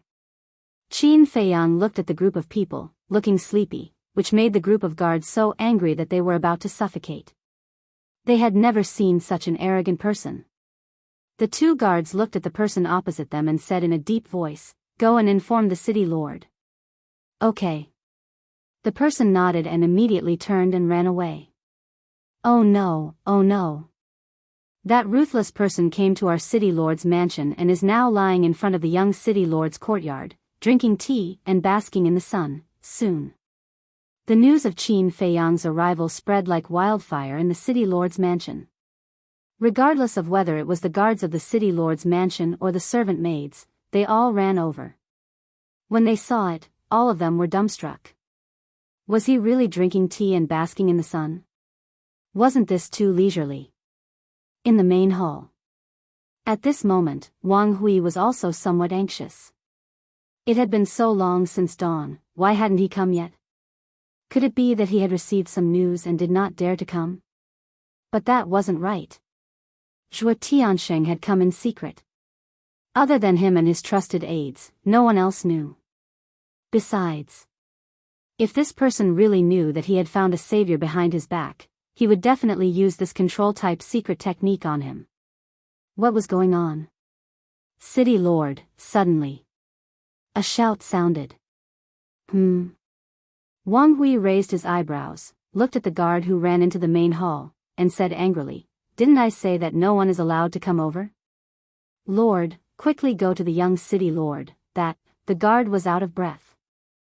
Wang Hui was startled, and frowned, what's wrong with him? The guard took a deep breath, and then said in one breath, that ruthless person is now with the young city lord. Ruthless person? Wang Hui was stunned. The guard said, it's the person who robbed the Su family. What? Wang Hui's expression suddenly changed. Why would he go there? Not good. He would definitely make a move on Feng. Wang Hui hurriedly looked at the void and called out, Lord Zhuo. Zhuo Tianxing appeared and sneered, I heard it all. This little bastard really dared to come to the city lord's mansion, how dare he? Lord, now is not the time to praise him. My son might have already been killed by him. Wang Hui was extremely anxious. Zhuo Tianxing glanced at Wang Hui, then looked at the guard and asked, then where is your young city lord? I didn't see him, he seems to have disappeared. The guard shook his head. Bastard, bastard. Hearing this, Wang Hui was immediately furious. Take me there, I want to see what kind of ruthless person dares to be so arrogant. Zhuo Tianxing sneered. Good, good, good. Wang Hui nodded and immediately ran out of the hall. Buzz. But at this moment, the voice of the divine sound stone sounded. Zhuo Tianxing was stunned and took out the divine sound stone. Wang Hui also turned his head suspiciously. A shadow appeared, it was a young man in his 20s. Father, where are you? The young man looked at Wang Hui and immediately asked, looking very anxious. I'm dealing with something in Tianfeng City, what's wrong? Zhuo Tianxing was suspicious. My little sister has been kidnapped. The young man said. What? Little Xian was kidnapped? Hearing this, Zhuo Tianxing's expression changed instantly, and he roared, Who kidnapped her? Did you catch them? No. But I heard from the guard that it was a man and a dog. The young man shook his head. A man and a dog? Zhuo Tianxing frowned. And they seemed to be unfamiliar faces. The young man said again. Unfamiliar faces. Zhuo Tianxing's eyes flashed coldly as he shouted, Send someone to find them immediately. I'll be back later. You must find them, or I'll hold you responsible. Yes. The young man responded respectfully, and the shadow quickly dissipated. Damn it, how dare you provoke me, Zhuo Tianxing, no matter who you are, I won't let you go. Zhuo Tianxing's face was extremely gloomy. Sir, what's going on? Someone dares to touch your daughter? Wang Hui looked at Zhuo Tianxing in horror. Zhuo Tianxing said, As the lord of a city, it's inevitable to have a few enemies. That's true. Wang Hui nodded and asked carefully, Then my place, since you're here, you should first deal with your matter here. Anyway, it's just 2 ants, it won't take too long. Zhuo Tianxing's eyes were full of contempt. Thank you, sir, please follow me. Wang Hui smiled gratefully, and then rushed toward the lake with Zhuo Tianxing. When the two arrived above the lake and saw Qin Feiyang lying there leisurely, they were both angry and couldn't help but want to laugh. They really didn't know what to say when he dared to cause trouble in someone else's home. City Lord, a group of guards stepped forward and pointed at Qin Feiyang. They were all seething with anger. Qin Feiyang also looked at Wang Hui and Zhuo Tianxing at the same time. Weren't you waiting for me in the main hall? Why did you come here personally? I was just about to say that I'll see you after I wake up. Qin Feiyang looked at the two with a smile. Wake up? When the group heard this, they were instantly speechless. Did he really think the city lord's mansion was his home? That he could sleep whenever he wanted? Zhuo Tianxing looked at Qin Feiyang, and the contempt in his eyes deepened. He asked, Is it him? Yes, it's him. Wang Hui nodded. Kid, do you know what kind of place the city lord's mansion is? How dare you come here so brazenly? Zhuo Tianxing looked at Qin Feiyang with disdain. The city lord's mansion is the city lord's mansion. What else could it be? Qin Feiyang laughed. The city lord's mansion is the territory of the Rogue Cultivator Alliance. You came to the city lord's mansion to cause trouble, which means you're going against the Rogue Cultivator Alliance. Let's not talk nonsense, kill yourself. Zhuo Tianxing looked at Qin Feiyang condescendingly and said in a commanding tone. Chapter 30-34. Suicide? Qin Feiyang was stunned. He retracted his gaze and said with a smile, Aren't you tired of standing up there and talking? Come down and chat while drinking tea. Who has time to chat with you?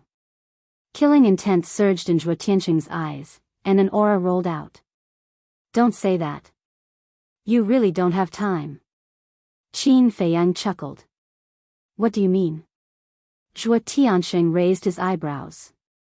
I've calculated that something bad must have happened in your family, and you're in a hurry to go back and deal with it. Qin Feiyang said. Zhuo Tianxing's heart trembled when he heard this. Wang Hui's face was filled with bewilderment. How did this little bastard know? Qin Feiyang pretended to count his fingers and then smiled at Zhuo Tianxing. I've calculated again. It should be related to your daughter. Zhuo Tianxing's eyes burst with monstrous killing intent. Qin Feiyang ignored him and said with a smile, Do you have time to drink tea with me now? Wang Hui said in surprise, Lord Zhuo, what does he mean? Zhuo Tianxing was silent. He landed opposite Qin Feiyang and said in a deep voice, Don't implicate your wife and children. Qin Feiyang was slightly stunned. He raised his head and looked at Zhuo Tianxing. He never expected this person to say such a thing. This sentence was indeed a famous saying. But in today's world, who could really do it? Just like the Blood Palace.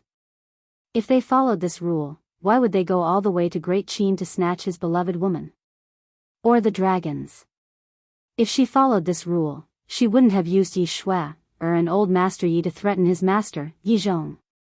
So, in today's world, these principles could only be said with words. Just like Zhuo Tiansheng.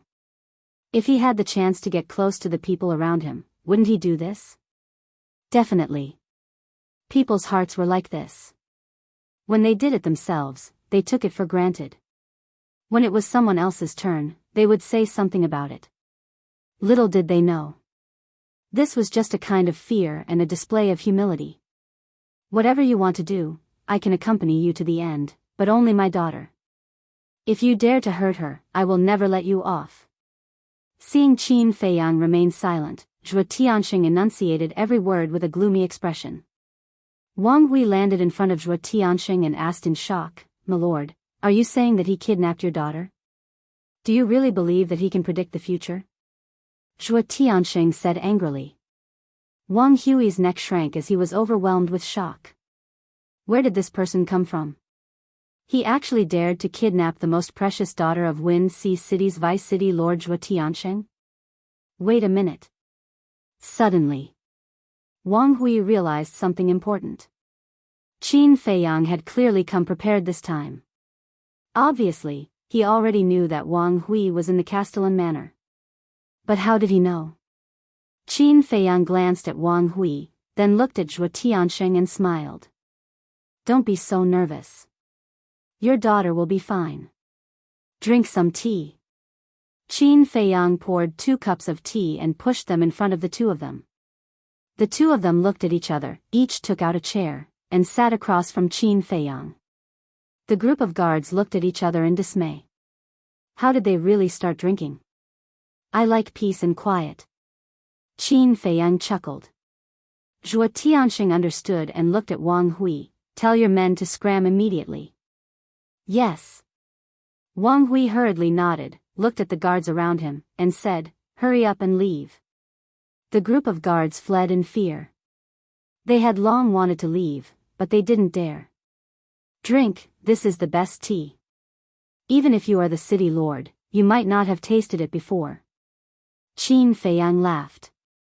The two of them looked at the teacup and did not drink. What is it? Are you afraid that I'll poison it? You are all Dominator realm existences. Can poison you to death? Qin Feiyang sneered.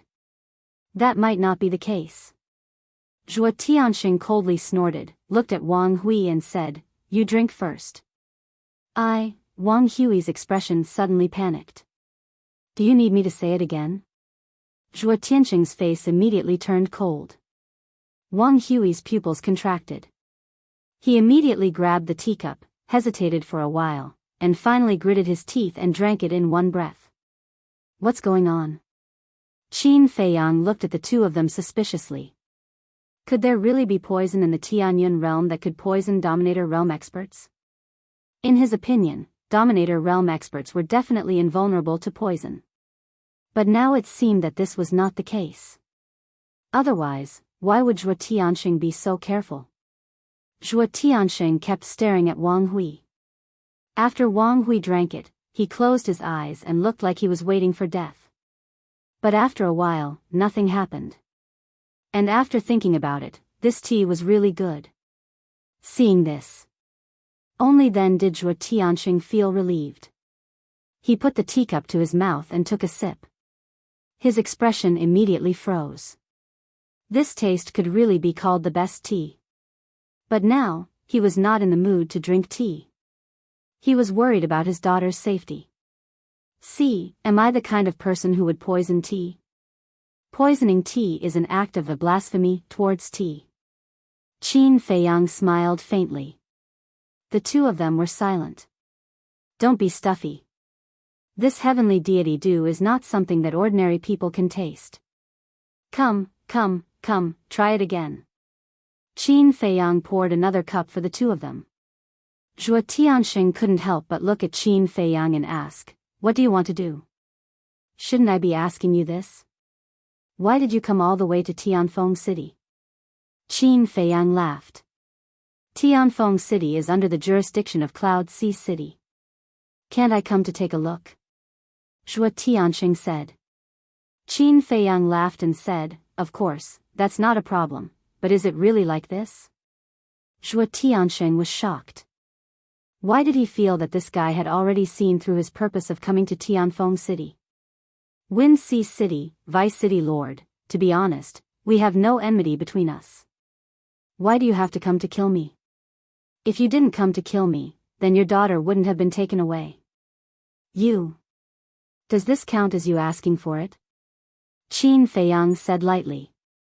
I don't know what you're talking about. Zhuo Tianxing shook his head, but his heart was extremely flustered. He sent a voice transmission. Wang Hui, how did he know? I don't know either. Wang Hui replied inwardly. His mind was also in a mess right now. And you, Wang Hui, I told you to do your job well, so can't you do it well? Why do you have to play such tricks? Look, now your son is gone. If anything happens to him, who's going to send you off in the future? Qin Feiyang shook his head and sighed. Wang Hui heard this and became more and more frightened. He really knew everything. Could it be that this person had been watching him? But that was impossible. After returning to Tianfeng City, he was extremely careful. Every once in a while, he would use his divine sense to scan the surroundings, but he didn't find anything like a spatial divine item. Zhuo Tianxing said in a deep voice, if you came to Tianfeng City because of me, then I can leave immediately. Leave now, and then wait for your daughter to come back and deal with me? Do you think I'm that stupid? Qin Feiyang smiled. Then what do you want? Zhuo Tianxing said angrily. It's very simple. Come under my command. As long as you and I become a family, then I naturally won't hurt your daughter. Qin Feiyang smiled slightly. Zhuo Tianxing looked at Qin Feiyang in shock and anger. He never thought that this person's ambition was so big that he actually wanted to make him submit. Wang Hui was also quite shocked. Controlling him wasn't enough, now he wanted to control Zhuo Tianxing. Who was Zhuo Tianxing? Greater Mastery Sovereign Realm. And the Vice City Lord of Wind Sea City. Even in the entire Eastern continent, he was one of the top figures. Making such a powerhouse submit, aren't you afraid that your stomach will explode? Don't talk to me about identity and strength. It's useless to me. I'll give you 100 breaths to think about it. Don't blame me for being unkind, because you provoked me first. I'm already very merciful to let you live. Qin Feiyang said lightly. Zhuo Tianxing was about to use his identity to deter Qin Feiyang, but when he heard Qin Feiyang's words, he took it back. It was obvious that this person was fearless. Even if he used the name of God, he wouldn't be scared. Hurry up and think about it. Qin Feiyang faintly smiled and continued to drink his tea. Zhuo Tianxing's expression was uncertain. From the bottom of his heart, not to mention a mere half-step eternal realm, he wouldn't even be willing to submit to someone stronger than him. But what about his daughter? Leave her to die? He couldn't do it. His daughter was his flesh and blood, and he couldn't be cruel enough to give her up. Sir, if the child is gone, you can have another one. But if you lose your freedom, everything will be over. Let's talk about it later. If you really submit to him and let the big shots of the Alliance know, they won't let you go. Wang Hui said telepathically. Shut up. Isn't this all because of you? Zhuo Tianxing was furious and really wanted to strangle this person.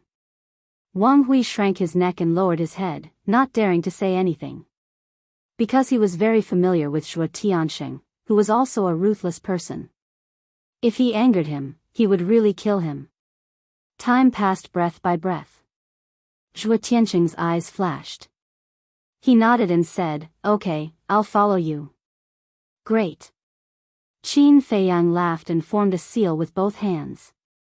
A slave seal immediately appeared. Wait. I want to see my daughter first. Zhuo Tianxing hurriedly said. Qin Feiyang said, you'll see her after you control her. No. I don't know whether my daughter is in your hands or not. Zhuo Tianxing said in a deep voice. Qin Feiyang waved his hand and condensed the figures of the madman and the white-eyed wolf. Of course, they had changed their faces.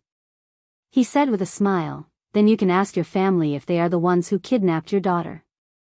Zhuo Tianxing glanced at the figures of the madman and the white-eyed wolf and immediately took out the voice transmission stone.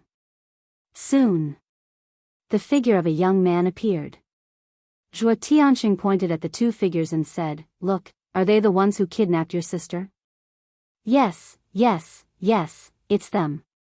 The young man nodded and said, "Father, I don't think I told you what they looked like." "How did you know?" Zhuo Tianxing's face sank. He didn't answer and directly turned off the voice transmission stone. Qin Feiyang laughed and said, "So you have a son?" "You?" Zhuo Tianxing immediately glared at Qin Feiyang. As long as one wasn't a fool, one could understand the meaning of these words. If he didn't submit today, not only his daughter, but even his son would be killed. Chapter 30-35. Hurry up, my patience is limited. Qin Feiyang smiled slightly. Zhuo Tianxing's face was gloomy and uncertain. After a long while, he sighed helplessly and nodded, "All right, I submit." After saying that, he closed his eyes and gave up resisting. Qin Feiyang waved his hand, and the enslavement seal immediately turned into a ray of light, disappearing into the top of Zhuo Tianxing's head. But at this moment, Zhuo Tianxing suddenly opened his eyes, and two cold lights burst out of his eyes as he roared, "As long as I capture you, I will naturally be able to save my daughter from your accomplices." This is bad. Qin Feiyang's expression changed. This person was pretending to submit, preparing to resist at the critical moment, causing fatal damage to his soul. Following Zhuo Tianxing's resistance, the enslavement seal immediately shattered, and a tearing pain immediately spread out in his mind. Even with his temperament, he couldn't help but let out a painful howl. His consciousness also fell into darkness. "You're still too inexperienced to fight with me."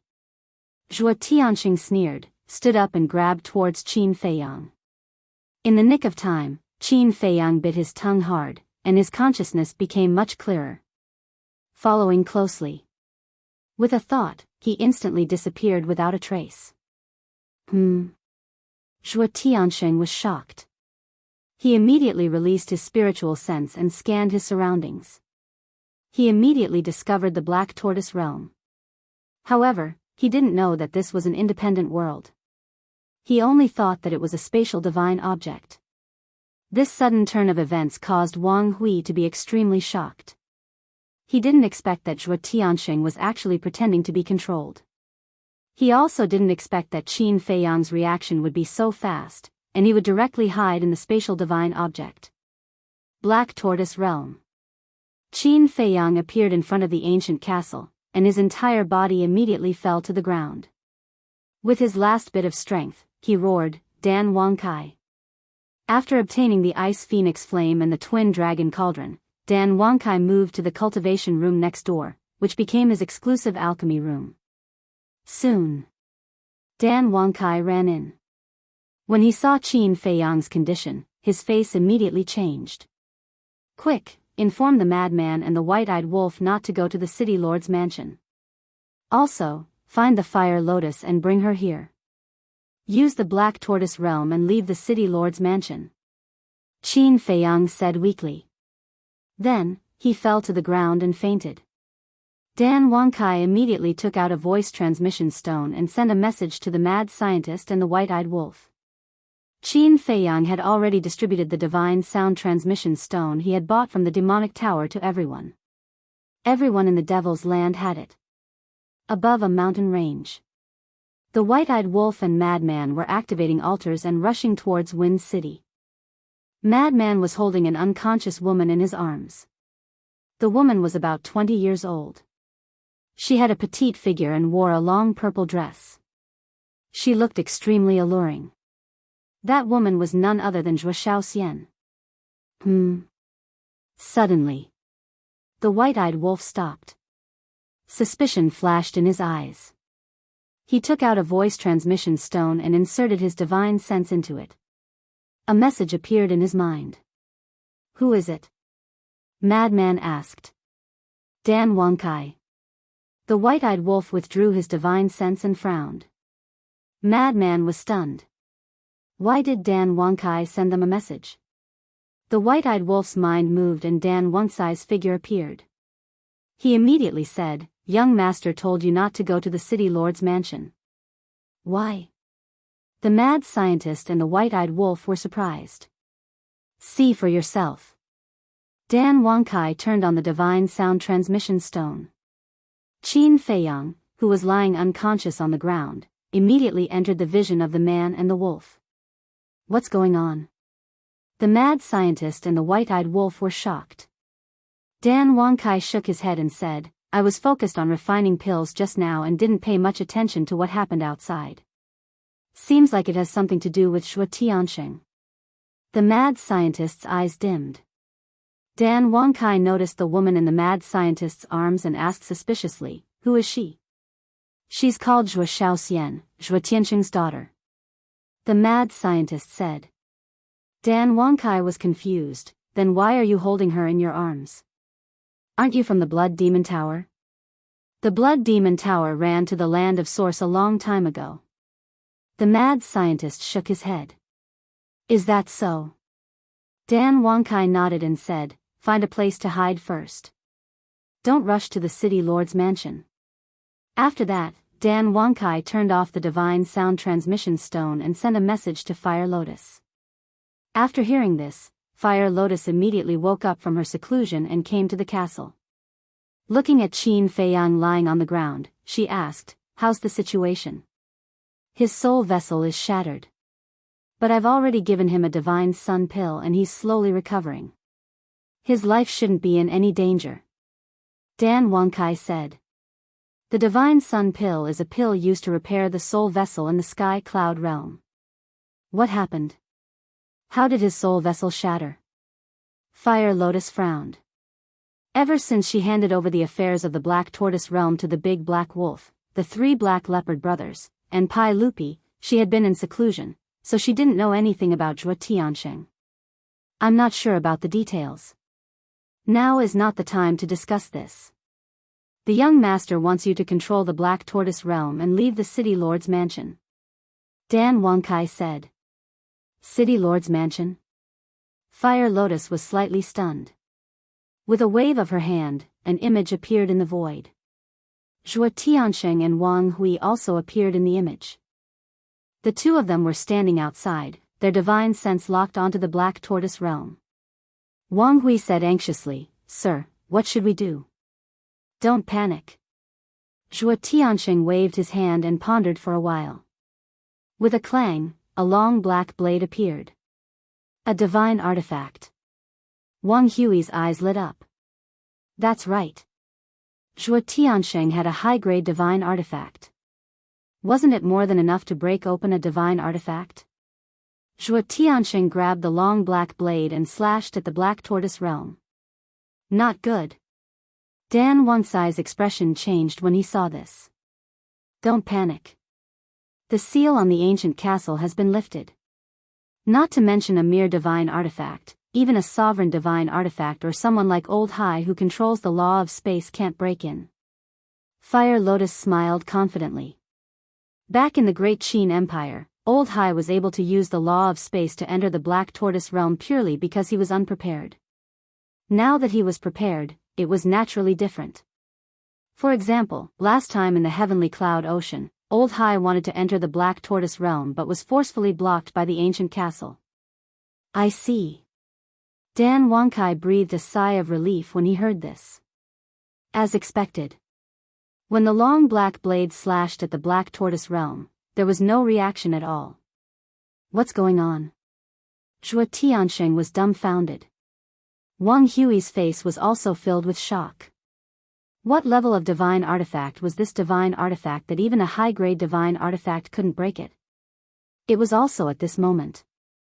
Fire Lotus controlled the Black Tortoise realm and suddenly rushed into the sky. Sir, it's trying to escape. Wang Hui roared. It's fine, let it escape. Wait until it leaves the city, then I can use my full strength. Zhuo Tianxing secretly sneered. Wang Hui was stunned when he heard this. That's right. The long black blade from before had not recovered. In other words, this high-grade divine artifact had not yet displayed its full strength. Zhuo Tianxing should be worried about the people of Tianfeng City, so he did not use his full strength. Whoosh! As the Black Tortoise realm left, Zhuo Tianxing immediately waved his hand, swept up Wang Hui, and chased after the Black Tortoise realm. One after the other, they quickly flew out of Tianfeng City. Look, it's the city lord. Who's the person next to him? Why does he look a little familiar? Wait. He seems to be the deputy city lord of Wind Sea City, Zhuo Tianxing. That's right, it's him. Back then when I went to Wind Sea City to play, I was fortunate enough to see his heroic appearance. Such a big shot, why would he come to our Tianfeng City? Look, their expressions don't seem right. Could it be that something big happened again? Many people only saw Zhuo Tianxing and Wang Hui, but not the Black Tortoise realm, so they were all puzzled. However, the news from the city lord's mansion also spread out very quickly. What? They actually ran into the city lord's mansion so brazenly again? This is simply lawless. Could it be that the city lord and Zhuo Tianxing's expressions are so gloomy? Everyone was in disbelief. Mo Lu. Li Yunxia stood in front of the window, watching Wang Hui and Zhuo Tianxing disappear outside the city, her brows tightly knitted together. She naturally recognized Zhuo Tianxing at a glance. She did not expect that Zhuo Tianxing would actually be in Tianfeng City. This time, she roughly understood why Qin Feiyang wanted to inquire about Zhuo Tianxing's situation. Tower Lord, according to the rumors outside, those two ruthless people broke into the city lord's mansion and kidnapped Wang Hui's son. A guard of Mo Lu walked into the study and said while looking at Li Yunxia's back. I know. Li Yunxia nodded. The guard turned around and left. Li Yunxia pondered for a moment and took out the sound transmission god stone. Buzz. Very quickly, Chu Yun's figure appeared. Greetings, Miss Yun. Li Yunxia bowed respectfully. What's wrong? Chu Yun was puzzled. Li Yunxia rubbed her forehead and said, This Qin Feiyang and madman have caused a huge commotion in Tianfeng City again. What is it? Chu Yun was curious. They broke into the city lord's mansion and kidnapped Wang Hui's son. They seem to have offended Zhuo Tianxing. Li Yunxia was helpless, couldn't they stop? Zhuo Tianxing? Chu Yun was slightly stunned and asked, Are you talking about the deputy city lord of Wind Sea City? Yes. Li Yunxia nodded. They are indeed some troublemakers. They even dare to provoke such a person. Chu Yun shook her head and smiled bitterly. Li Yunxia asked, Miss, do we care about this matter? Care? Why should we care? These years, the people of the Rogue Cultivator Alliance have become more and more arrogant. I have long wanted to kill their spirit. Since this Qin Feiyang has bumped into them, then let them have some fun. Chu Yun smiled. But the Rogue Cultivator Alliance is so strong. Is Qin Feiyang their match? Li Yunxia was a little worried. Don't underestimate this Qin Feiyang. His strength is not as simple as you think. In short, we just have to wait and watch the show. In addition, tell all the nearby demon towers not to interfere. This is a personal grudge between Qin Feiyang and the Rogue Cultivator Alliance. It has nothing to do with our demon palace. After Chu Yun gave her instructions, the phantom image dissipated. Li Yunxia put away the divine sound transmission stone and looked out of the window with a trace of shock. Don't underestimate Qin Feiyang, wait and watch the show. He never thought that Miss Chu Yun would actually say such words. Others might not know Chu Yun's identity in the Demon Palace, but as the Tower Master of the Demon Tower, she was quite clear. To be able to make Chu Yun say such words, she was definitely not an ordinary person. But what was the background of Qin Feiyang? Why had she never heard of him before? Chapter 30-36. Outside the city. With the Black Tortoise world in front, Zhuo Tianxing and Wang Hui went deeper and deeper into the mountains. Zhuo Tianxing's aura was too strong, causing the beasts in the mountains to flee in all directions.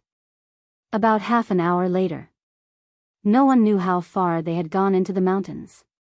Suddenly, Zhuo Tianxing waved his hand, and a surge of divine power appeared and shrouded the Black Tortoise world. The Black Tortoise world was immediately trapped in the void. Fire Lotus frowned. "Don't worry about them." Qin Feiyang's voice suddenly sounded. Huolian was overjoyed. She quickly turned around and saw that Qin Feiyang had already stood up and was standing behind her. "Thank you for your hard work." Qin Feiyang smiled. "It's fine." Fire Lotus shook her head and looked at Qin Feiyang worriedly. "But you, I'm fine too." Qin Feiyang waved his hand and said, "However, this lesson has taught us that we shouldn't easily control people with higher cultivation than us in the future." "Who do you want to control? What's going on?" Fire Lotus was suspicious. "It's that Zhuo Tianxing." Qin Feiyang pointed at Zhuo Tianxing on the screen and briefly explained the situation. "So that's how it is." Fire Lotus suddenly understood. "You have nowhere to go now. Come out immediately if you know what's good for you. Otherwise, don't blame me for being ruthless and destroying your spatial divine item."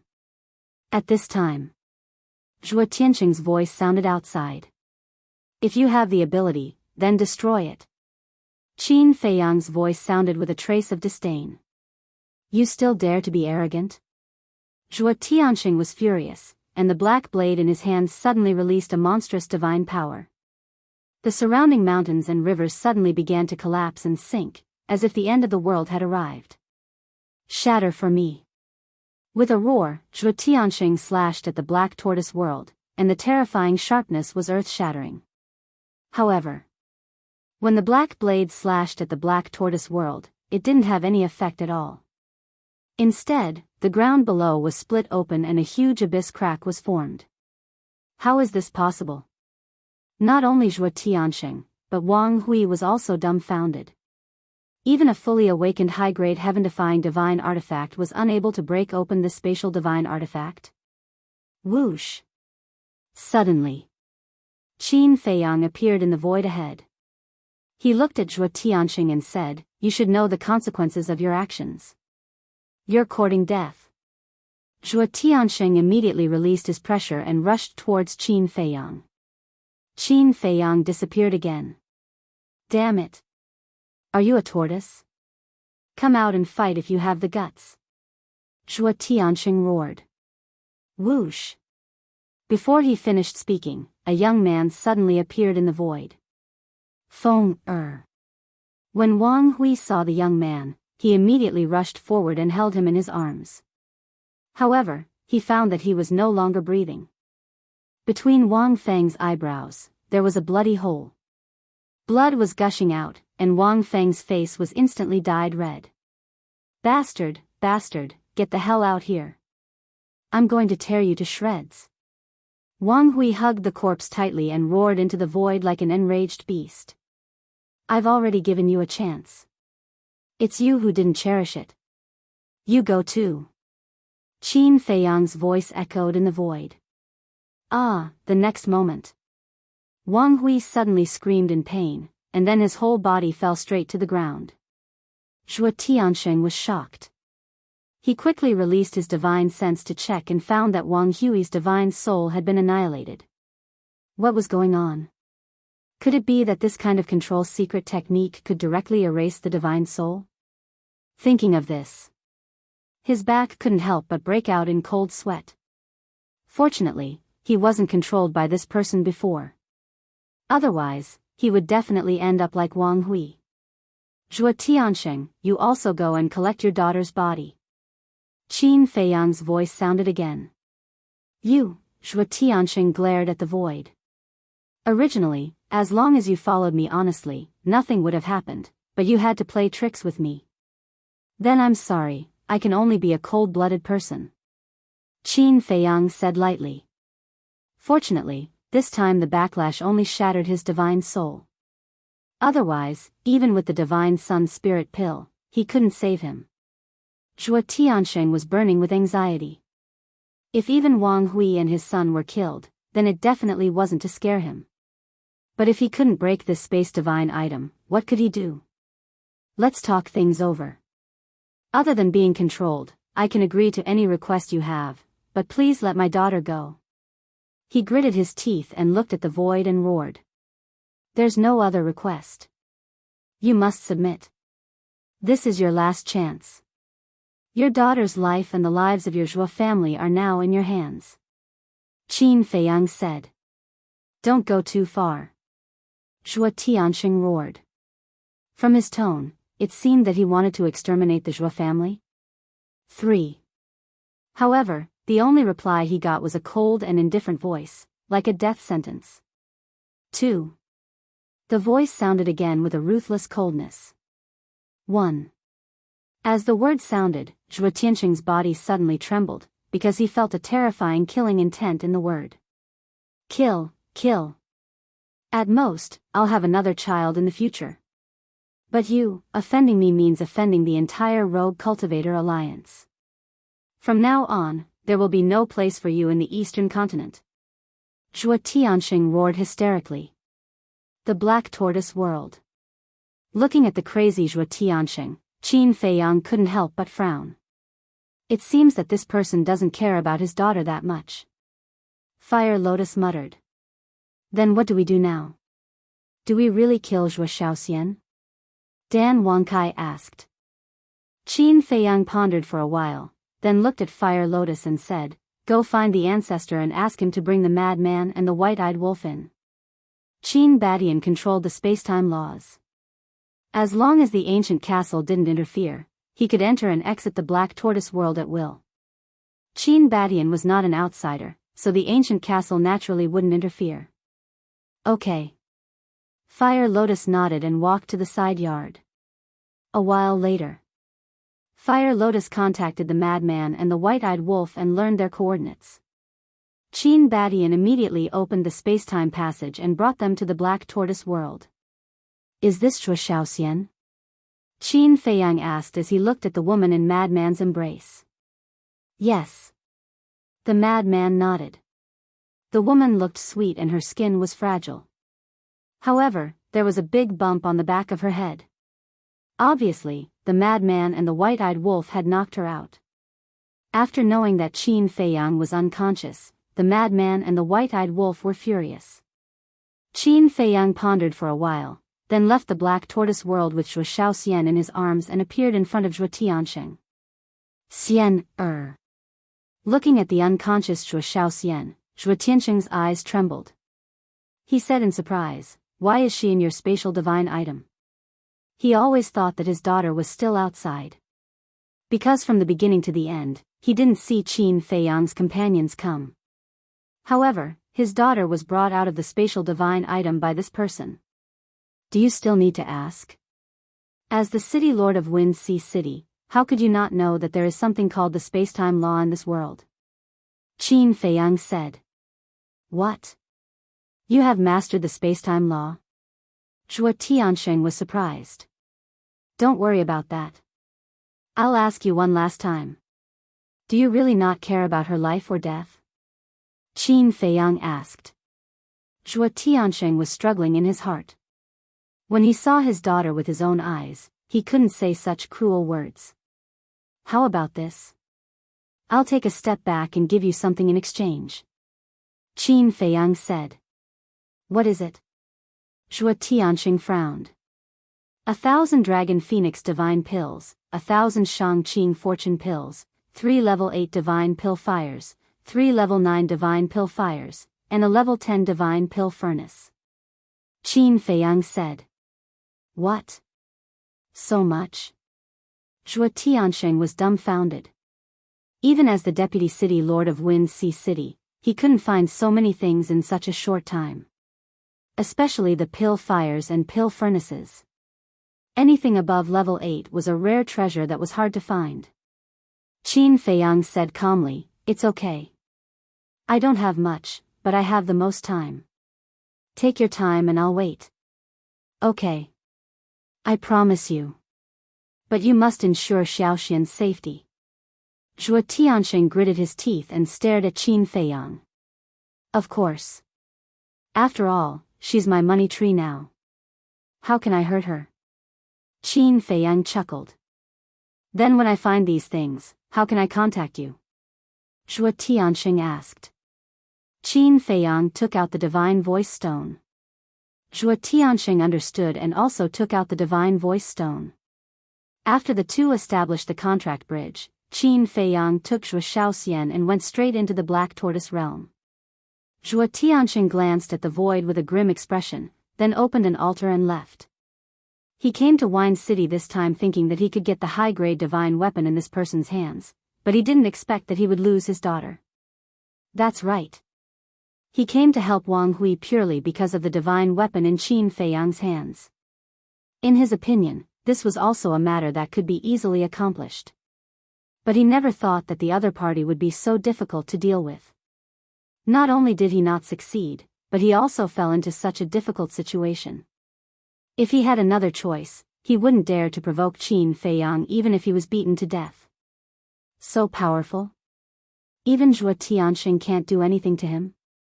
On a nearby mountain peak, two figures stood side by side at the edge of the cliff, looking at the leaving Zhuo Tianxing with eyes full of shock. The two were the Su family's patriarch and the Su family's old ancestor. They followed all the way here, thinking that they could take advantage of the situation or help to build a relationship with Zhuo Tianxing. After all, he was the deputy city lord of Wind Sea City. Who didn't want to curry favor with him? But when they arrived here and saw that even Zhuo Tianxing couldn't break the other party's spatial divine object, they didn't dare to show their faces. Because they were afraid of being targeted by Qin Feiyang again. Even Zhuo Tianxing couldn't do anything to him. If the other party targeted their Su family, then it would be a disaster. Old ancestor, I'm really unwilling. The Su family's patriarch withdrew his gaze and said bitterly. So what if you're unwilling? You and I both know Zhuo Tianxing's status and strength.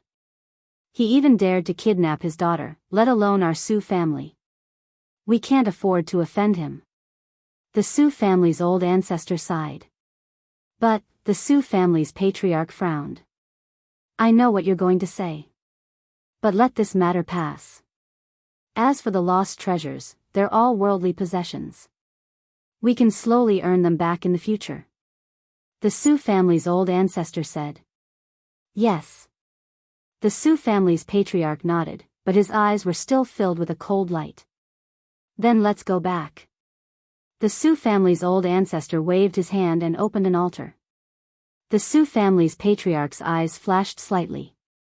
Looking at the Su family's old ancestor, he smiled and said, You go back first. I'll take care of something. What is it? The Su family's old ancestor frowned. The Su family's patriarch said, Don't worry, I won't provoke them again. It's best if that's the case. The Su family's old ancestor nodded and left alone. Looking at the back of the Su family's old ancestor, the Su family's patriarch couldn't help but snort coldly in his heart. After the Su family's old ancestor left, the Su family's patriarch raised his head and looked at the place where Qin Feiyang was. The coldness in his eyes was not concealed as he sneered and said, Proud of yourself, I'll see how long you can be proud of yourself. After saying that, he also opened an altar and quickly left. Chapter 30-37. The Black Tortoise Realm. Qin Feiyang returned the unconscious Zhuo Shaoxian to Frenzy. Why are you giving her to me? Frenzy was stunned. You caught her. Who else should I give her to? Qin Feiyang smiled. Isn't that what you want? Frenzy raised his eyebrows. Is that what I want? It's obviously the white-eyed wolf's idea. No matter whose idea it is, you're the one who caught her. You're responsible for taking care of her. After Qin Feiyang finished speaking, he turned around and walked toward the attic. I'm only responsible for digging a hole. I don't care about burying it. The white-eyed wolf chuckled and disappeared in a flash. You guys, looking at Zhuo Shaoxian in his arms, Frenzy's face was full of anger. He had no choice but to carry Zhuo Shaoxian and walk toward his own attic. He had long since had his own courtyard here. Wind Sea City. This was a gigantic city that was dozens of times larger than Wind City. The degree of prosperity was naturally not something that Wind City could compare to. But at this moment, Wind City was in chaos. The various commanders of the City Lord Mansion led the guards and completely sealed off the city. The people who entered and left had to be interrogated. What's going on? All the major city gates have been sealed off.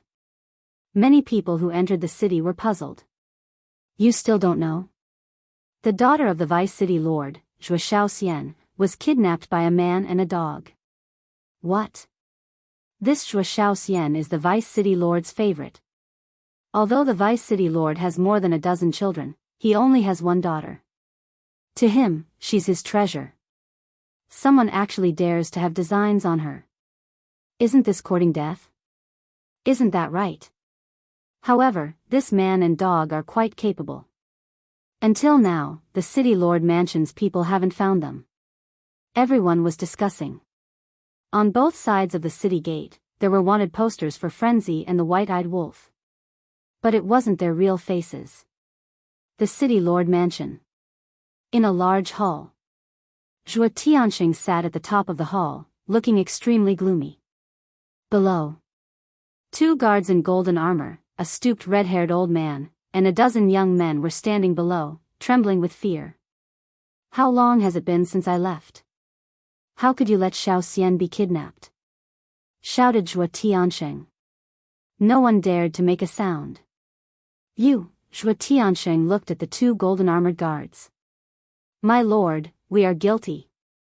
The 2 of them hurriedly knelt on the ground, their faces full of fear. 2 imperishable stage experts at the Great Perfection stage can't even protect the young Mississippi. What's the point of me keeping you? Zhuo Tianxing waved his hand, and a burst of divine power rushed toward the 2. Sir, please spare my life. The 2 of them roared in horror. However, Zhuo Tianxing did not show any mercy and directly killed the 2 of them. The young men could not help but feel terrified after seeing this. Zhuo Tianxing looked at the dozen or so youths and shouted, "Scram!" Yes. The youths hurriedly bowed and retreated. They were Zhuo Tianxing's children. He was Zhuo Tianxing's biological son. Even if he was Zhuo Tianxing's biological son, he wouldn't dare to act rashly in front of him. After retreating from the hall, the dozen or so youths returned to normal. All of them were arrogant and looked down on everyone, showing the virtues of a hedonistic son. Do you think Shaoxian will die in the hands of that man and dog? One of the youths asked telepathically. Isn't that better? That's right. In father's eyes, she's the most precious daughter. No matter what good thing he has, the first thing he thinks of is her. If it weren't for father's protection, would have dealt with her long ago. Then it seems like it's a good thing for us. Of course it's a good thing. If she dies outside, father will naturally start to value us. In the future, won't we be able to get whatever we want? The group was not worried at all. Instead, they laughed in their hearts. This was the kinship of a rich family. In front of benefits, it was worthless. There was only scheming and fighting for favor and power. Inside the hall. Only the red-haired elder was still there. Zhuo Tianxing sighed and looked at the red-haired elder. Elder you're the person I trust the most. There's something I need you to help me with. Sir, please speak. The red-haired elder said. I already know who kidnapped Shaoxian. And I've already met him. But he gave me a condition. Zhuo Tianxing explained the situation in a simple and clear manner. I see. I was wondering why we couldn't find them. It turns out that they have mastered the space-time laws. The red-haired elder nodded in realization. The most difficult thing to deal with is that they have a spatial divine item that even the Black Dragon Crescent Blade can't break. Zhuo Tianxing sighed. If we really want to save Shaoxian, then we really have to listen to him. The red-haired elder said. The Prime Clear Creation Pill and Dragon Phoenix Divine Pill are not a problem. Our City Lord residence has stored a lot of them over the years. But 3 level 8 Divine Pill Fires, 3 level 9 Divine Pill Fires, and a level 10 divine pill furnace. Where can I find them? I'm afraid even Mo Lu can't take out so many at once. Especially a level 10 divine pill furnace. It's already the best pill furnace. Such pill furnaces are basically in the hands of those alchemy masters. Should we ask them for them? Impossible. Those are their lifeblood. No matter how much benefits they give, they won't give it to me. As for Mo Lu, I'm afraid they don't have it either. Even if they do, they won't sell it to us from the Rogue Cultivator Alliance. Tell me, what can I do? Zhuo Tianxing rubbed his forehead with a frustrated expression. This is indeed a difficult problem. Elder Yu nodded. How about this? You know quite a few alchemy masters. Why don't you ask them first and see what they think? Zhuo Tianxing looked at Elder Yu expectantly. There's no need to ask. None of the alchemy masters I know has a level 10 divine pill furnace. The highest is level 9. For such a pill furnace, other than the Demon Hall, I'm afraid we can only look for the Deputy Alliance leader of the Rogue Cultivator Alliance. Because he has a 10th level divine grade pill furnace in his hands. Elder Yu said. Look for him? I don't dare. Zhuo Tianxing hurriedly shook his head, his face full of fear. Indeed. Against an expert like him, let alone Xiao Xian, even you are just a small chess piece. Elder Yu shook his head and sighed. What should we do? Zhuo Tianxing was extremely frustrated. Da. Suddenly, accompanied by a series of hurried footsteps, a guard ran out of the hall and said respectfully, Sir, someone requests to see you. I'm not free. Zhuo Tianxing shouted. The guard shrank his neck and said, This person said that he has a way to deal with the person who kidnapped Mississippi. What? Zhuo Tianxing suddenly stood up and looked at Elder Yu. He hurriedly said, Quickly invite him in. Yes. The guard turned and ran back. Zhuo Tianxing walked to the entrance of the hall and looked outside. Elder Yu, who do you think this person is? No matter who he is, as long as he can help save Xiao Xian, he will be our benefactor. Elder Yu smiled. Yes. If he can really help us save Xiao Xian, I will definitely reward him handsomely. After saying that, Zhuo Tianxing waited anxiously. Soon, the guard walked over with a middle-aged man. Sir, it's him. The guard pointed at the middle-aged man and said. Zhuo Tianxing sized up the middle-aged man in front of him and waved to the guard. You can leave first. The guard turned and left. Please come in. Zhuo Tianxing warmly greeted the middle-aged man and entered the hall. He smiled and said, May I ask your name? Sir is too polite.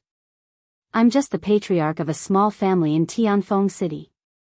The middle-aged man hurriedly waved his hand. Tianfeng City? Zhuo Tianxing and Elder Yu looked at each other, and their attitude was even more enthusiastic. People from Tianfeng City must have contact with that person. Maybe there really is a way. Su Yuan greets Sir. The middle-aged man bowed. No need to be polite, no need to be polite. Brother Su, please sit down. Zhuo Tianxing asked Su Yuan to sit on a chair and couldn't wait to ask, Brother Su, do you really have a way to deal with this person? Su Yuan nodded, and a look of resentment flashed in his eyes. He said, Sir, this person also has a blood feud with me. What do you mean? Zhuo Tianxing was taken aback and asked suspiciously.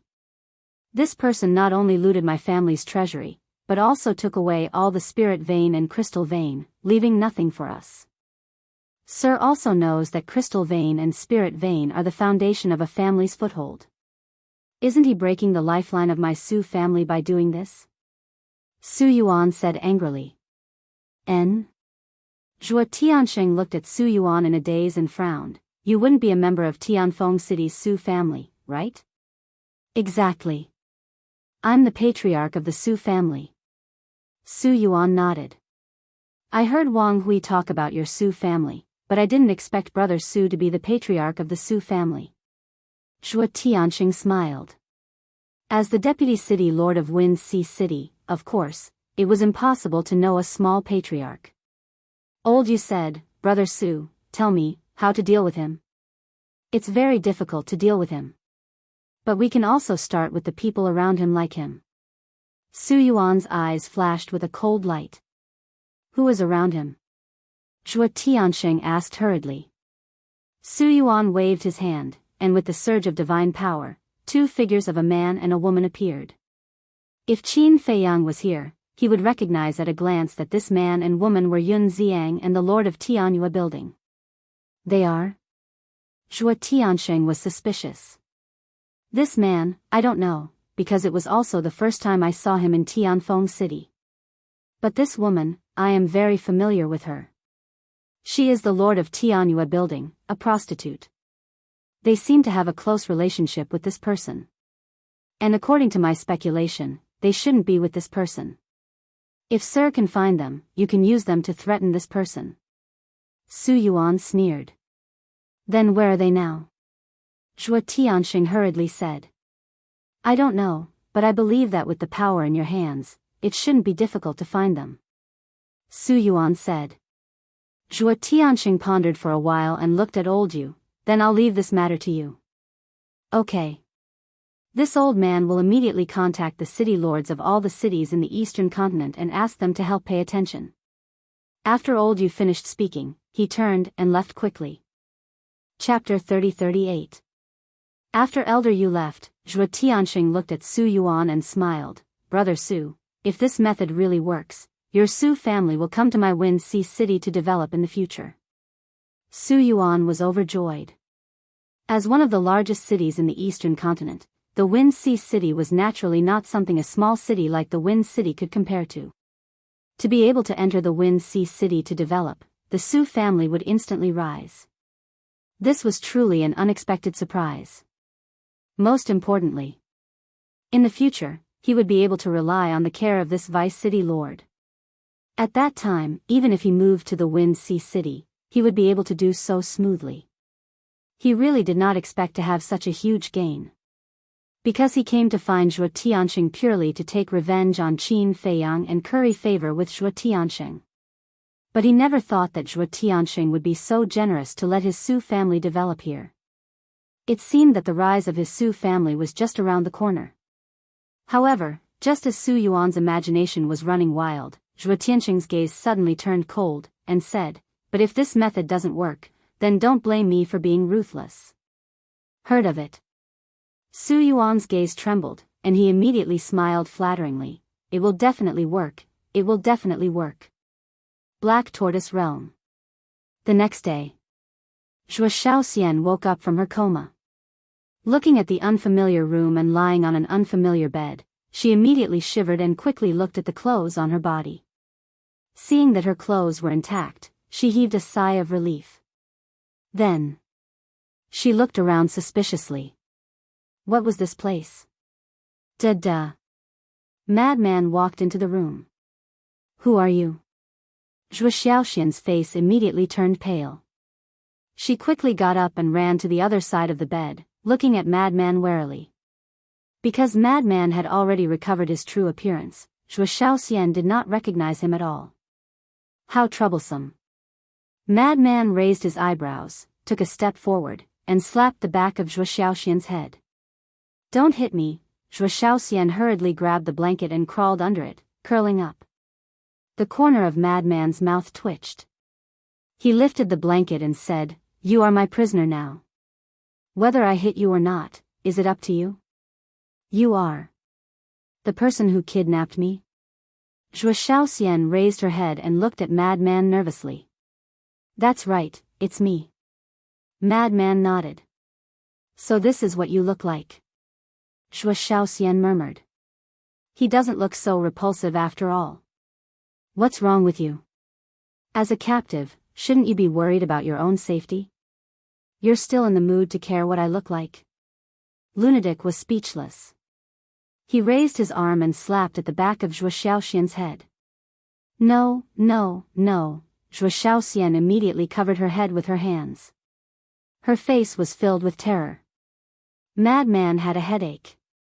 He couldn't kill them, nor could he fight them. What should he do? His style was to either kill or get lost. He had never been alone with a woman before. He had never taken care of a woman before.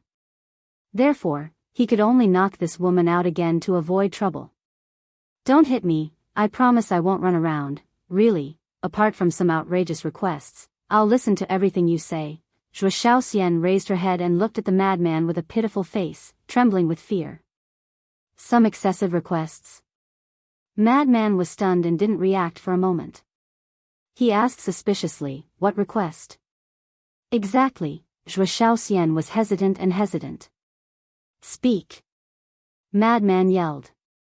Just don't take advantage of me. Zhuo Shaoxian shuddered and blurted out. Ugh. Madman was startled. His face darkened as he said angrily, am I that kind of person? Zhuo Shaoxian did not dare to say anything. Madman stared at her for a moment and said angrily, fine, I won't hit you, but you have to stay in the room obediently. You're not allowed to go anywhere, and you're not allowed to disturb me. I like peace and quiet. Sure. Zhuo Shaoxian nodded and asked cautiously, so you won't kill me? Why would I kill you? Madman was suspicious. Why did you kidnap me then? Zhuo Shaoxian was confused. To exchange you for treasures, of course. Madman chuckled. So you're after wealth. Zhuo Shaoxian came to a realization. Can't I? Madman frowned. Sure. But can you not restrict my freedom? How do you expect me to stay in such a small room? Zhuo Shaoxian looked at Madman with a wronged expression. Why do you have so many requests? Remember, don't even think about running away. We're not outside, we're inside a space artifact. Madman harumphed coldly and left the room. You. Zhuo Shaoxian was about to say something when Madman turned around and glared at her. Zhuo Shaoxian immediately shrunk her neck and lowered her head in fear. How troublesome. Madman rubbed his forehead and slammed the door shut, before he went to cultivate in seclusion in the main hall. A while later. Zhuo Shaoxian finally calmed down as she did not hear anything. She glanced around for a while, before walking out of the room and standing on the balcony.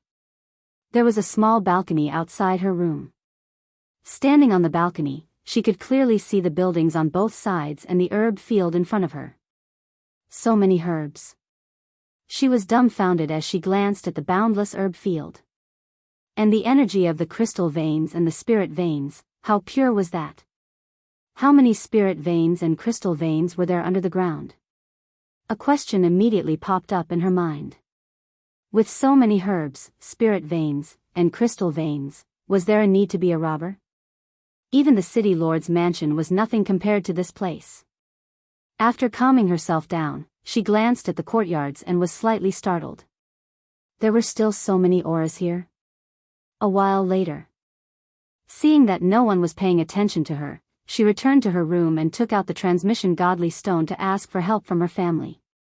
However, she could not find a cosmos ring after searching her entire body. Asshole. How dare he bully a woman, how inhumane. Zhuo Shaoxian sat on the edge of the bed and cursed Madman softly. In the blink of an eye. 3 days had passed outside. However, 3,000 years had passed in the Black Tortoise realm. After being locked in the room for 3,000 years, Zhuo Shaoxian could no longer hold it in. She gently opened the door. What are you doing? Madman immediately opened his eyes and yelled.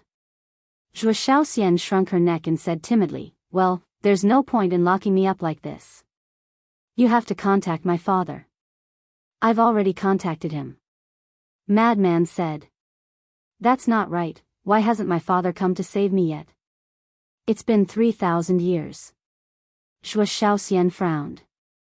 Madman's eyes were filled with murderous intent when he heard that. What do you want? Zhuo Shaoxian immediately took a few steps back. Madman suddenly stood up and took a step forward, landing in front of Zhuo Shaoxian. He did not hide the murderous intent in his eyes. Don't kill me. I promise I won't disturb you again. I'll go back to my room right now. Zhuo Xiaoxian quickly turned around and ran inside, closing the door. She was extremely scared. Madman stared at the door, his eyes flickering. A moment later, he walked out of the room, stood in the courtyard, and yelled, "Qin Feiyang, get your ass over here." Qin Feiyang? In the room on the second floor, Zhuo Xiaoxian was startled. She curiously sneaked to the balcony and looked down. Qin Feiyang's courtyard was not far from Madman's. Hearing Madman's yell, Qin Feiyang dragged the mermaid princess out of the attic. He looked at the furious Madman and said with a smile, "What are you doing? What a beautiful big sister." Looking at the mermaid princess standing next to Qin Feiyang, even Zhuo Xiaoxian, who was extraordinarily beautiful, could not help but be stunned. Madman landed in front of Qin Feiyang, glanced at the mermaid princess, then stared at Qin Feiyang and said angrily, "You're having a great time, hugging your wife and flirting inside all day." Cough cough. Qin Feiyang choked. The mermaid princess also blushed. "Speaking of which, it's been so long. Why hasn't your stomach reacted yet? Old Qin, can you do it?" Madman looked at the two of them mockingly. Qin Feiyang's face darkened. He said angrily, "You called me out just to make fun of us? I want to be in the mood too." Madman pursed his lips and said in a deep voice, "We neglected a problem." "What problem?" Qin Feiyang and the mermaid princess looked at him suspiciously. "A time array. 3 days have passed outside, and 3,000 years have passed in the Black Tortoise world. If we really let Zhuo Xiaoxian out, she will definitely notice something. A time array that takes a day and 1,000 years. If news of this spreads, it will probably attract a lot of trouble," Madman said. Qin Feiyang heard this and could not help but frown. "The most important thing is, who knows when Zhuo Tianxing will gather the things you want? If we wait for a year or so, then it will be hundreds of thousands of years in the Black Tortoise world. I still have to take care of her for hundreds of thousands of years. Don't joke around. I might as well die." Madman was furious. The mermaid princess said helplessly, "Senior brother Madman, isn't it just temporarily taking care of a girl? Is there a need to be so impatient? My dear wife, you don't know this. Don't be fooled by our senior brother's usual imposing manner. This is the first time he is alone with a woman. It's embarrassing."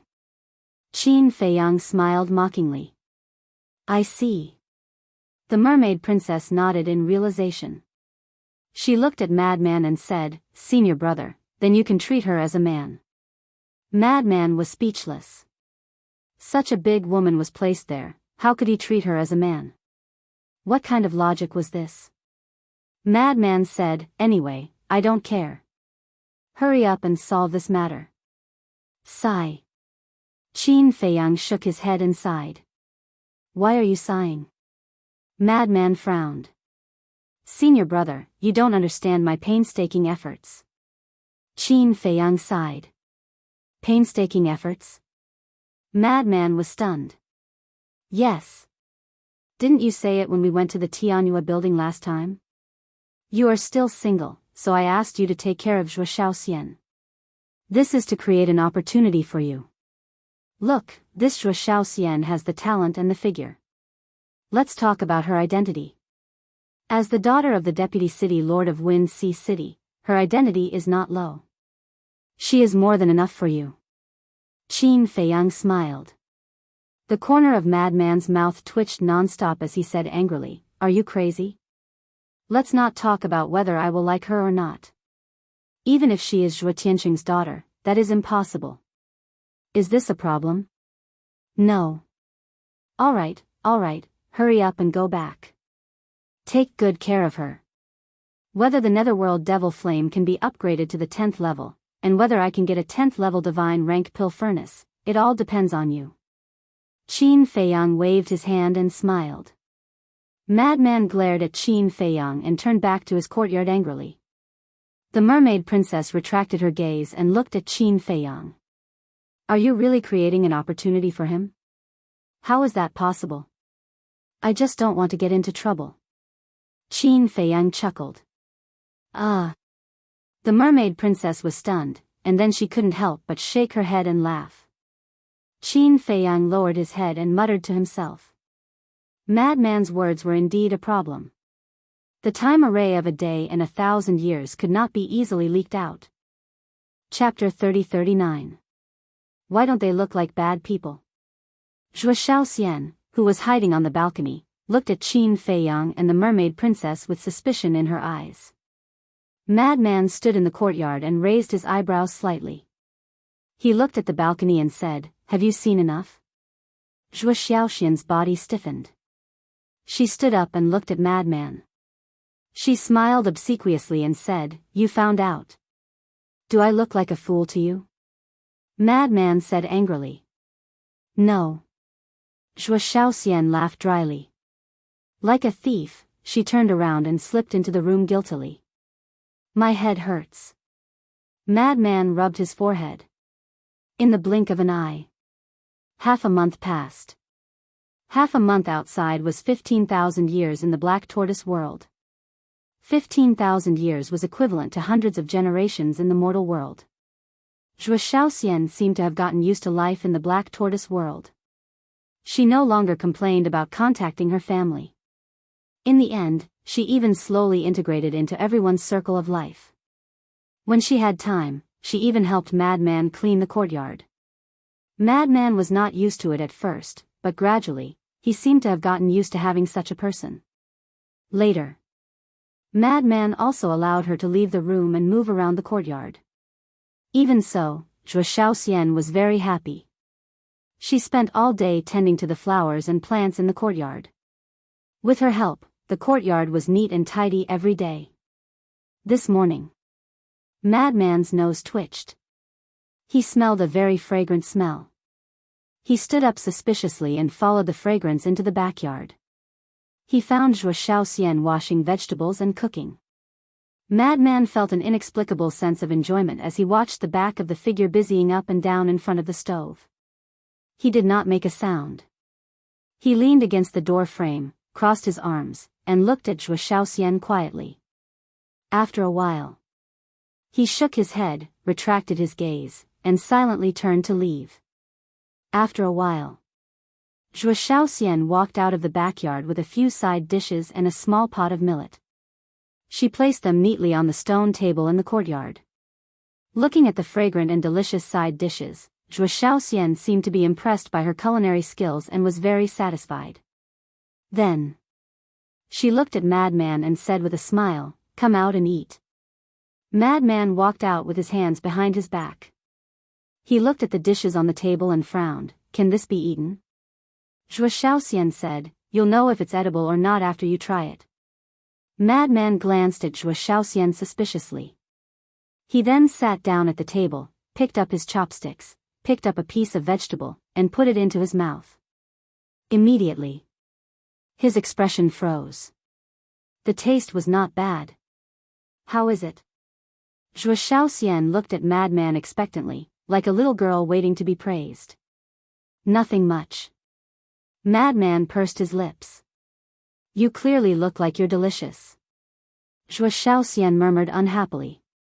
"What haven't I eaten before? How can this simple meal satisfy my appetite?" Madman's face was full of disdain. "Then don't eat it." Zhuo Xiaoxian dodged the chopsticks in the lunatic's hand. "Look at my temper. Do you know whose territory this is?" Madman glared fiercely. Zhuo Xiaoxian smiled embarrassedly and gave the chopsticks back to lunatic. Madman took a sip of the millet porridge. It was sweet and tasty, crispy and chewy. It was really not bad. Then, he looked up at Zhuo Xiaoxian who was sitting opposite him and frowned. "I say, why don't you know how to cultivate? What's so good about cultivation?" Zhuo Xiaoxian lowered her head and said as she ate. "Isn't cultivation good?" Madman was stunned. "Not good." Zhuo Xiaoxian shook her head, still lowering her head. There was a trace of sadness in her eyes as if she thought of something sad. "Why?" Madman looked at her curiously. Zhuo Xiaoxian was silent for a long time, then shook her head and said, "Nothing." "What a strange woman." Madman shook his head. "You're the strange one." Zhuo Xiaoxian pouted. Madman was stunned. He put down his bowl and chopsticks and frowned. "You have to make yourself clear." "How am I strange?" "It's true. You're not a bad person. Why do you always pretend to be fierce?" Zhuo Xiaoxian lowered her head, looking timid. It was quite pitiful. "I'm pretending?" Madman was stunned. Who wasn't afraid of him in the Nine Heavens Palace? Not to mention the disciples of the Nine Heavens Palace, even the sea beasts of the heavenly cloud ocean would treat him like a demon. Zhuo Xiaoxian gathered her courage and looked at Madman. "You kidnapped me for money?" "What else?" Madman continued to eat. "But you don't lack money at all. Look at the herbs you have here. You can sell any of them for a high price. And the spirit veins and crystal veins here are much more than the city lord's mansion." Zhuo Xiaoxian was confused. "Of course we can't buy what we want." Madman said calmly. "What is it?" Zhuo Xiaoxian was curious. "Why are you so talkative? Hurry up and eat. After that, clean the house." Madman glared at her. At this moment, someone walked out of the house next door. He looked at Madman and Zhuo Xiaoxian and smiled ambiguously. "Little Madman, not bad. There's breakfast." That person was Xia Yuan. Although they rarely went out, they already knew that Madman had a woman in his house. "What's with that look?" Madman looked at Xia Yuan unhappily. "See for yourself." With a hearty laugh, Xia Yuan turned and strode towards Qin Baishan's courtyard. "What's wrong?" Madman mumbled. Zhuo Xiaoxian glanced at Xia Yuan's back, then looked at Madman and asked suspiciously, "Why does everyone call you Little Madman? Don't you have a name?" "Shut up." Madman glared again. "Fine, I won't say it." "Why are you being so fierce?" Zhuo Xiaoxian pouted. "Little Madman, eat it. It looks delicious." Another divine general passed by the house and chuckled. Madman's face darkened. He slammed the stone table and stood up angrily. "Can't you let me have breakfast in peace?" "Fine, fine, fine. Go on, go on." The divine general turned around and left with a smile. "Martial Uncle Madman, let me try it too." Soon, another young man ran over. He was very thick-skinned and directly went to Madman's side. This person was Wang Xiaojie. "Get lost." Madman's veins bulged. "Don't be so stingy." Wang Xiaojie did not care so much. He sat at the side and looked at Zhuo Xiaoxian. He chuckled and said, "Martial ant, give me a bowl." "Ah." Zhuo Xiaoxian was stunned. Madman also froze on the spot. "Forget it, I'll do it myself." Wang Xiaojie glanced at the two, ran into the backyard, and ran out with a bowl and chopsticks. He sat next to Madman and started eating. "Not bad, not bad. Martial ant, I really didn't expect that a rich young lady like you would be so good at cooking. Martial Uncle Madman, what are you waiting for? If you don't eat, there won't be any left." As he ate, he continued to nag. Madman's face darkened. He slapped him and said angrily, "Can you shut up?" "That's right. There's so much food, but it can't stop your mouth." At this moment, two more uninvited guests came. They were Long Tianyu and Qin Chen. Long Tianyu had been staying in the Black Tortoise realm. He used to live with the Beast Emperor, but after the Beast Emperor left, he lived with Wang Xiaojie and Qin Chen. "Brother Madman, sister-in-law Xiaoxian, I hope I didn't disturb you." Long Tianyu looked at Madman and Zhuo Xiaoxian and asked. First, it was martial aunt, and now it was sister-in-law. Zhuo Xiaoxian could not hold it in any longer. Madman's expression became even uglier. He looked at Wang Xiaojie, then at Long Tianyu, and finally at Qin Chen. What was going on today? Why did all those people who usually did not go out and were immersed in cultivation come out today? Suddenly, he narrowed his eyes and looked at Wang Xiaojie and the other two. He asked, "Did you guys plan this?" Plan? The three of them were stunned. Madman said in a deep voice, "Otherwise, why did you guys come out? We've been cultivating for too long. Can't we come out for some fresh air?" "Martial uncle, when did you become so stingy? We just freeloaded your breakfast. Is there a need to be like this?" "Look, Martial aunt didn't say anything." Wang Xiaojie looked wronged. "Shut up." Madman grabbed Wang Xiaojie and angrily transmitted his voice, "Kid, if you dare to say another word, I will tear your mouth apart." Okay. Wang Xiaojie nodded his head and finished the millet porridge in his bowl. He stood up and said, I'm full. Brother Chen, let's go around." "All right." Long Tianyu and Qin Chen nodded. Then, the three of them ran out. Wang Xiaojie suddenly turned to look at Zhuo Shaoxian and chuckled, "Martial aunt, we will all come to freeload tomorrow morning. Please prepare more." Scram! Madman roared. Seeing that the situation was bad, Wang Xiaojie and the other two shrunk their necks and immediately fled in panic. Zhuo Shaoxian's face was flushed red. "Too naughty. I'll teach them a lesson another day." Madman looked at Zhuo Shaoxian and laughed. But just as he finished speaking, his expression froze. Was there a need to explain to this woman? What the hell? Zhuo Shaoxian lowered her head and only cared about eating. She did not say a word, but her eyes would occasionally glance at Madman. The atmosphere was slightly awkward. Madman was a little uncomfortable. In order to break the awkward atmosphere, he asked suspiciously, "Speaking of which, as Zhuo Tianqing's daughter, why do you know how to cook? In your eyes, born in a wealthy family, should you open your mouth and open your mouth?" Zhuo Shaoxian was displeased. "Isn't that so?" Madman was stunned. "Some people are, some people aren't. I like to cook. Because only by sitting at the dining table and eating with my family can I feel like a family." Zhuo Shaoxian pondered for a while and lowered her head. "What do you mean?" Madman's face was full of suspicion. "Nothing." Zhuo Shaoxian shook her head and lowered her head to eat for a while. Suddenly, she looked around and said strangely, "I like it here very much." And there was a sincere smile on her face. The more Madman listened, the more confused he became. What a strange woman. "If you like it here, then stay here." At this moment, the mermaid princess walked over and smiled. "Sister-in-law." Zhuo Shaoxian hurriedly got up and ran toward the mermaid princess. Over the years, the mermaid princess often came to talk to her, so the two of them had a good relationship. And she had a good impression of Zhuo Shaoxian. Because she did not see any of the characteristics of a rich young lady in Zhuo Shaoxian, such as arrogance, spoiled, or willfulness.